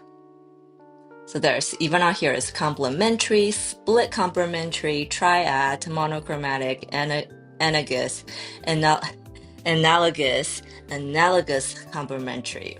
I don't, okay, they don't really mean much to me. I'm sure there's a reason. Shades, tones, values. Oh, hue, tint, tone, shade.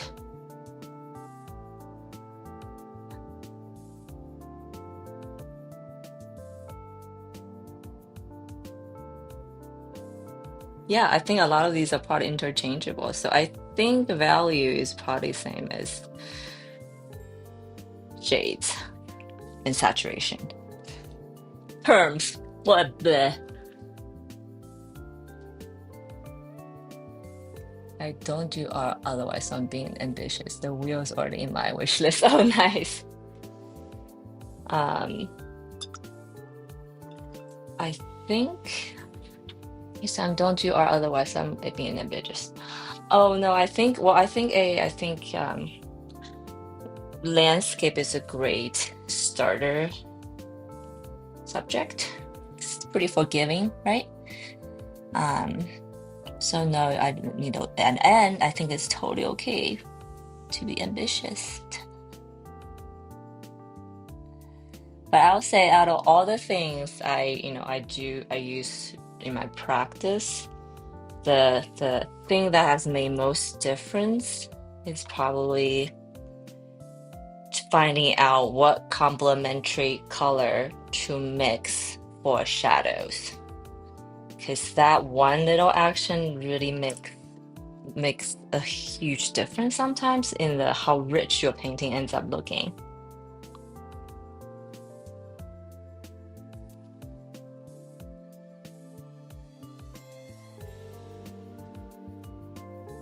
Okay, I'm gonna fill in this white space that should be the background, but I neglected to see it earlier.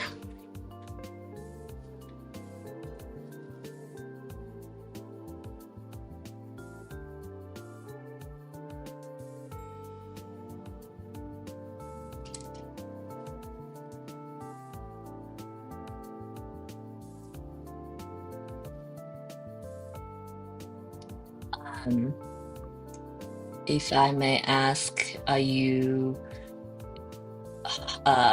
enjoying doing the landscape, or like what landscape are you painting?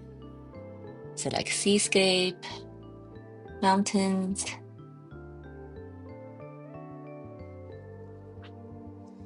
I mean, I think a lot. I feel like I'm painting surreal landscape, I guess. Surreal, so they don't have to be looking exactly real. I think that was the reason I started doing surreal art because I was like, I don't think I was like like how do I say this? Like making things. I have a hard time making things look exactly as how it appears in real life. I know that with practice, put your hours in, you will get there, but I wasn't there when I started. I mean, obviously, I'm a lot better now, but when I first started, that wasn't the fit case. So surreal art was like a good cheat, maybe. But also, I thoughts, ideas, surreal. Just I live in my fantasy land, so surreal art just seems appropriate for me to do. This seems a little too purple, huh? Let's drop in some greens. I'm enjoying it immensely. My latest had a mountain. I was learning to use Nigga to make snowy mountains. Fun! Yes, yes, yes. And also, I say this on my live stream a lot that I feel like watercolor is such a spiritual practice as well. You gotta learn to let go of control because watercolor is a lot of it is you understanding how your water works and how your paint works and kind of just go work with it instead of using it.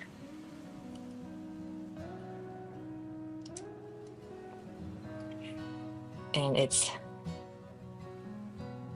like me watching the water spread when you do wet on wet is such a soothing experience. I enjoy it immensely as well. But yeah, I compare watercolor as a absolutely a moving meditation kind of practice. If you try to control the water, you'll get really frustrated. And that's kind of how life is, right? There are some things you can control, but most you can't. And most of it, you just have to learn to go with life and the current that it pulls you.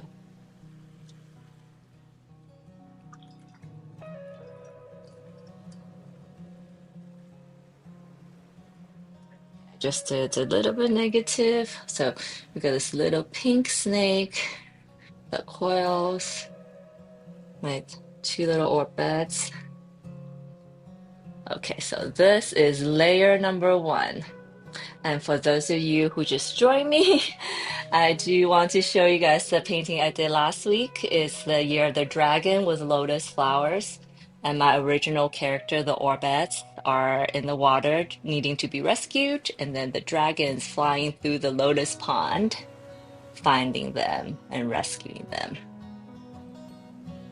She looks a little smug, huh, this dragon? It's like, I'm gonna save you.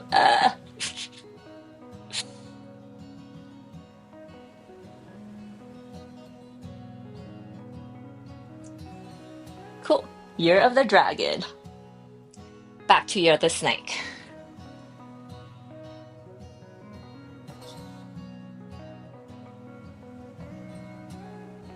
Okay.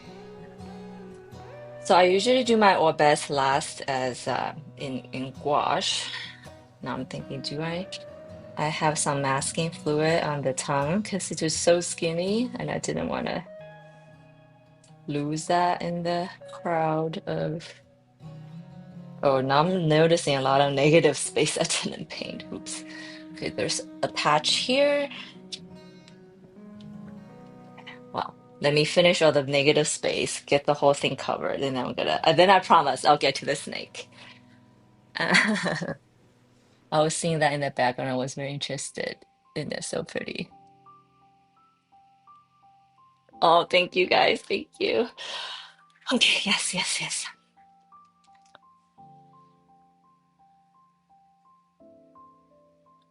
It is definitely coming together though, so I'm very happy about that.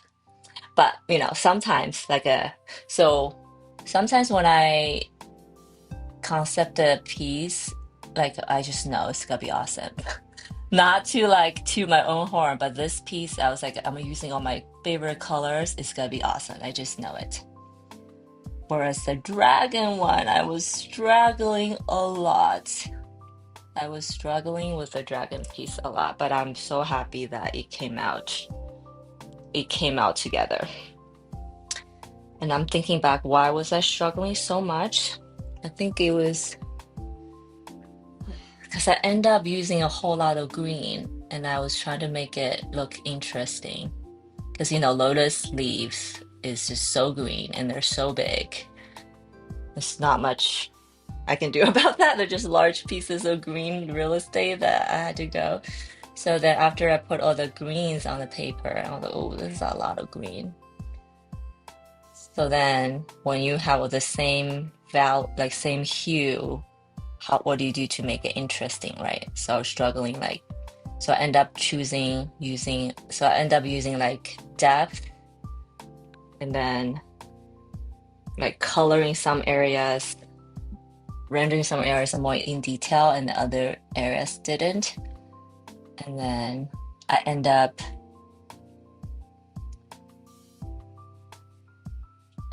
changing the colors of my orbits. I didn't mean for them to do green, but it ends up being green. So anyways, I had a little harder time with that piece, but I'm happy it turned out okay. But this one though, this one was just like, I just feel it. It's gonna be awesome. Also, it's the last piece of my series. I just can't wait for it to be done. Since, since Hoot is your name, I think you can toot.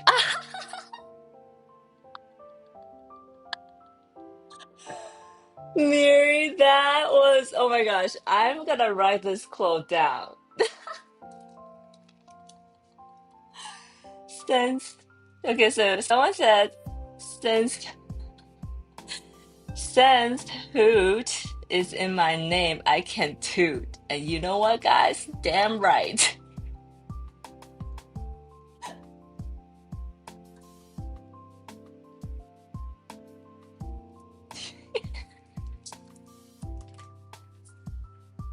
Thank you, thank you, thank you. That's an awesome tagline. I feel like I had to use it for something at some point.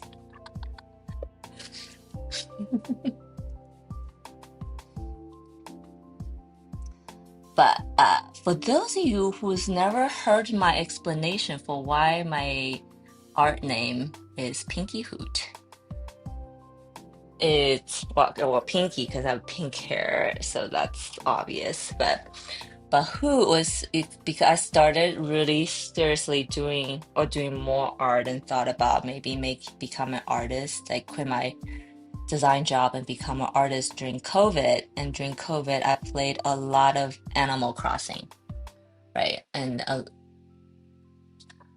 in Animal Crossing, there is a museum where there's an owl.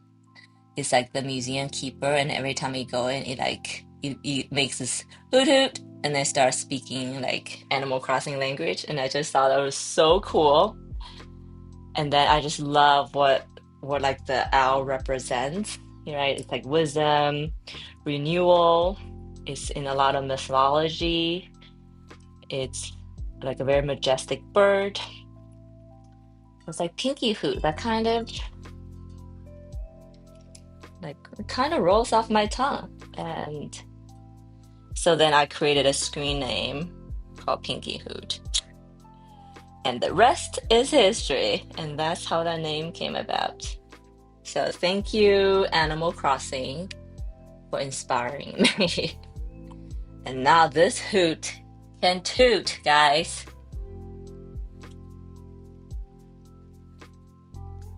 So let me add a little bit green and see if I can do that two-tone effect again.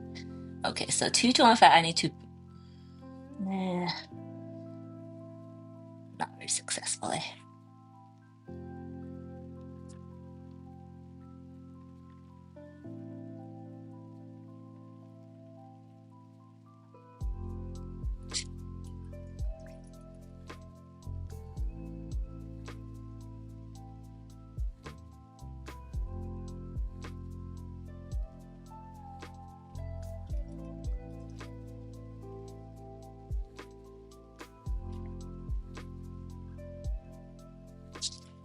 All right, so now we're good. Now I'm gonna get into my snake now. I just want to show you guys that I think when we were talking about how to keep the petals separate.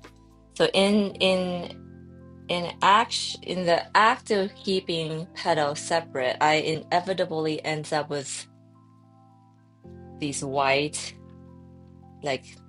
negative space in between. These are intentional, but these ones are not intentional. I end up with them, and you can see some read as gaps. So I definitely go back and fill them up with a darker color when I do the second go. But some of them, though, like this one, I might keep because it almost seems like a direct, like the hard highlight that we do sometimes. So in keeping when I paint separate petal, when I paint them separately, this just happens, right? But then this one, remember, I did it as a whole. I just glaze the whole thing and then start dropping in color. That's not as it. The white lines don't really exist, and I think that also makes it look like well, this one's in the so that I guess I'm I'm having a hard time articulating it because I think I see the pros and cons in both methods. So I guess there's no perfect way to do anything. It just whatever you're comfortable with and whatever you feel like that day, I guess.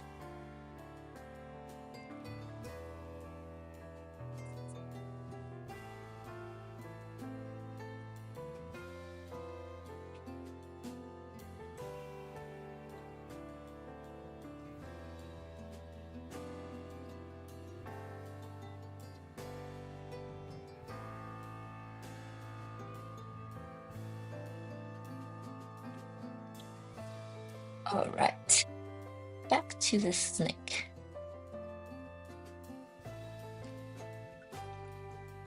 So the year of the snake, I know we have some in the audience who are born on the year of the snake. And then if you're born the year of snake, your personality trait is supposed to be, I think, clever, private. Yeah, what did I say? What did I say earlier? Clever, private, um, wise, intuitive, transformative. Oh yeah, I think that's like the transformative part is the part I'll say the snake in Chinese folk tale mythology is like the animal sits in between good and evil. It's guardian of both places or the transition, the transformative.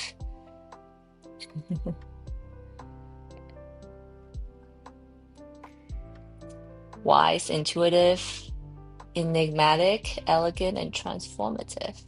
How cool. Love seeing the difference between the two. I know. And I'm like, oh, that turned out pretty cool actually. Not more than should I've done that on all of them?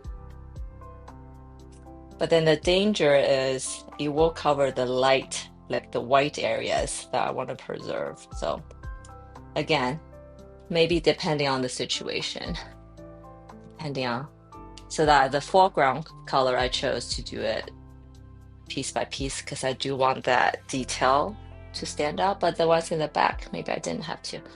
Okay, so let's go back to the snake. She's kind of twirling, coiling.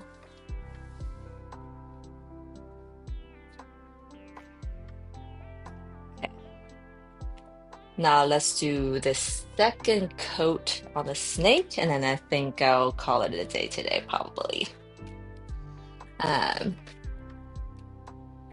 but I'm very proud of myself for covering quite a bit today.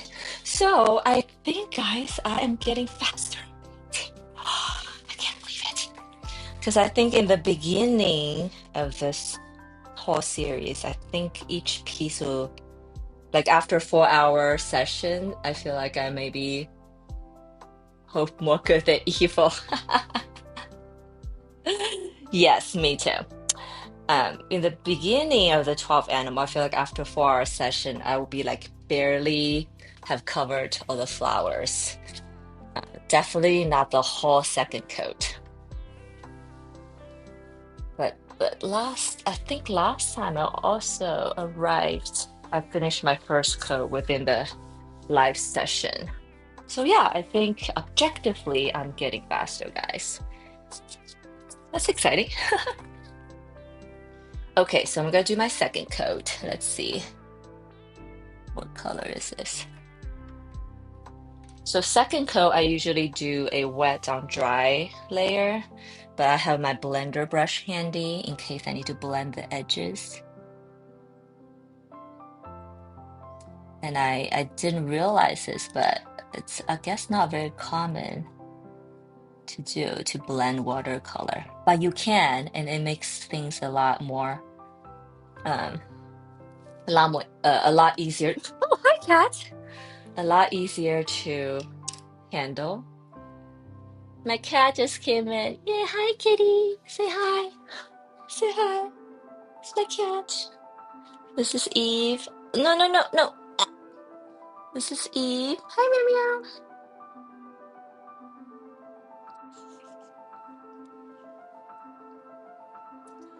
meow. Look, kitty. She probably hates me, I guess. We had a whole conversation about cat earlier, but my cat, I'm not her favorite person in the household. I found out, and I was like, why? And then when I picked her up, I just realized I was like, oh, maybe because I always try to pick her up, and she probably hates that.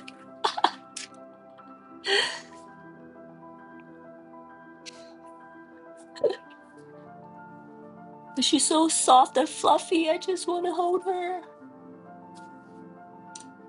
This snake is kind of smiling just a little bit. I made her corner of her mouth slightly go up. Hi. Hello.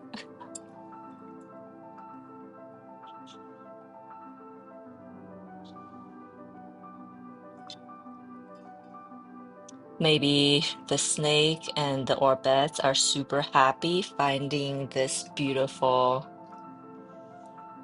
camellia flower, and they are enjoying it.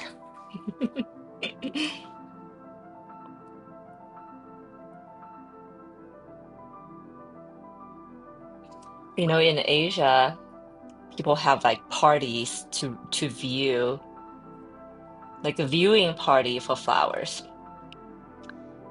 There's some like especially if it's like a really rare flower or flowers that bloom and die very quickly.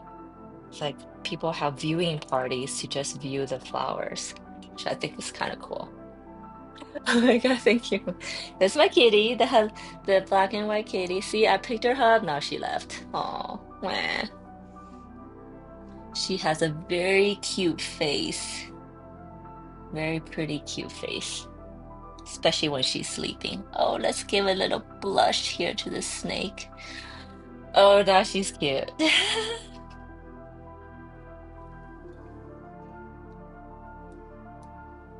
Actually, that was a little too pink. So then I gracefully turned that into a blush.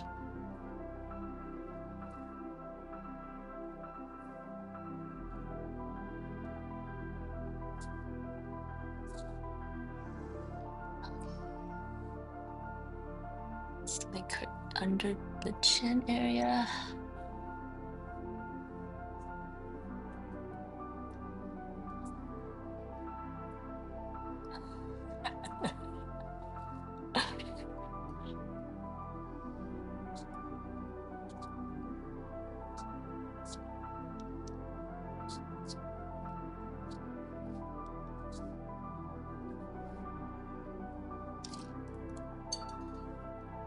I think that brush was slightly too big for this area.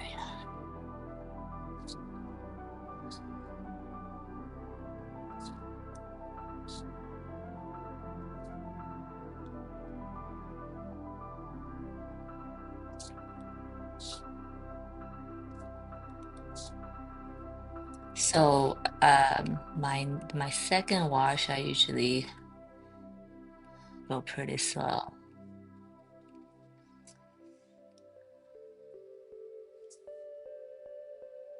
because I want to bring some of the realism and detail in,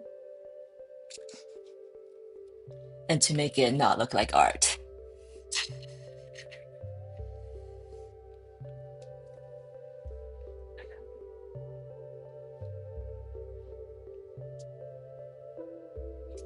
Guess I can take this off now.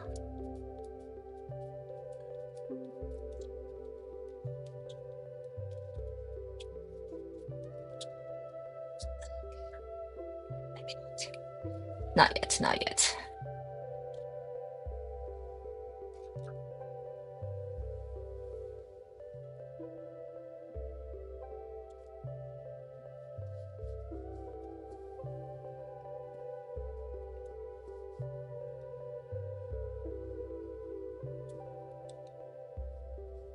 So a snake is basically like a tube, right? So there's like the shadow, some highlights, midtones, but actually my light source is coming from here, so this should be lit up. So this is a under shadow, midtone, and the cool tone. I'm gonna add here the opposite face from the light source.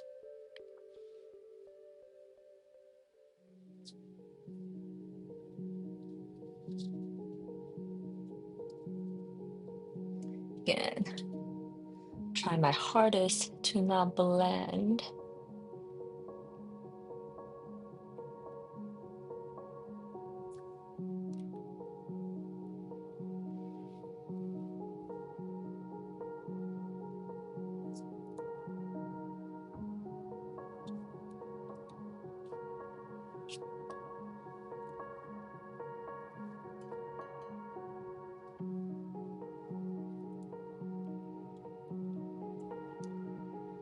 Hello, nice colors. Oh, hello, paper hand. How are you? Paper hand.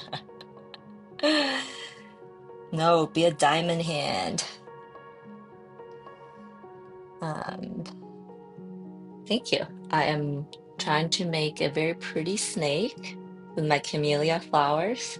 This is the last piece of my 12 animals of the zodiac series. I am on, I know it's hard to believe, number 12.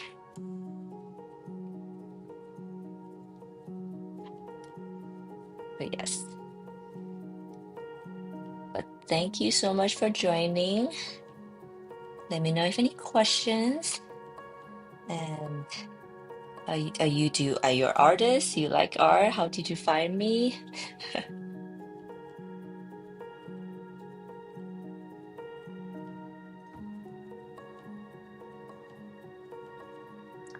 Well, 12. I know. I know. I know. I feel the same way. I did 12 pieces of this series. Each was like a different flower and different animal. And then in 2 weeks, on my 100th episode of live streaming, I'm going to do a little reveal party, a celebration that I did this 12 pieces of artwork.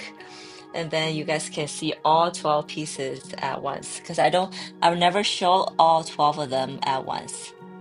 I usually show the piece I finished last week. The last week was Year of the Dragon in the back. I lost 11. um,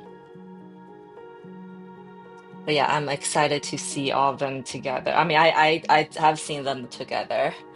Um, how do I say this? Because this is my art. I did it. I laid the 10 I did together last week. You know, the thing that I started immediately doing was like, ooh, I should do more. I should do this here more. I was like, oh, I need to do that here more. It's like, why did I do that here? It just ended up being like, I kid you not, at one point I was like, oh my gosh, I need to redo all the 6 pieces because like whatever, right? And then I had to stop myself, like, hold up, hold up. I'm probably just being crazy as an overly critical. They look awesome together, but my immediate thing was like, what's wrong with them? I immediately started thinking about all the things that are wrong with them. Many people have told me many times that all that is in my head. No one else will feel that way. So so I can't wait to show you guys all 2 hour pieces at once and see what your reaction is.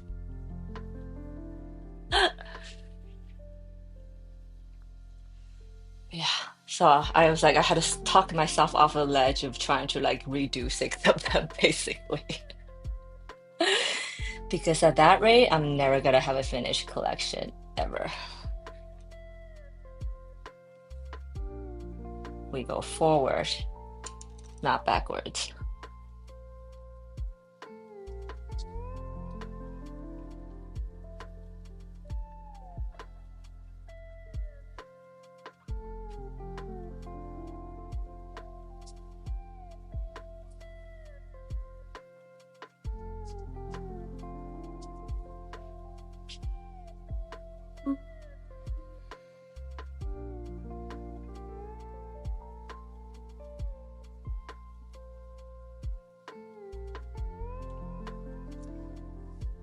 this the snake, the coiling of the snake body is actually, I find it incredibly creepy, actually.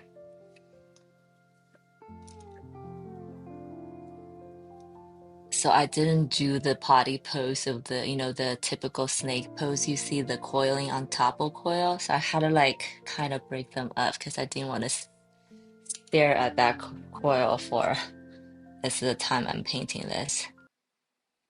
It kind of creeps me out.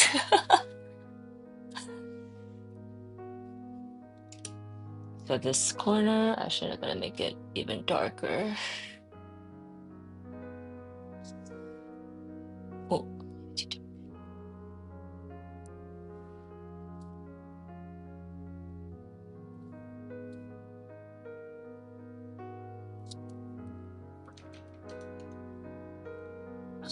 I think I'm rat. I would like to see that one.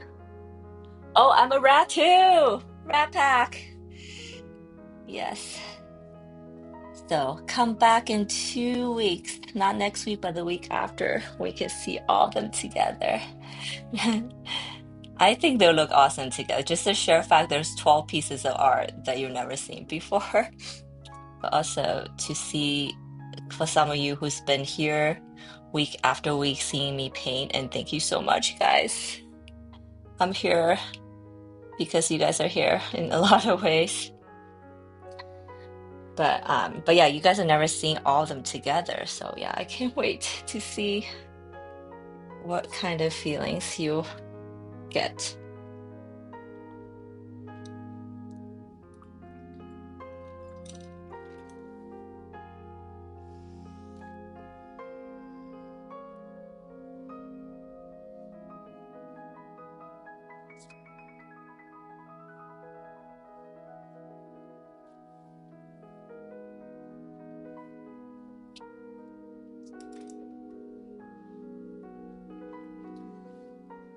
Do love this pastel colored snake though.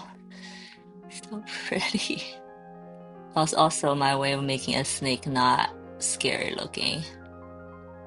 Cause I'm a rat, right? I'm the ox. Oh, the ox one is one of my favorite. Yes, yes. The ox one, the story of that, the whole thing, it was so cute. I was so proud of myself. So yes, the ox one I love. Um, I was gonna say, I was gonna say, you know how, snake eats rats? So I'm convinced that because I am a rat, that's why snake just like in the instinctually, I'm just scared of snake because I'm a rat. And and and I do feel like I have this phobia of snake. So I don't know if they're related, but it's a case for me. So I don't know if all the rats here, are you guys like, does snake creep you out just normally? Um, it's like that animal instinct, I'm convinced.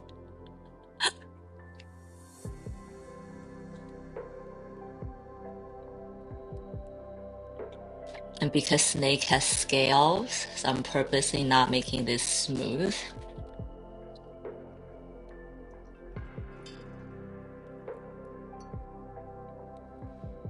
without me having to paint the scales one by one. Like all these jagged edges. It's like a way to capture maybe how a way to capture how light reflects on the scales. But I'm a rat and I like snakes. Okay, so you just disapproved my theory. Thanks, Paperhead. Okay, so it's just me, clearly, and Michelle did say that it's probably because my past life, something happened between me and a snake. But yeah.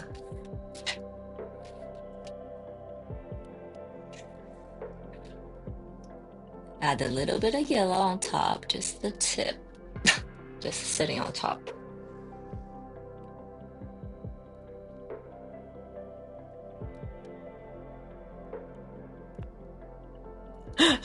Sorry. That's cool. No, I'm glad. I'm glad I don't have to live in that fantasy anymore. My misguided thoughts. I think I'm always welcome when my thoughts are wrong. Someone tell me. Someone have a courtesy to tell me, like, you are full of shit. Stop it.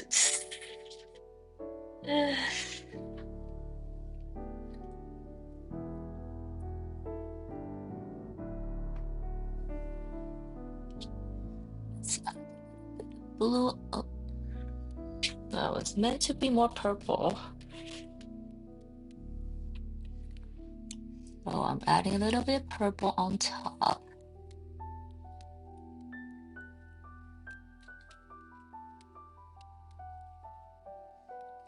Mm, bit too purple.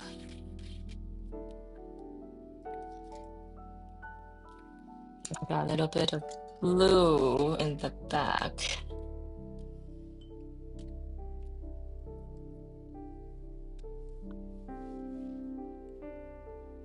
Oops.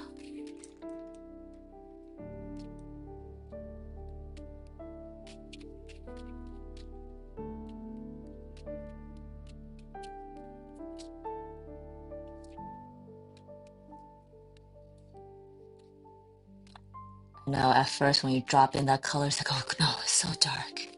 But actually, once it diffuses through the water, it becomes so light. I'm like, oh, that's too light. I actually have this problem with watercolor because, when you first drop in the paint, it's much darker, but as it dries and diffuses, it becomes cooler.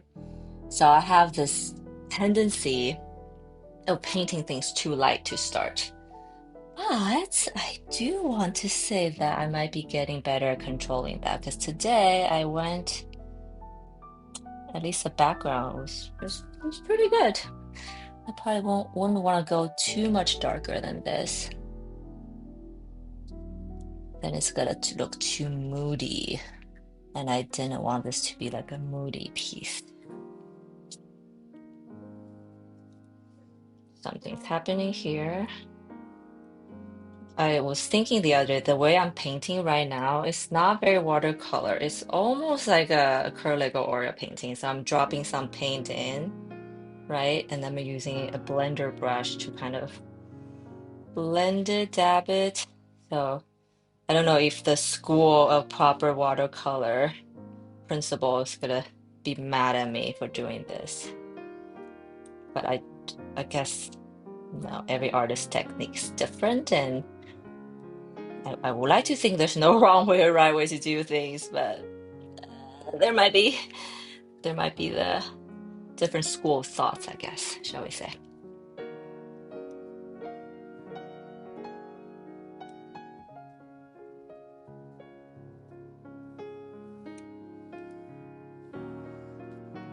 I really love this blue color in that palette. This is number 60 on the Kuratake paint palette.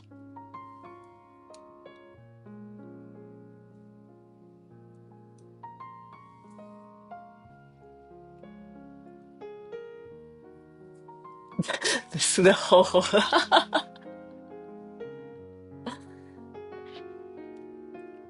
Yeah. So yes, Moon, I am totally with you there.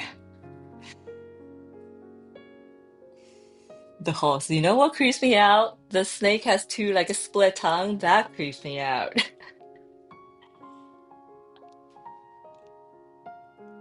Actually, I shouldn't unfairly talking about snake. I think most reptile creeps me out, if not all. Sorry if there's any reptile lovers here. Like when I go to zoos or like animal discovery places, I always try to skip over the reptile section. Just creeps me out. Adding some blue to here.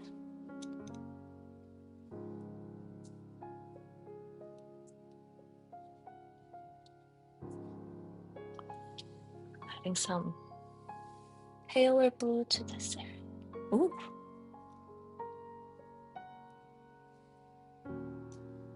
this color's nice.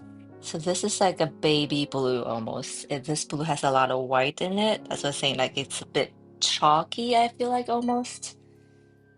But it doesn't actually might blend nicely with a different color. Hmm.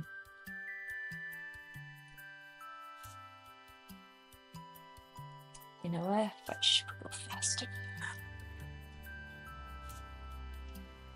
We are coming towards the end. Quickly now. Please don't let me mess up.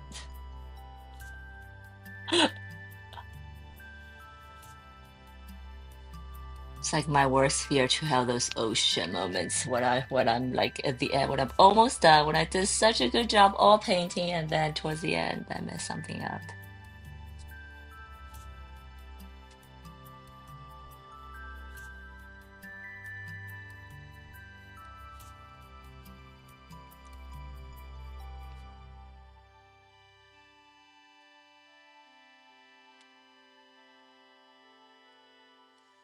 But I do think going faster might help me.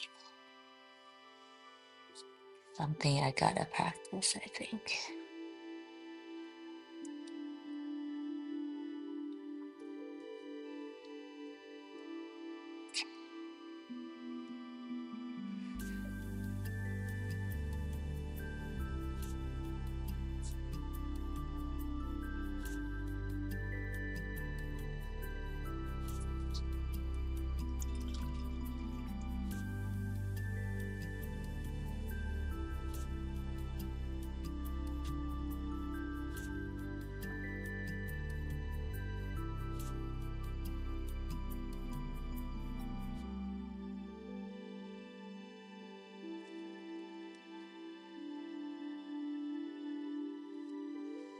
I think a complementary color in this case, I might could mix in a little bit of green in some of the shadow areas to really push the shadow away. But I'm a little scared to do that right now. So not yet.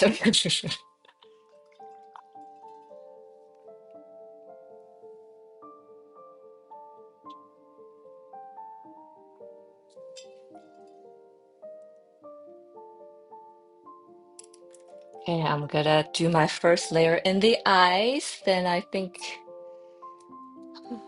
5 hours, guys. I think this might be my longest live stream. See, with practice, my painting stick stamina is getting stronger as well. Oh, that's green. So for the eye, I'm gonna do burnt umber as my base.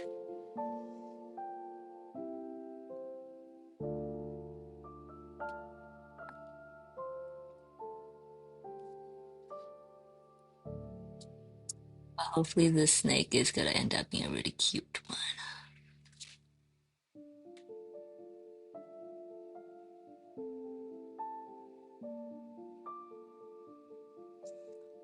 I totally get my eye inspiration from anime drawings. It's like a lot of those like glint, a lot of those white dots in them to signify reflections and stuff like that.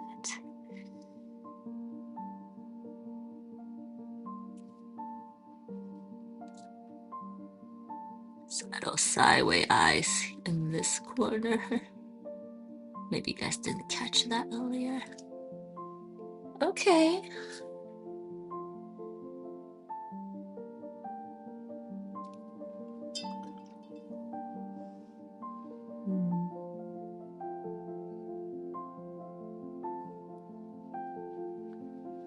Now I got that darkest blue I have.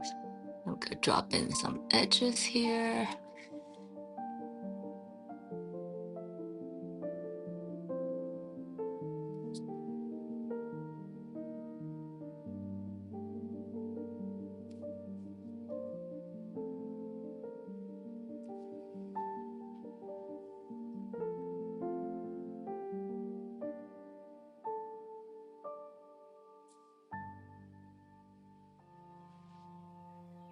I got a little bit of purple. I'm gonna drop it in next to the blues.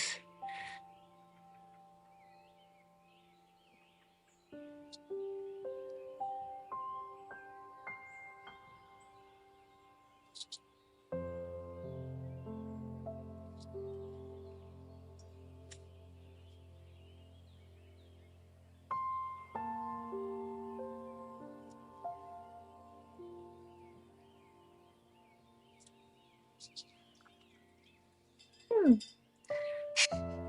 Happy snake. What I'm That's what I think when I see it. Happy snake. I'll give it a a little bit of cat eye to the snake. Try to personify the face.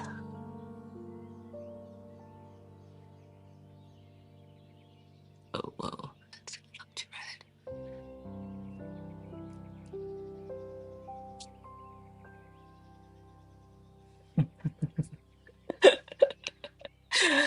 Okay, I better stop. Okay,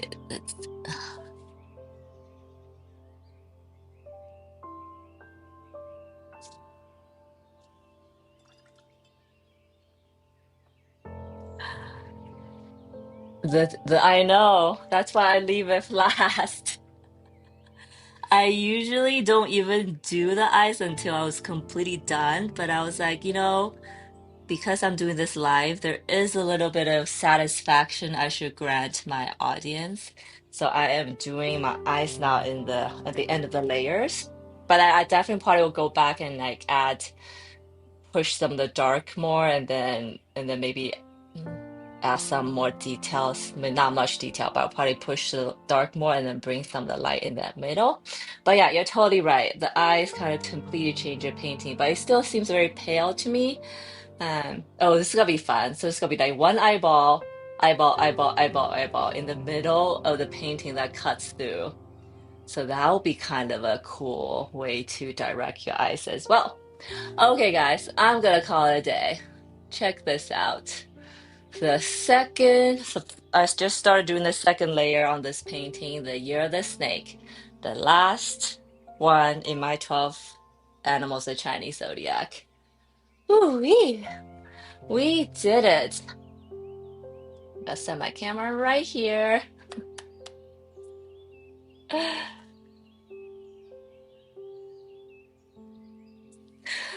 I'm also like sweating like crazy. It's hot today. But thank you so much, guys, for hanging out with me for the past, oh my goodness, 5 hours. I painted 5 hours straight back to back today. Very happy with how far I've gotten with this painting. It's gonna be good. I can't wait to show you guys the finished painting in 2 weeks. Remember that in 2 weeks, I'm having my 100th live stream celebration, also a celebration of my new completed series of the 12 animals of Chinese zodiac. I'm going to show you guys each painting all like one by one, but all together at once. I might try to figure out if I can I probably don't even have room to tape all 12 of them. So I will have to show you guys one by one.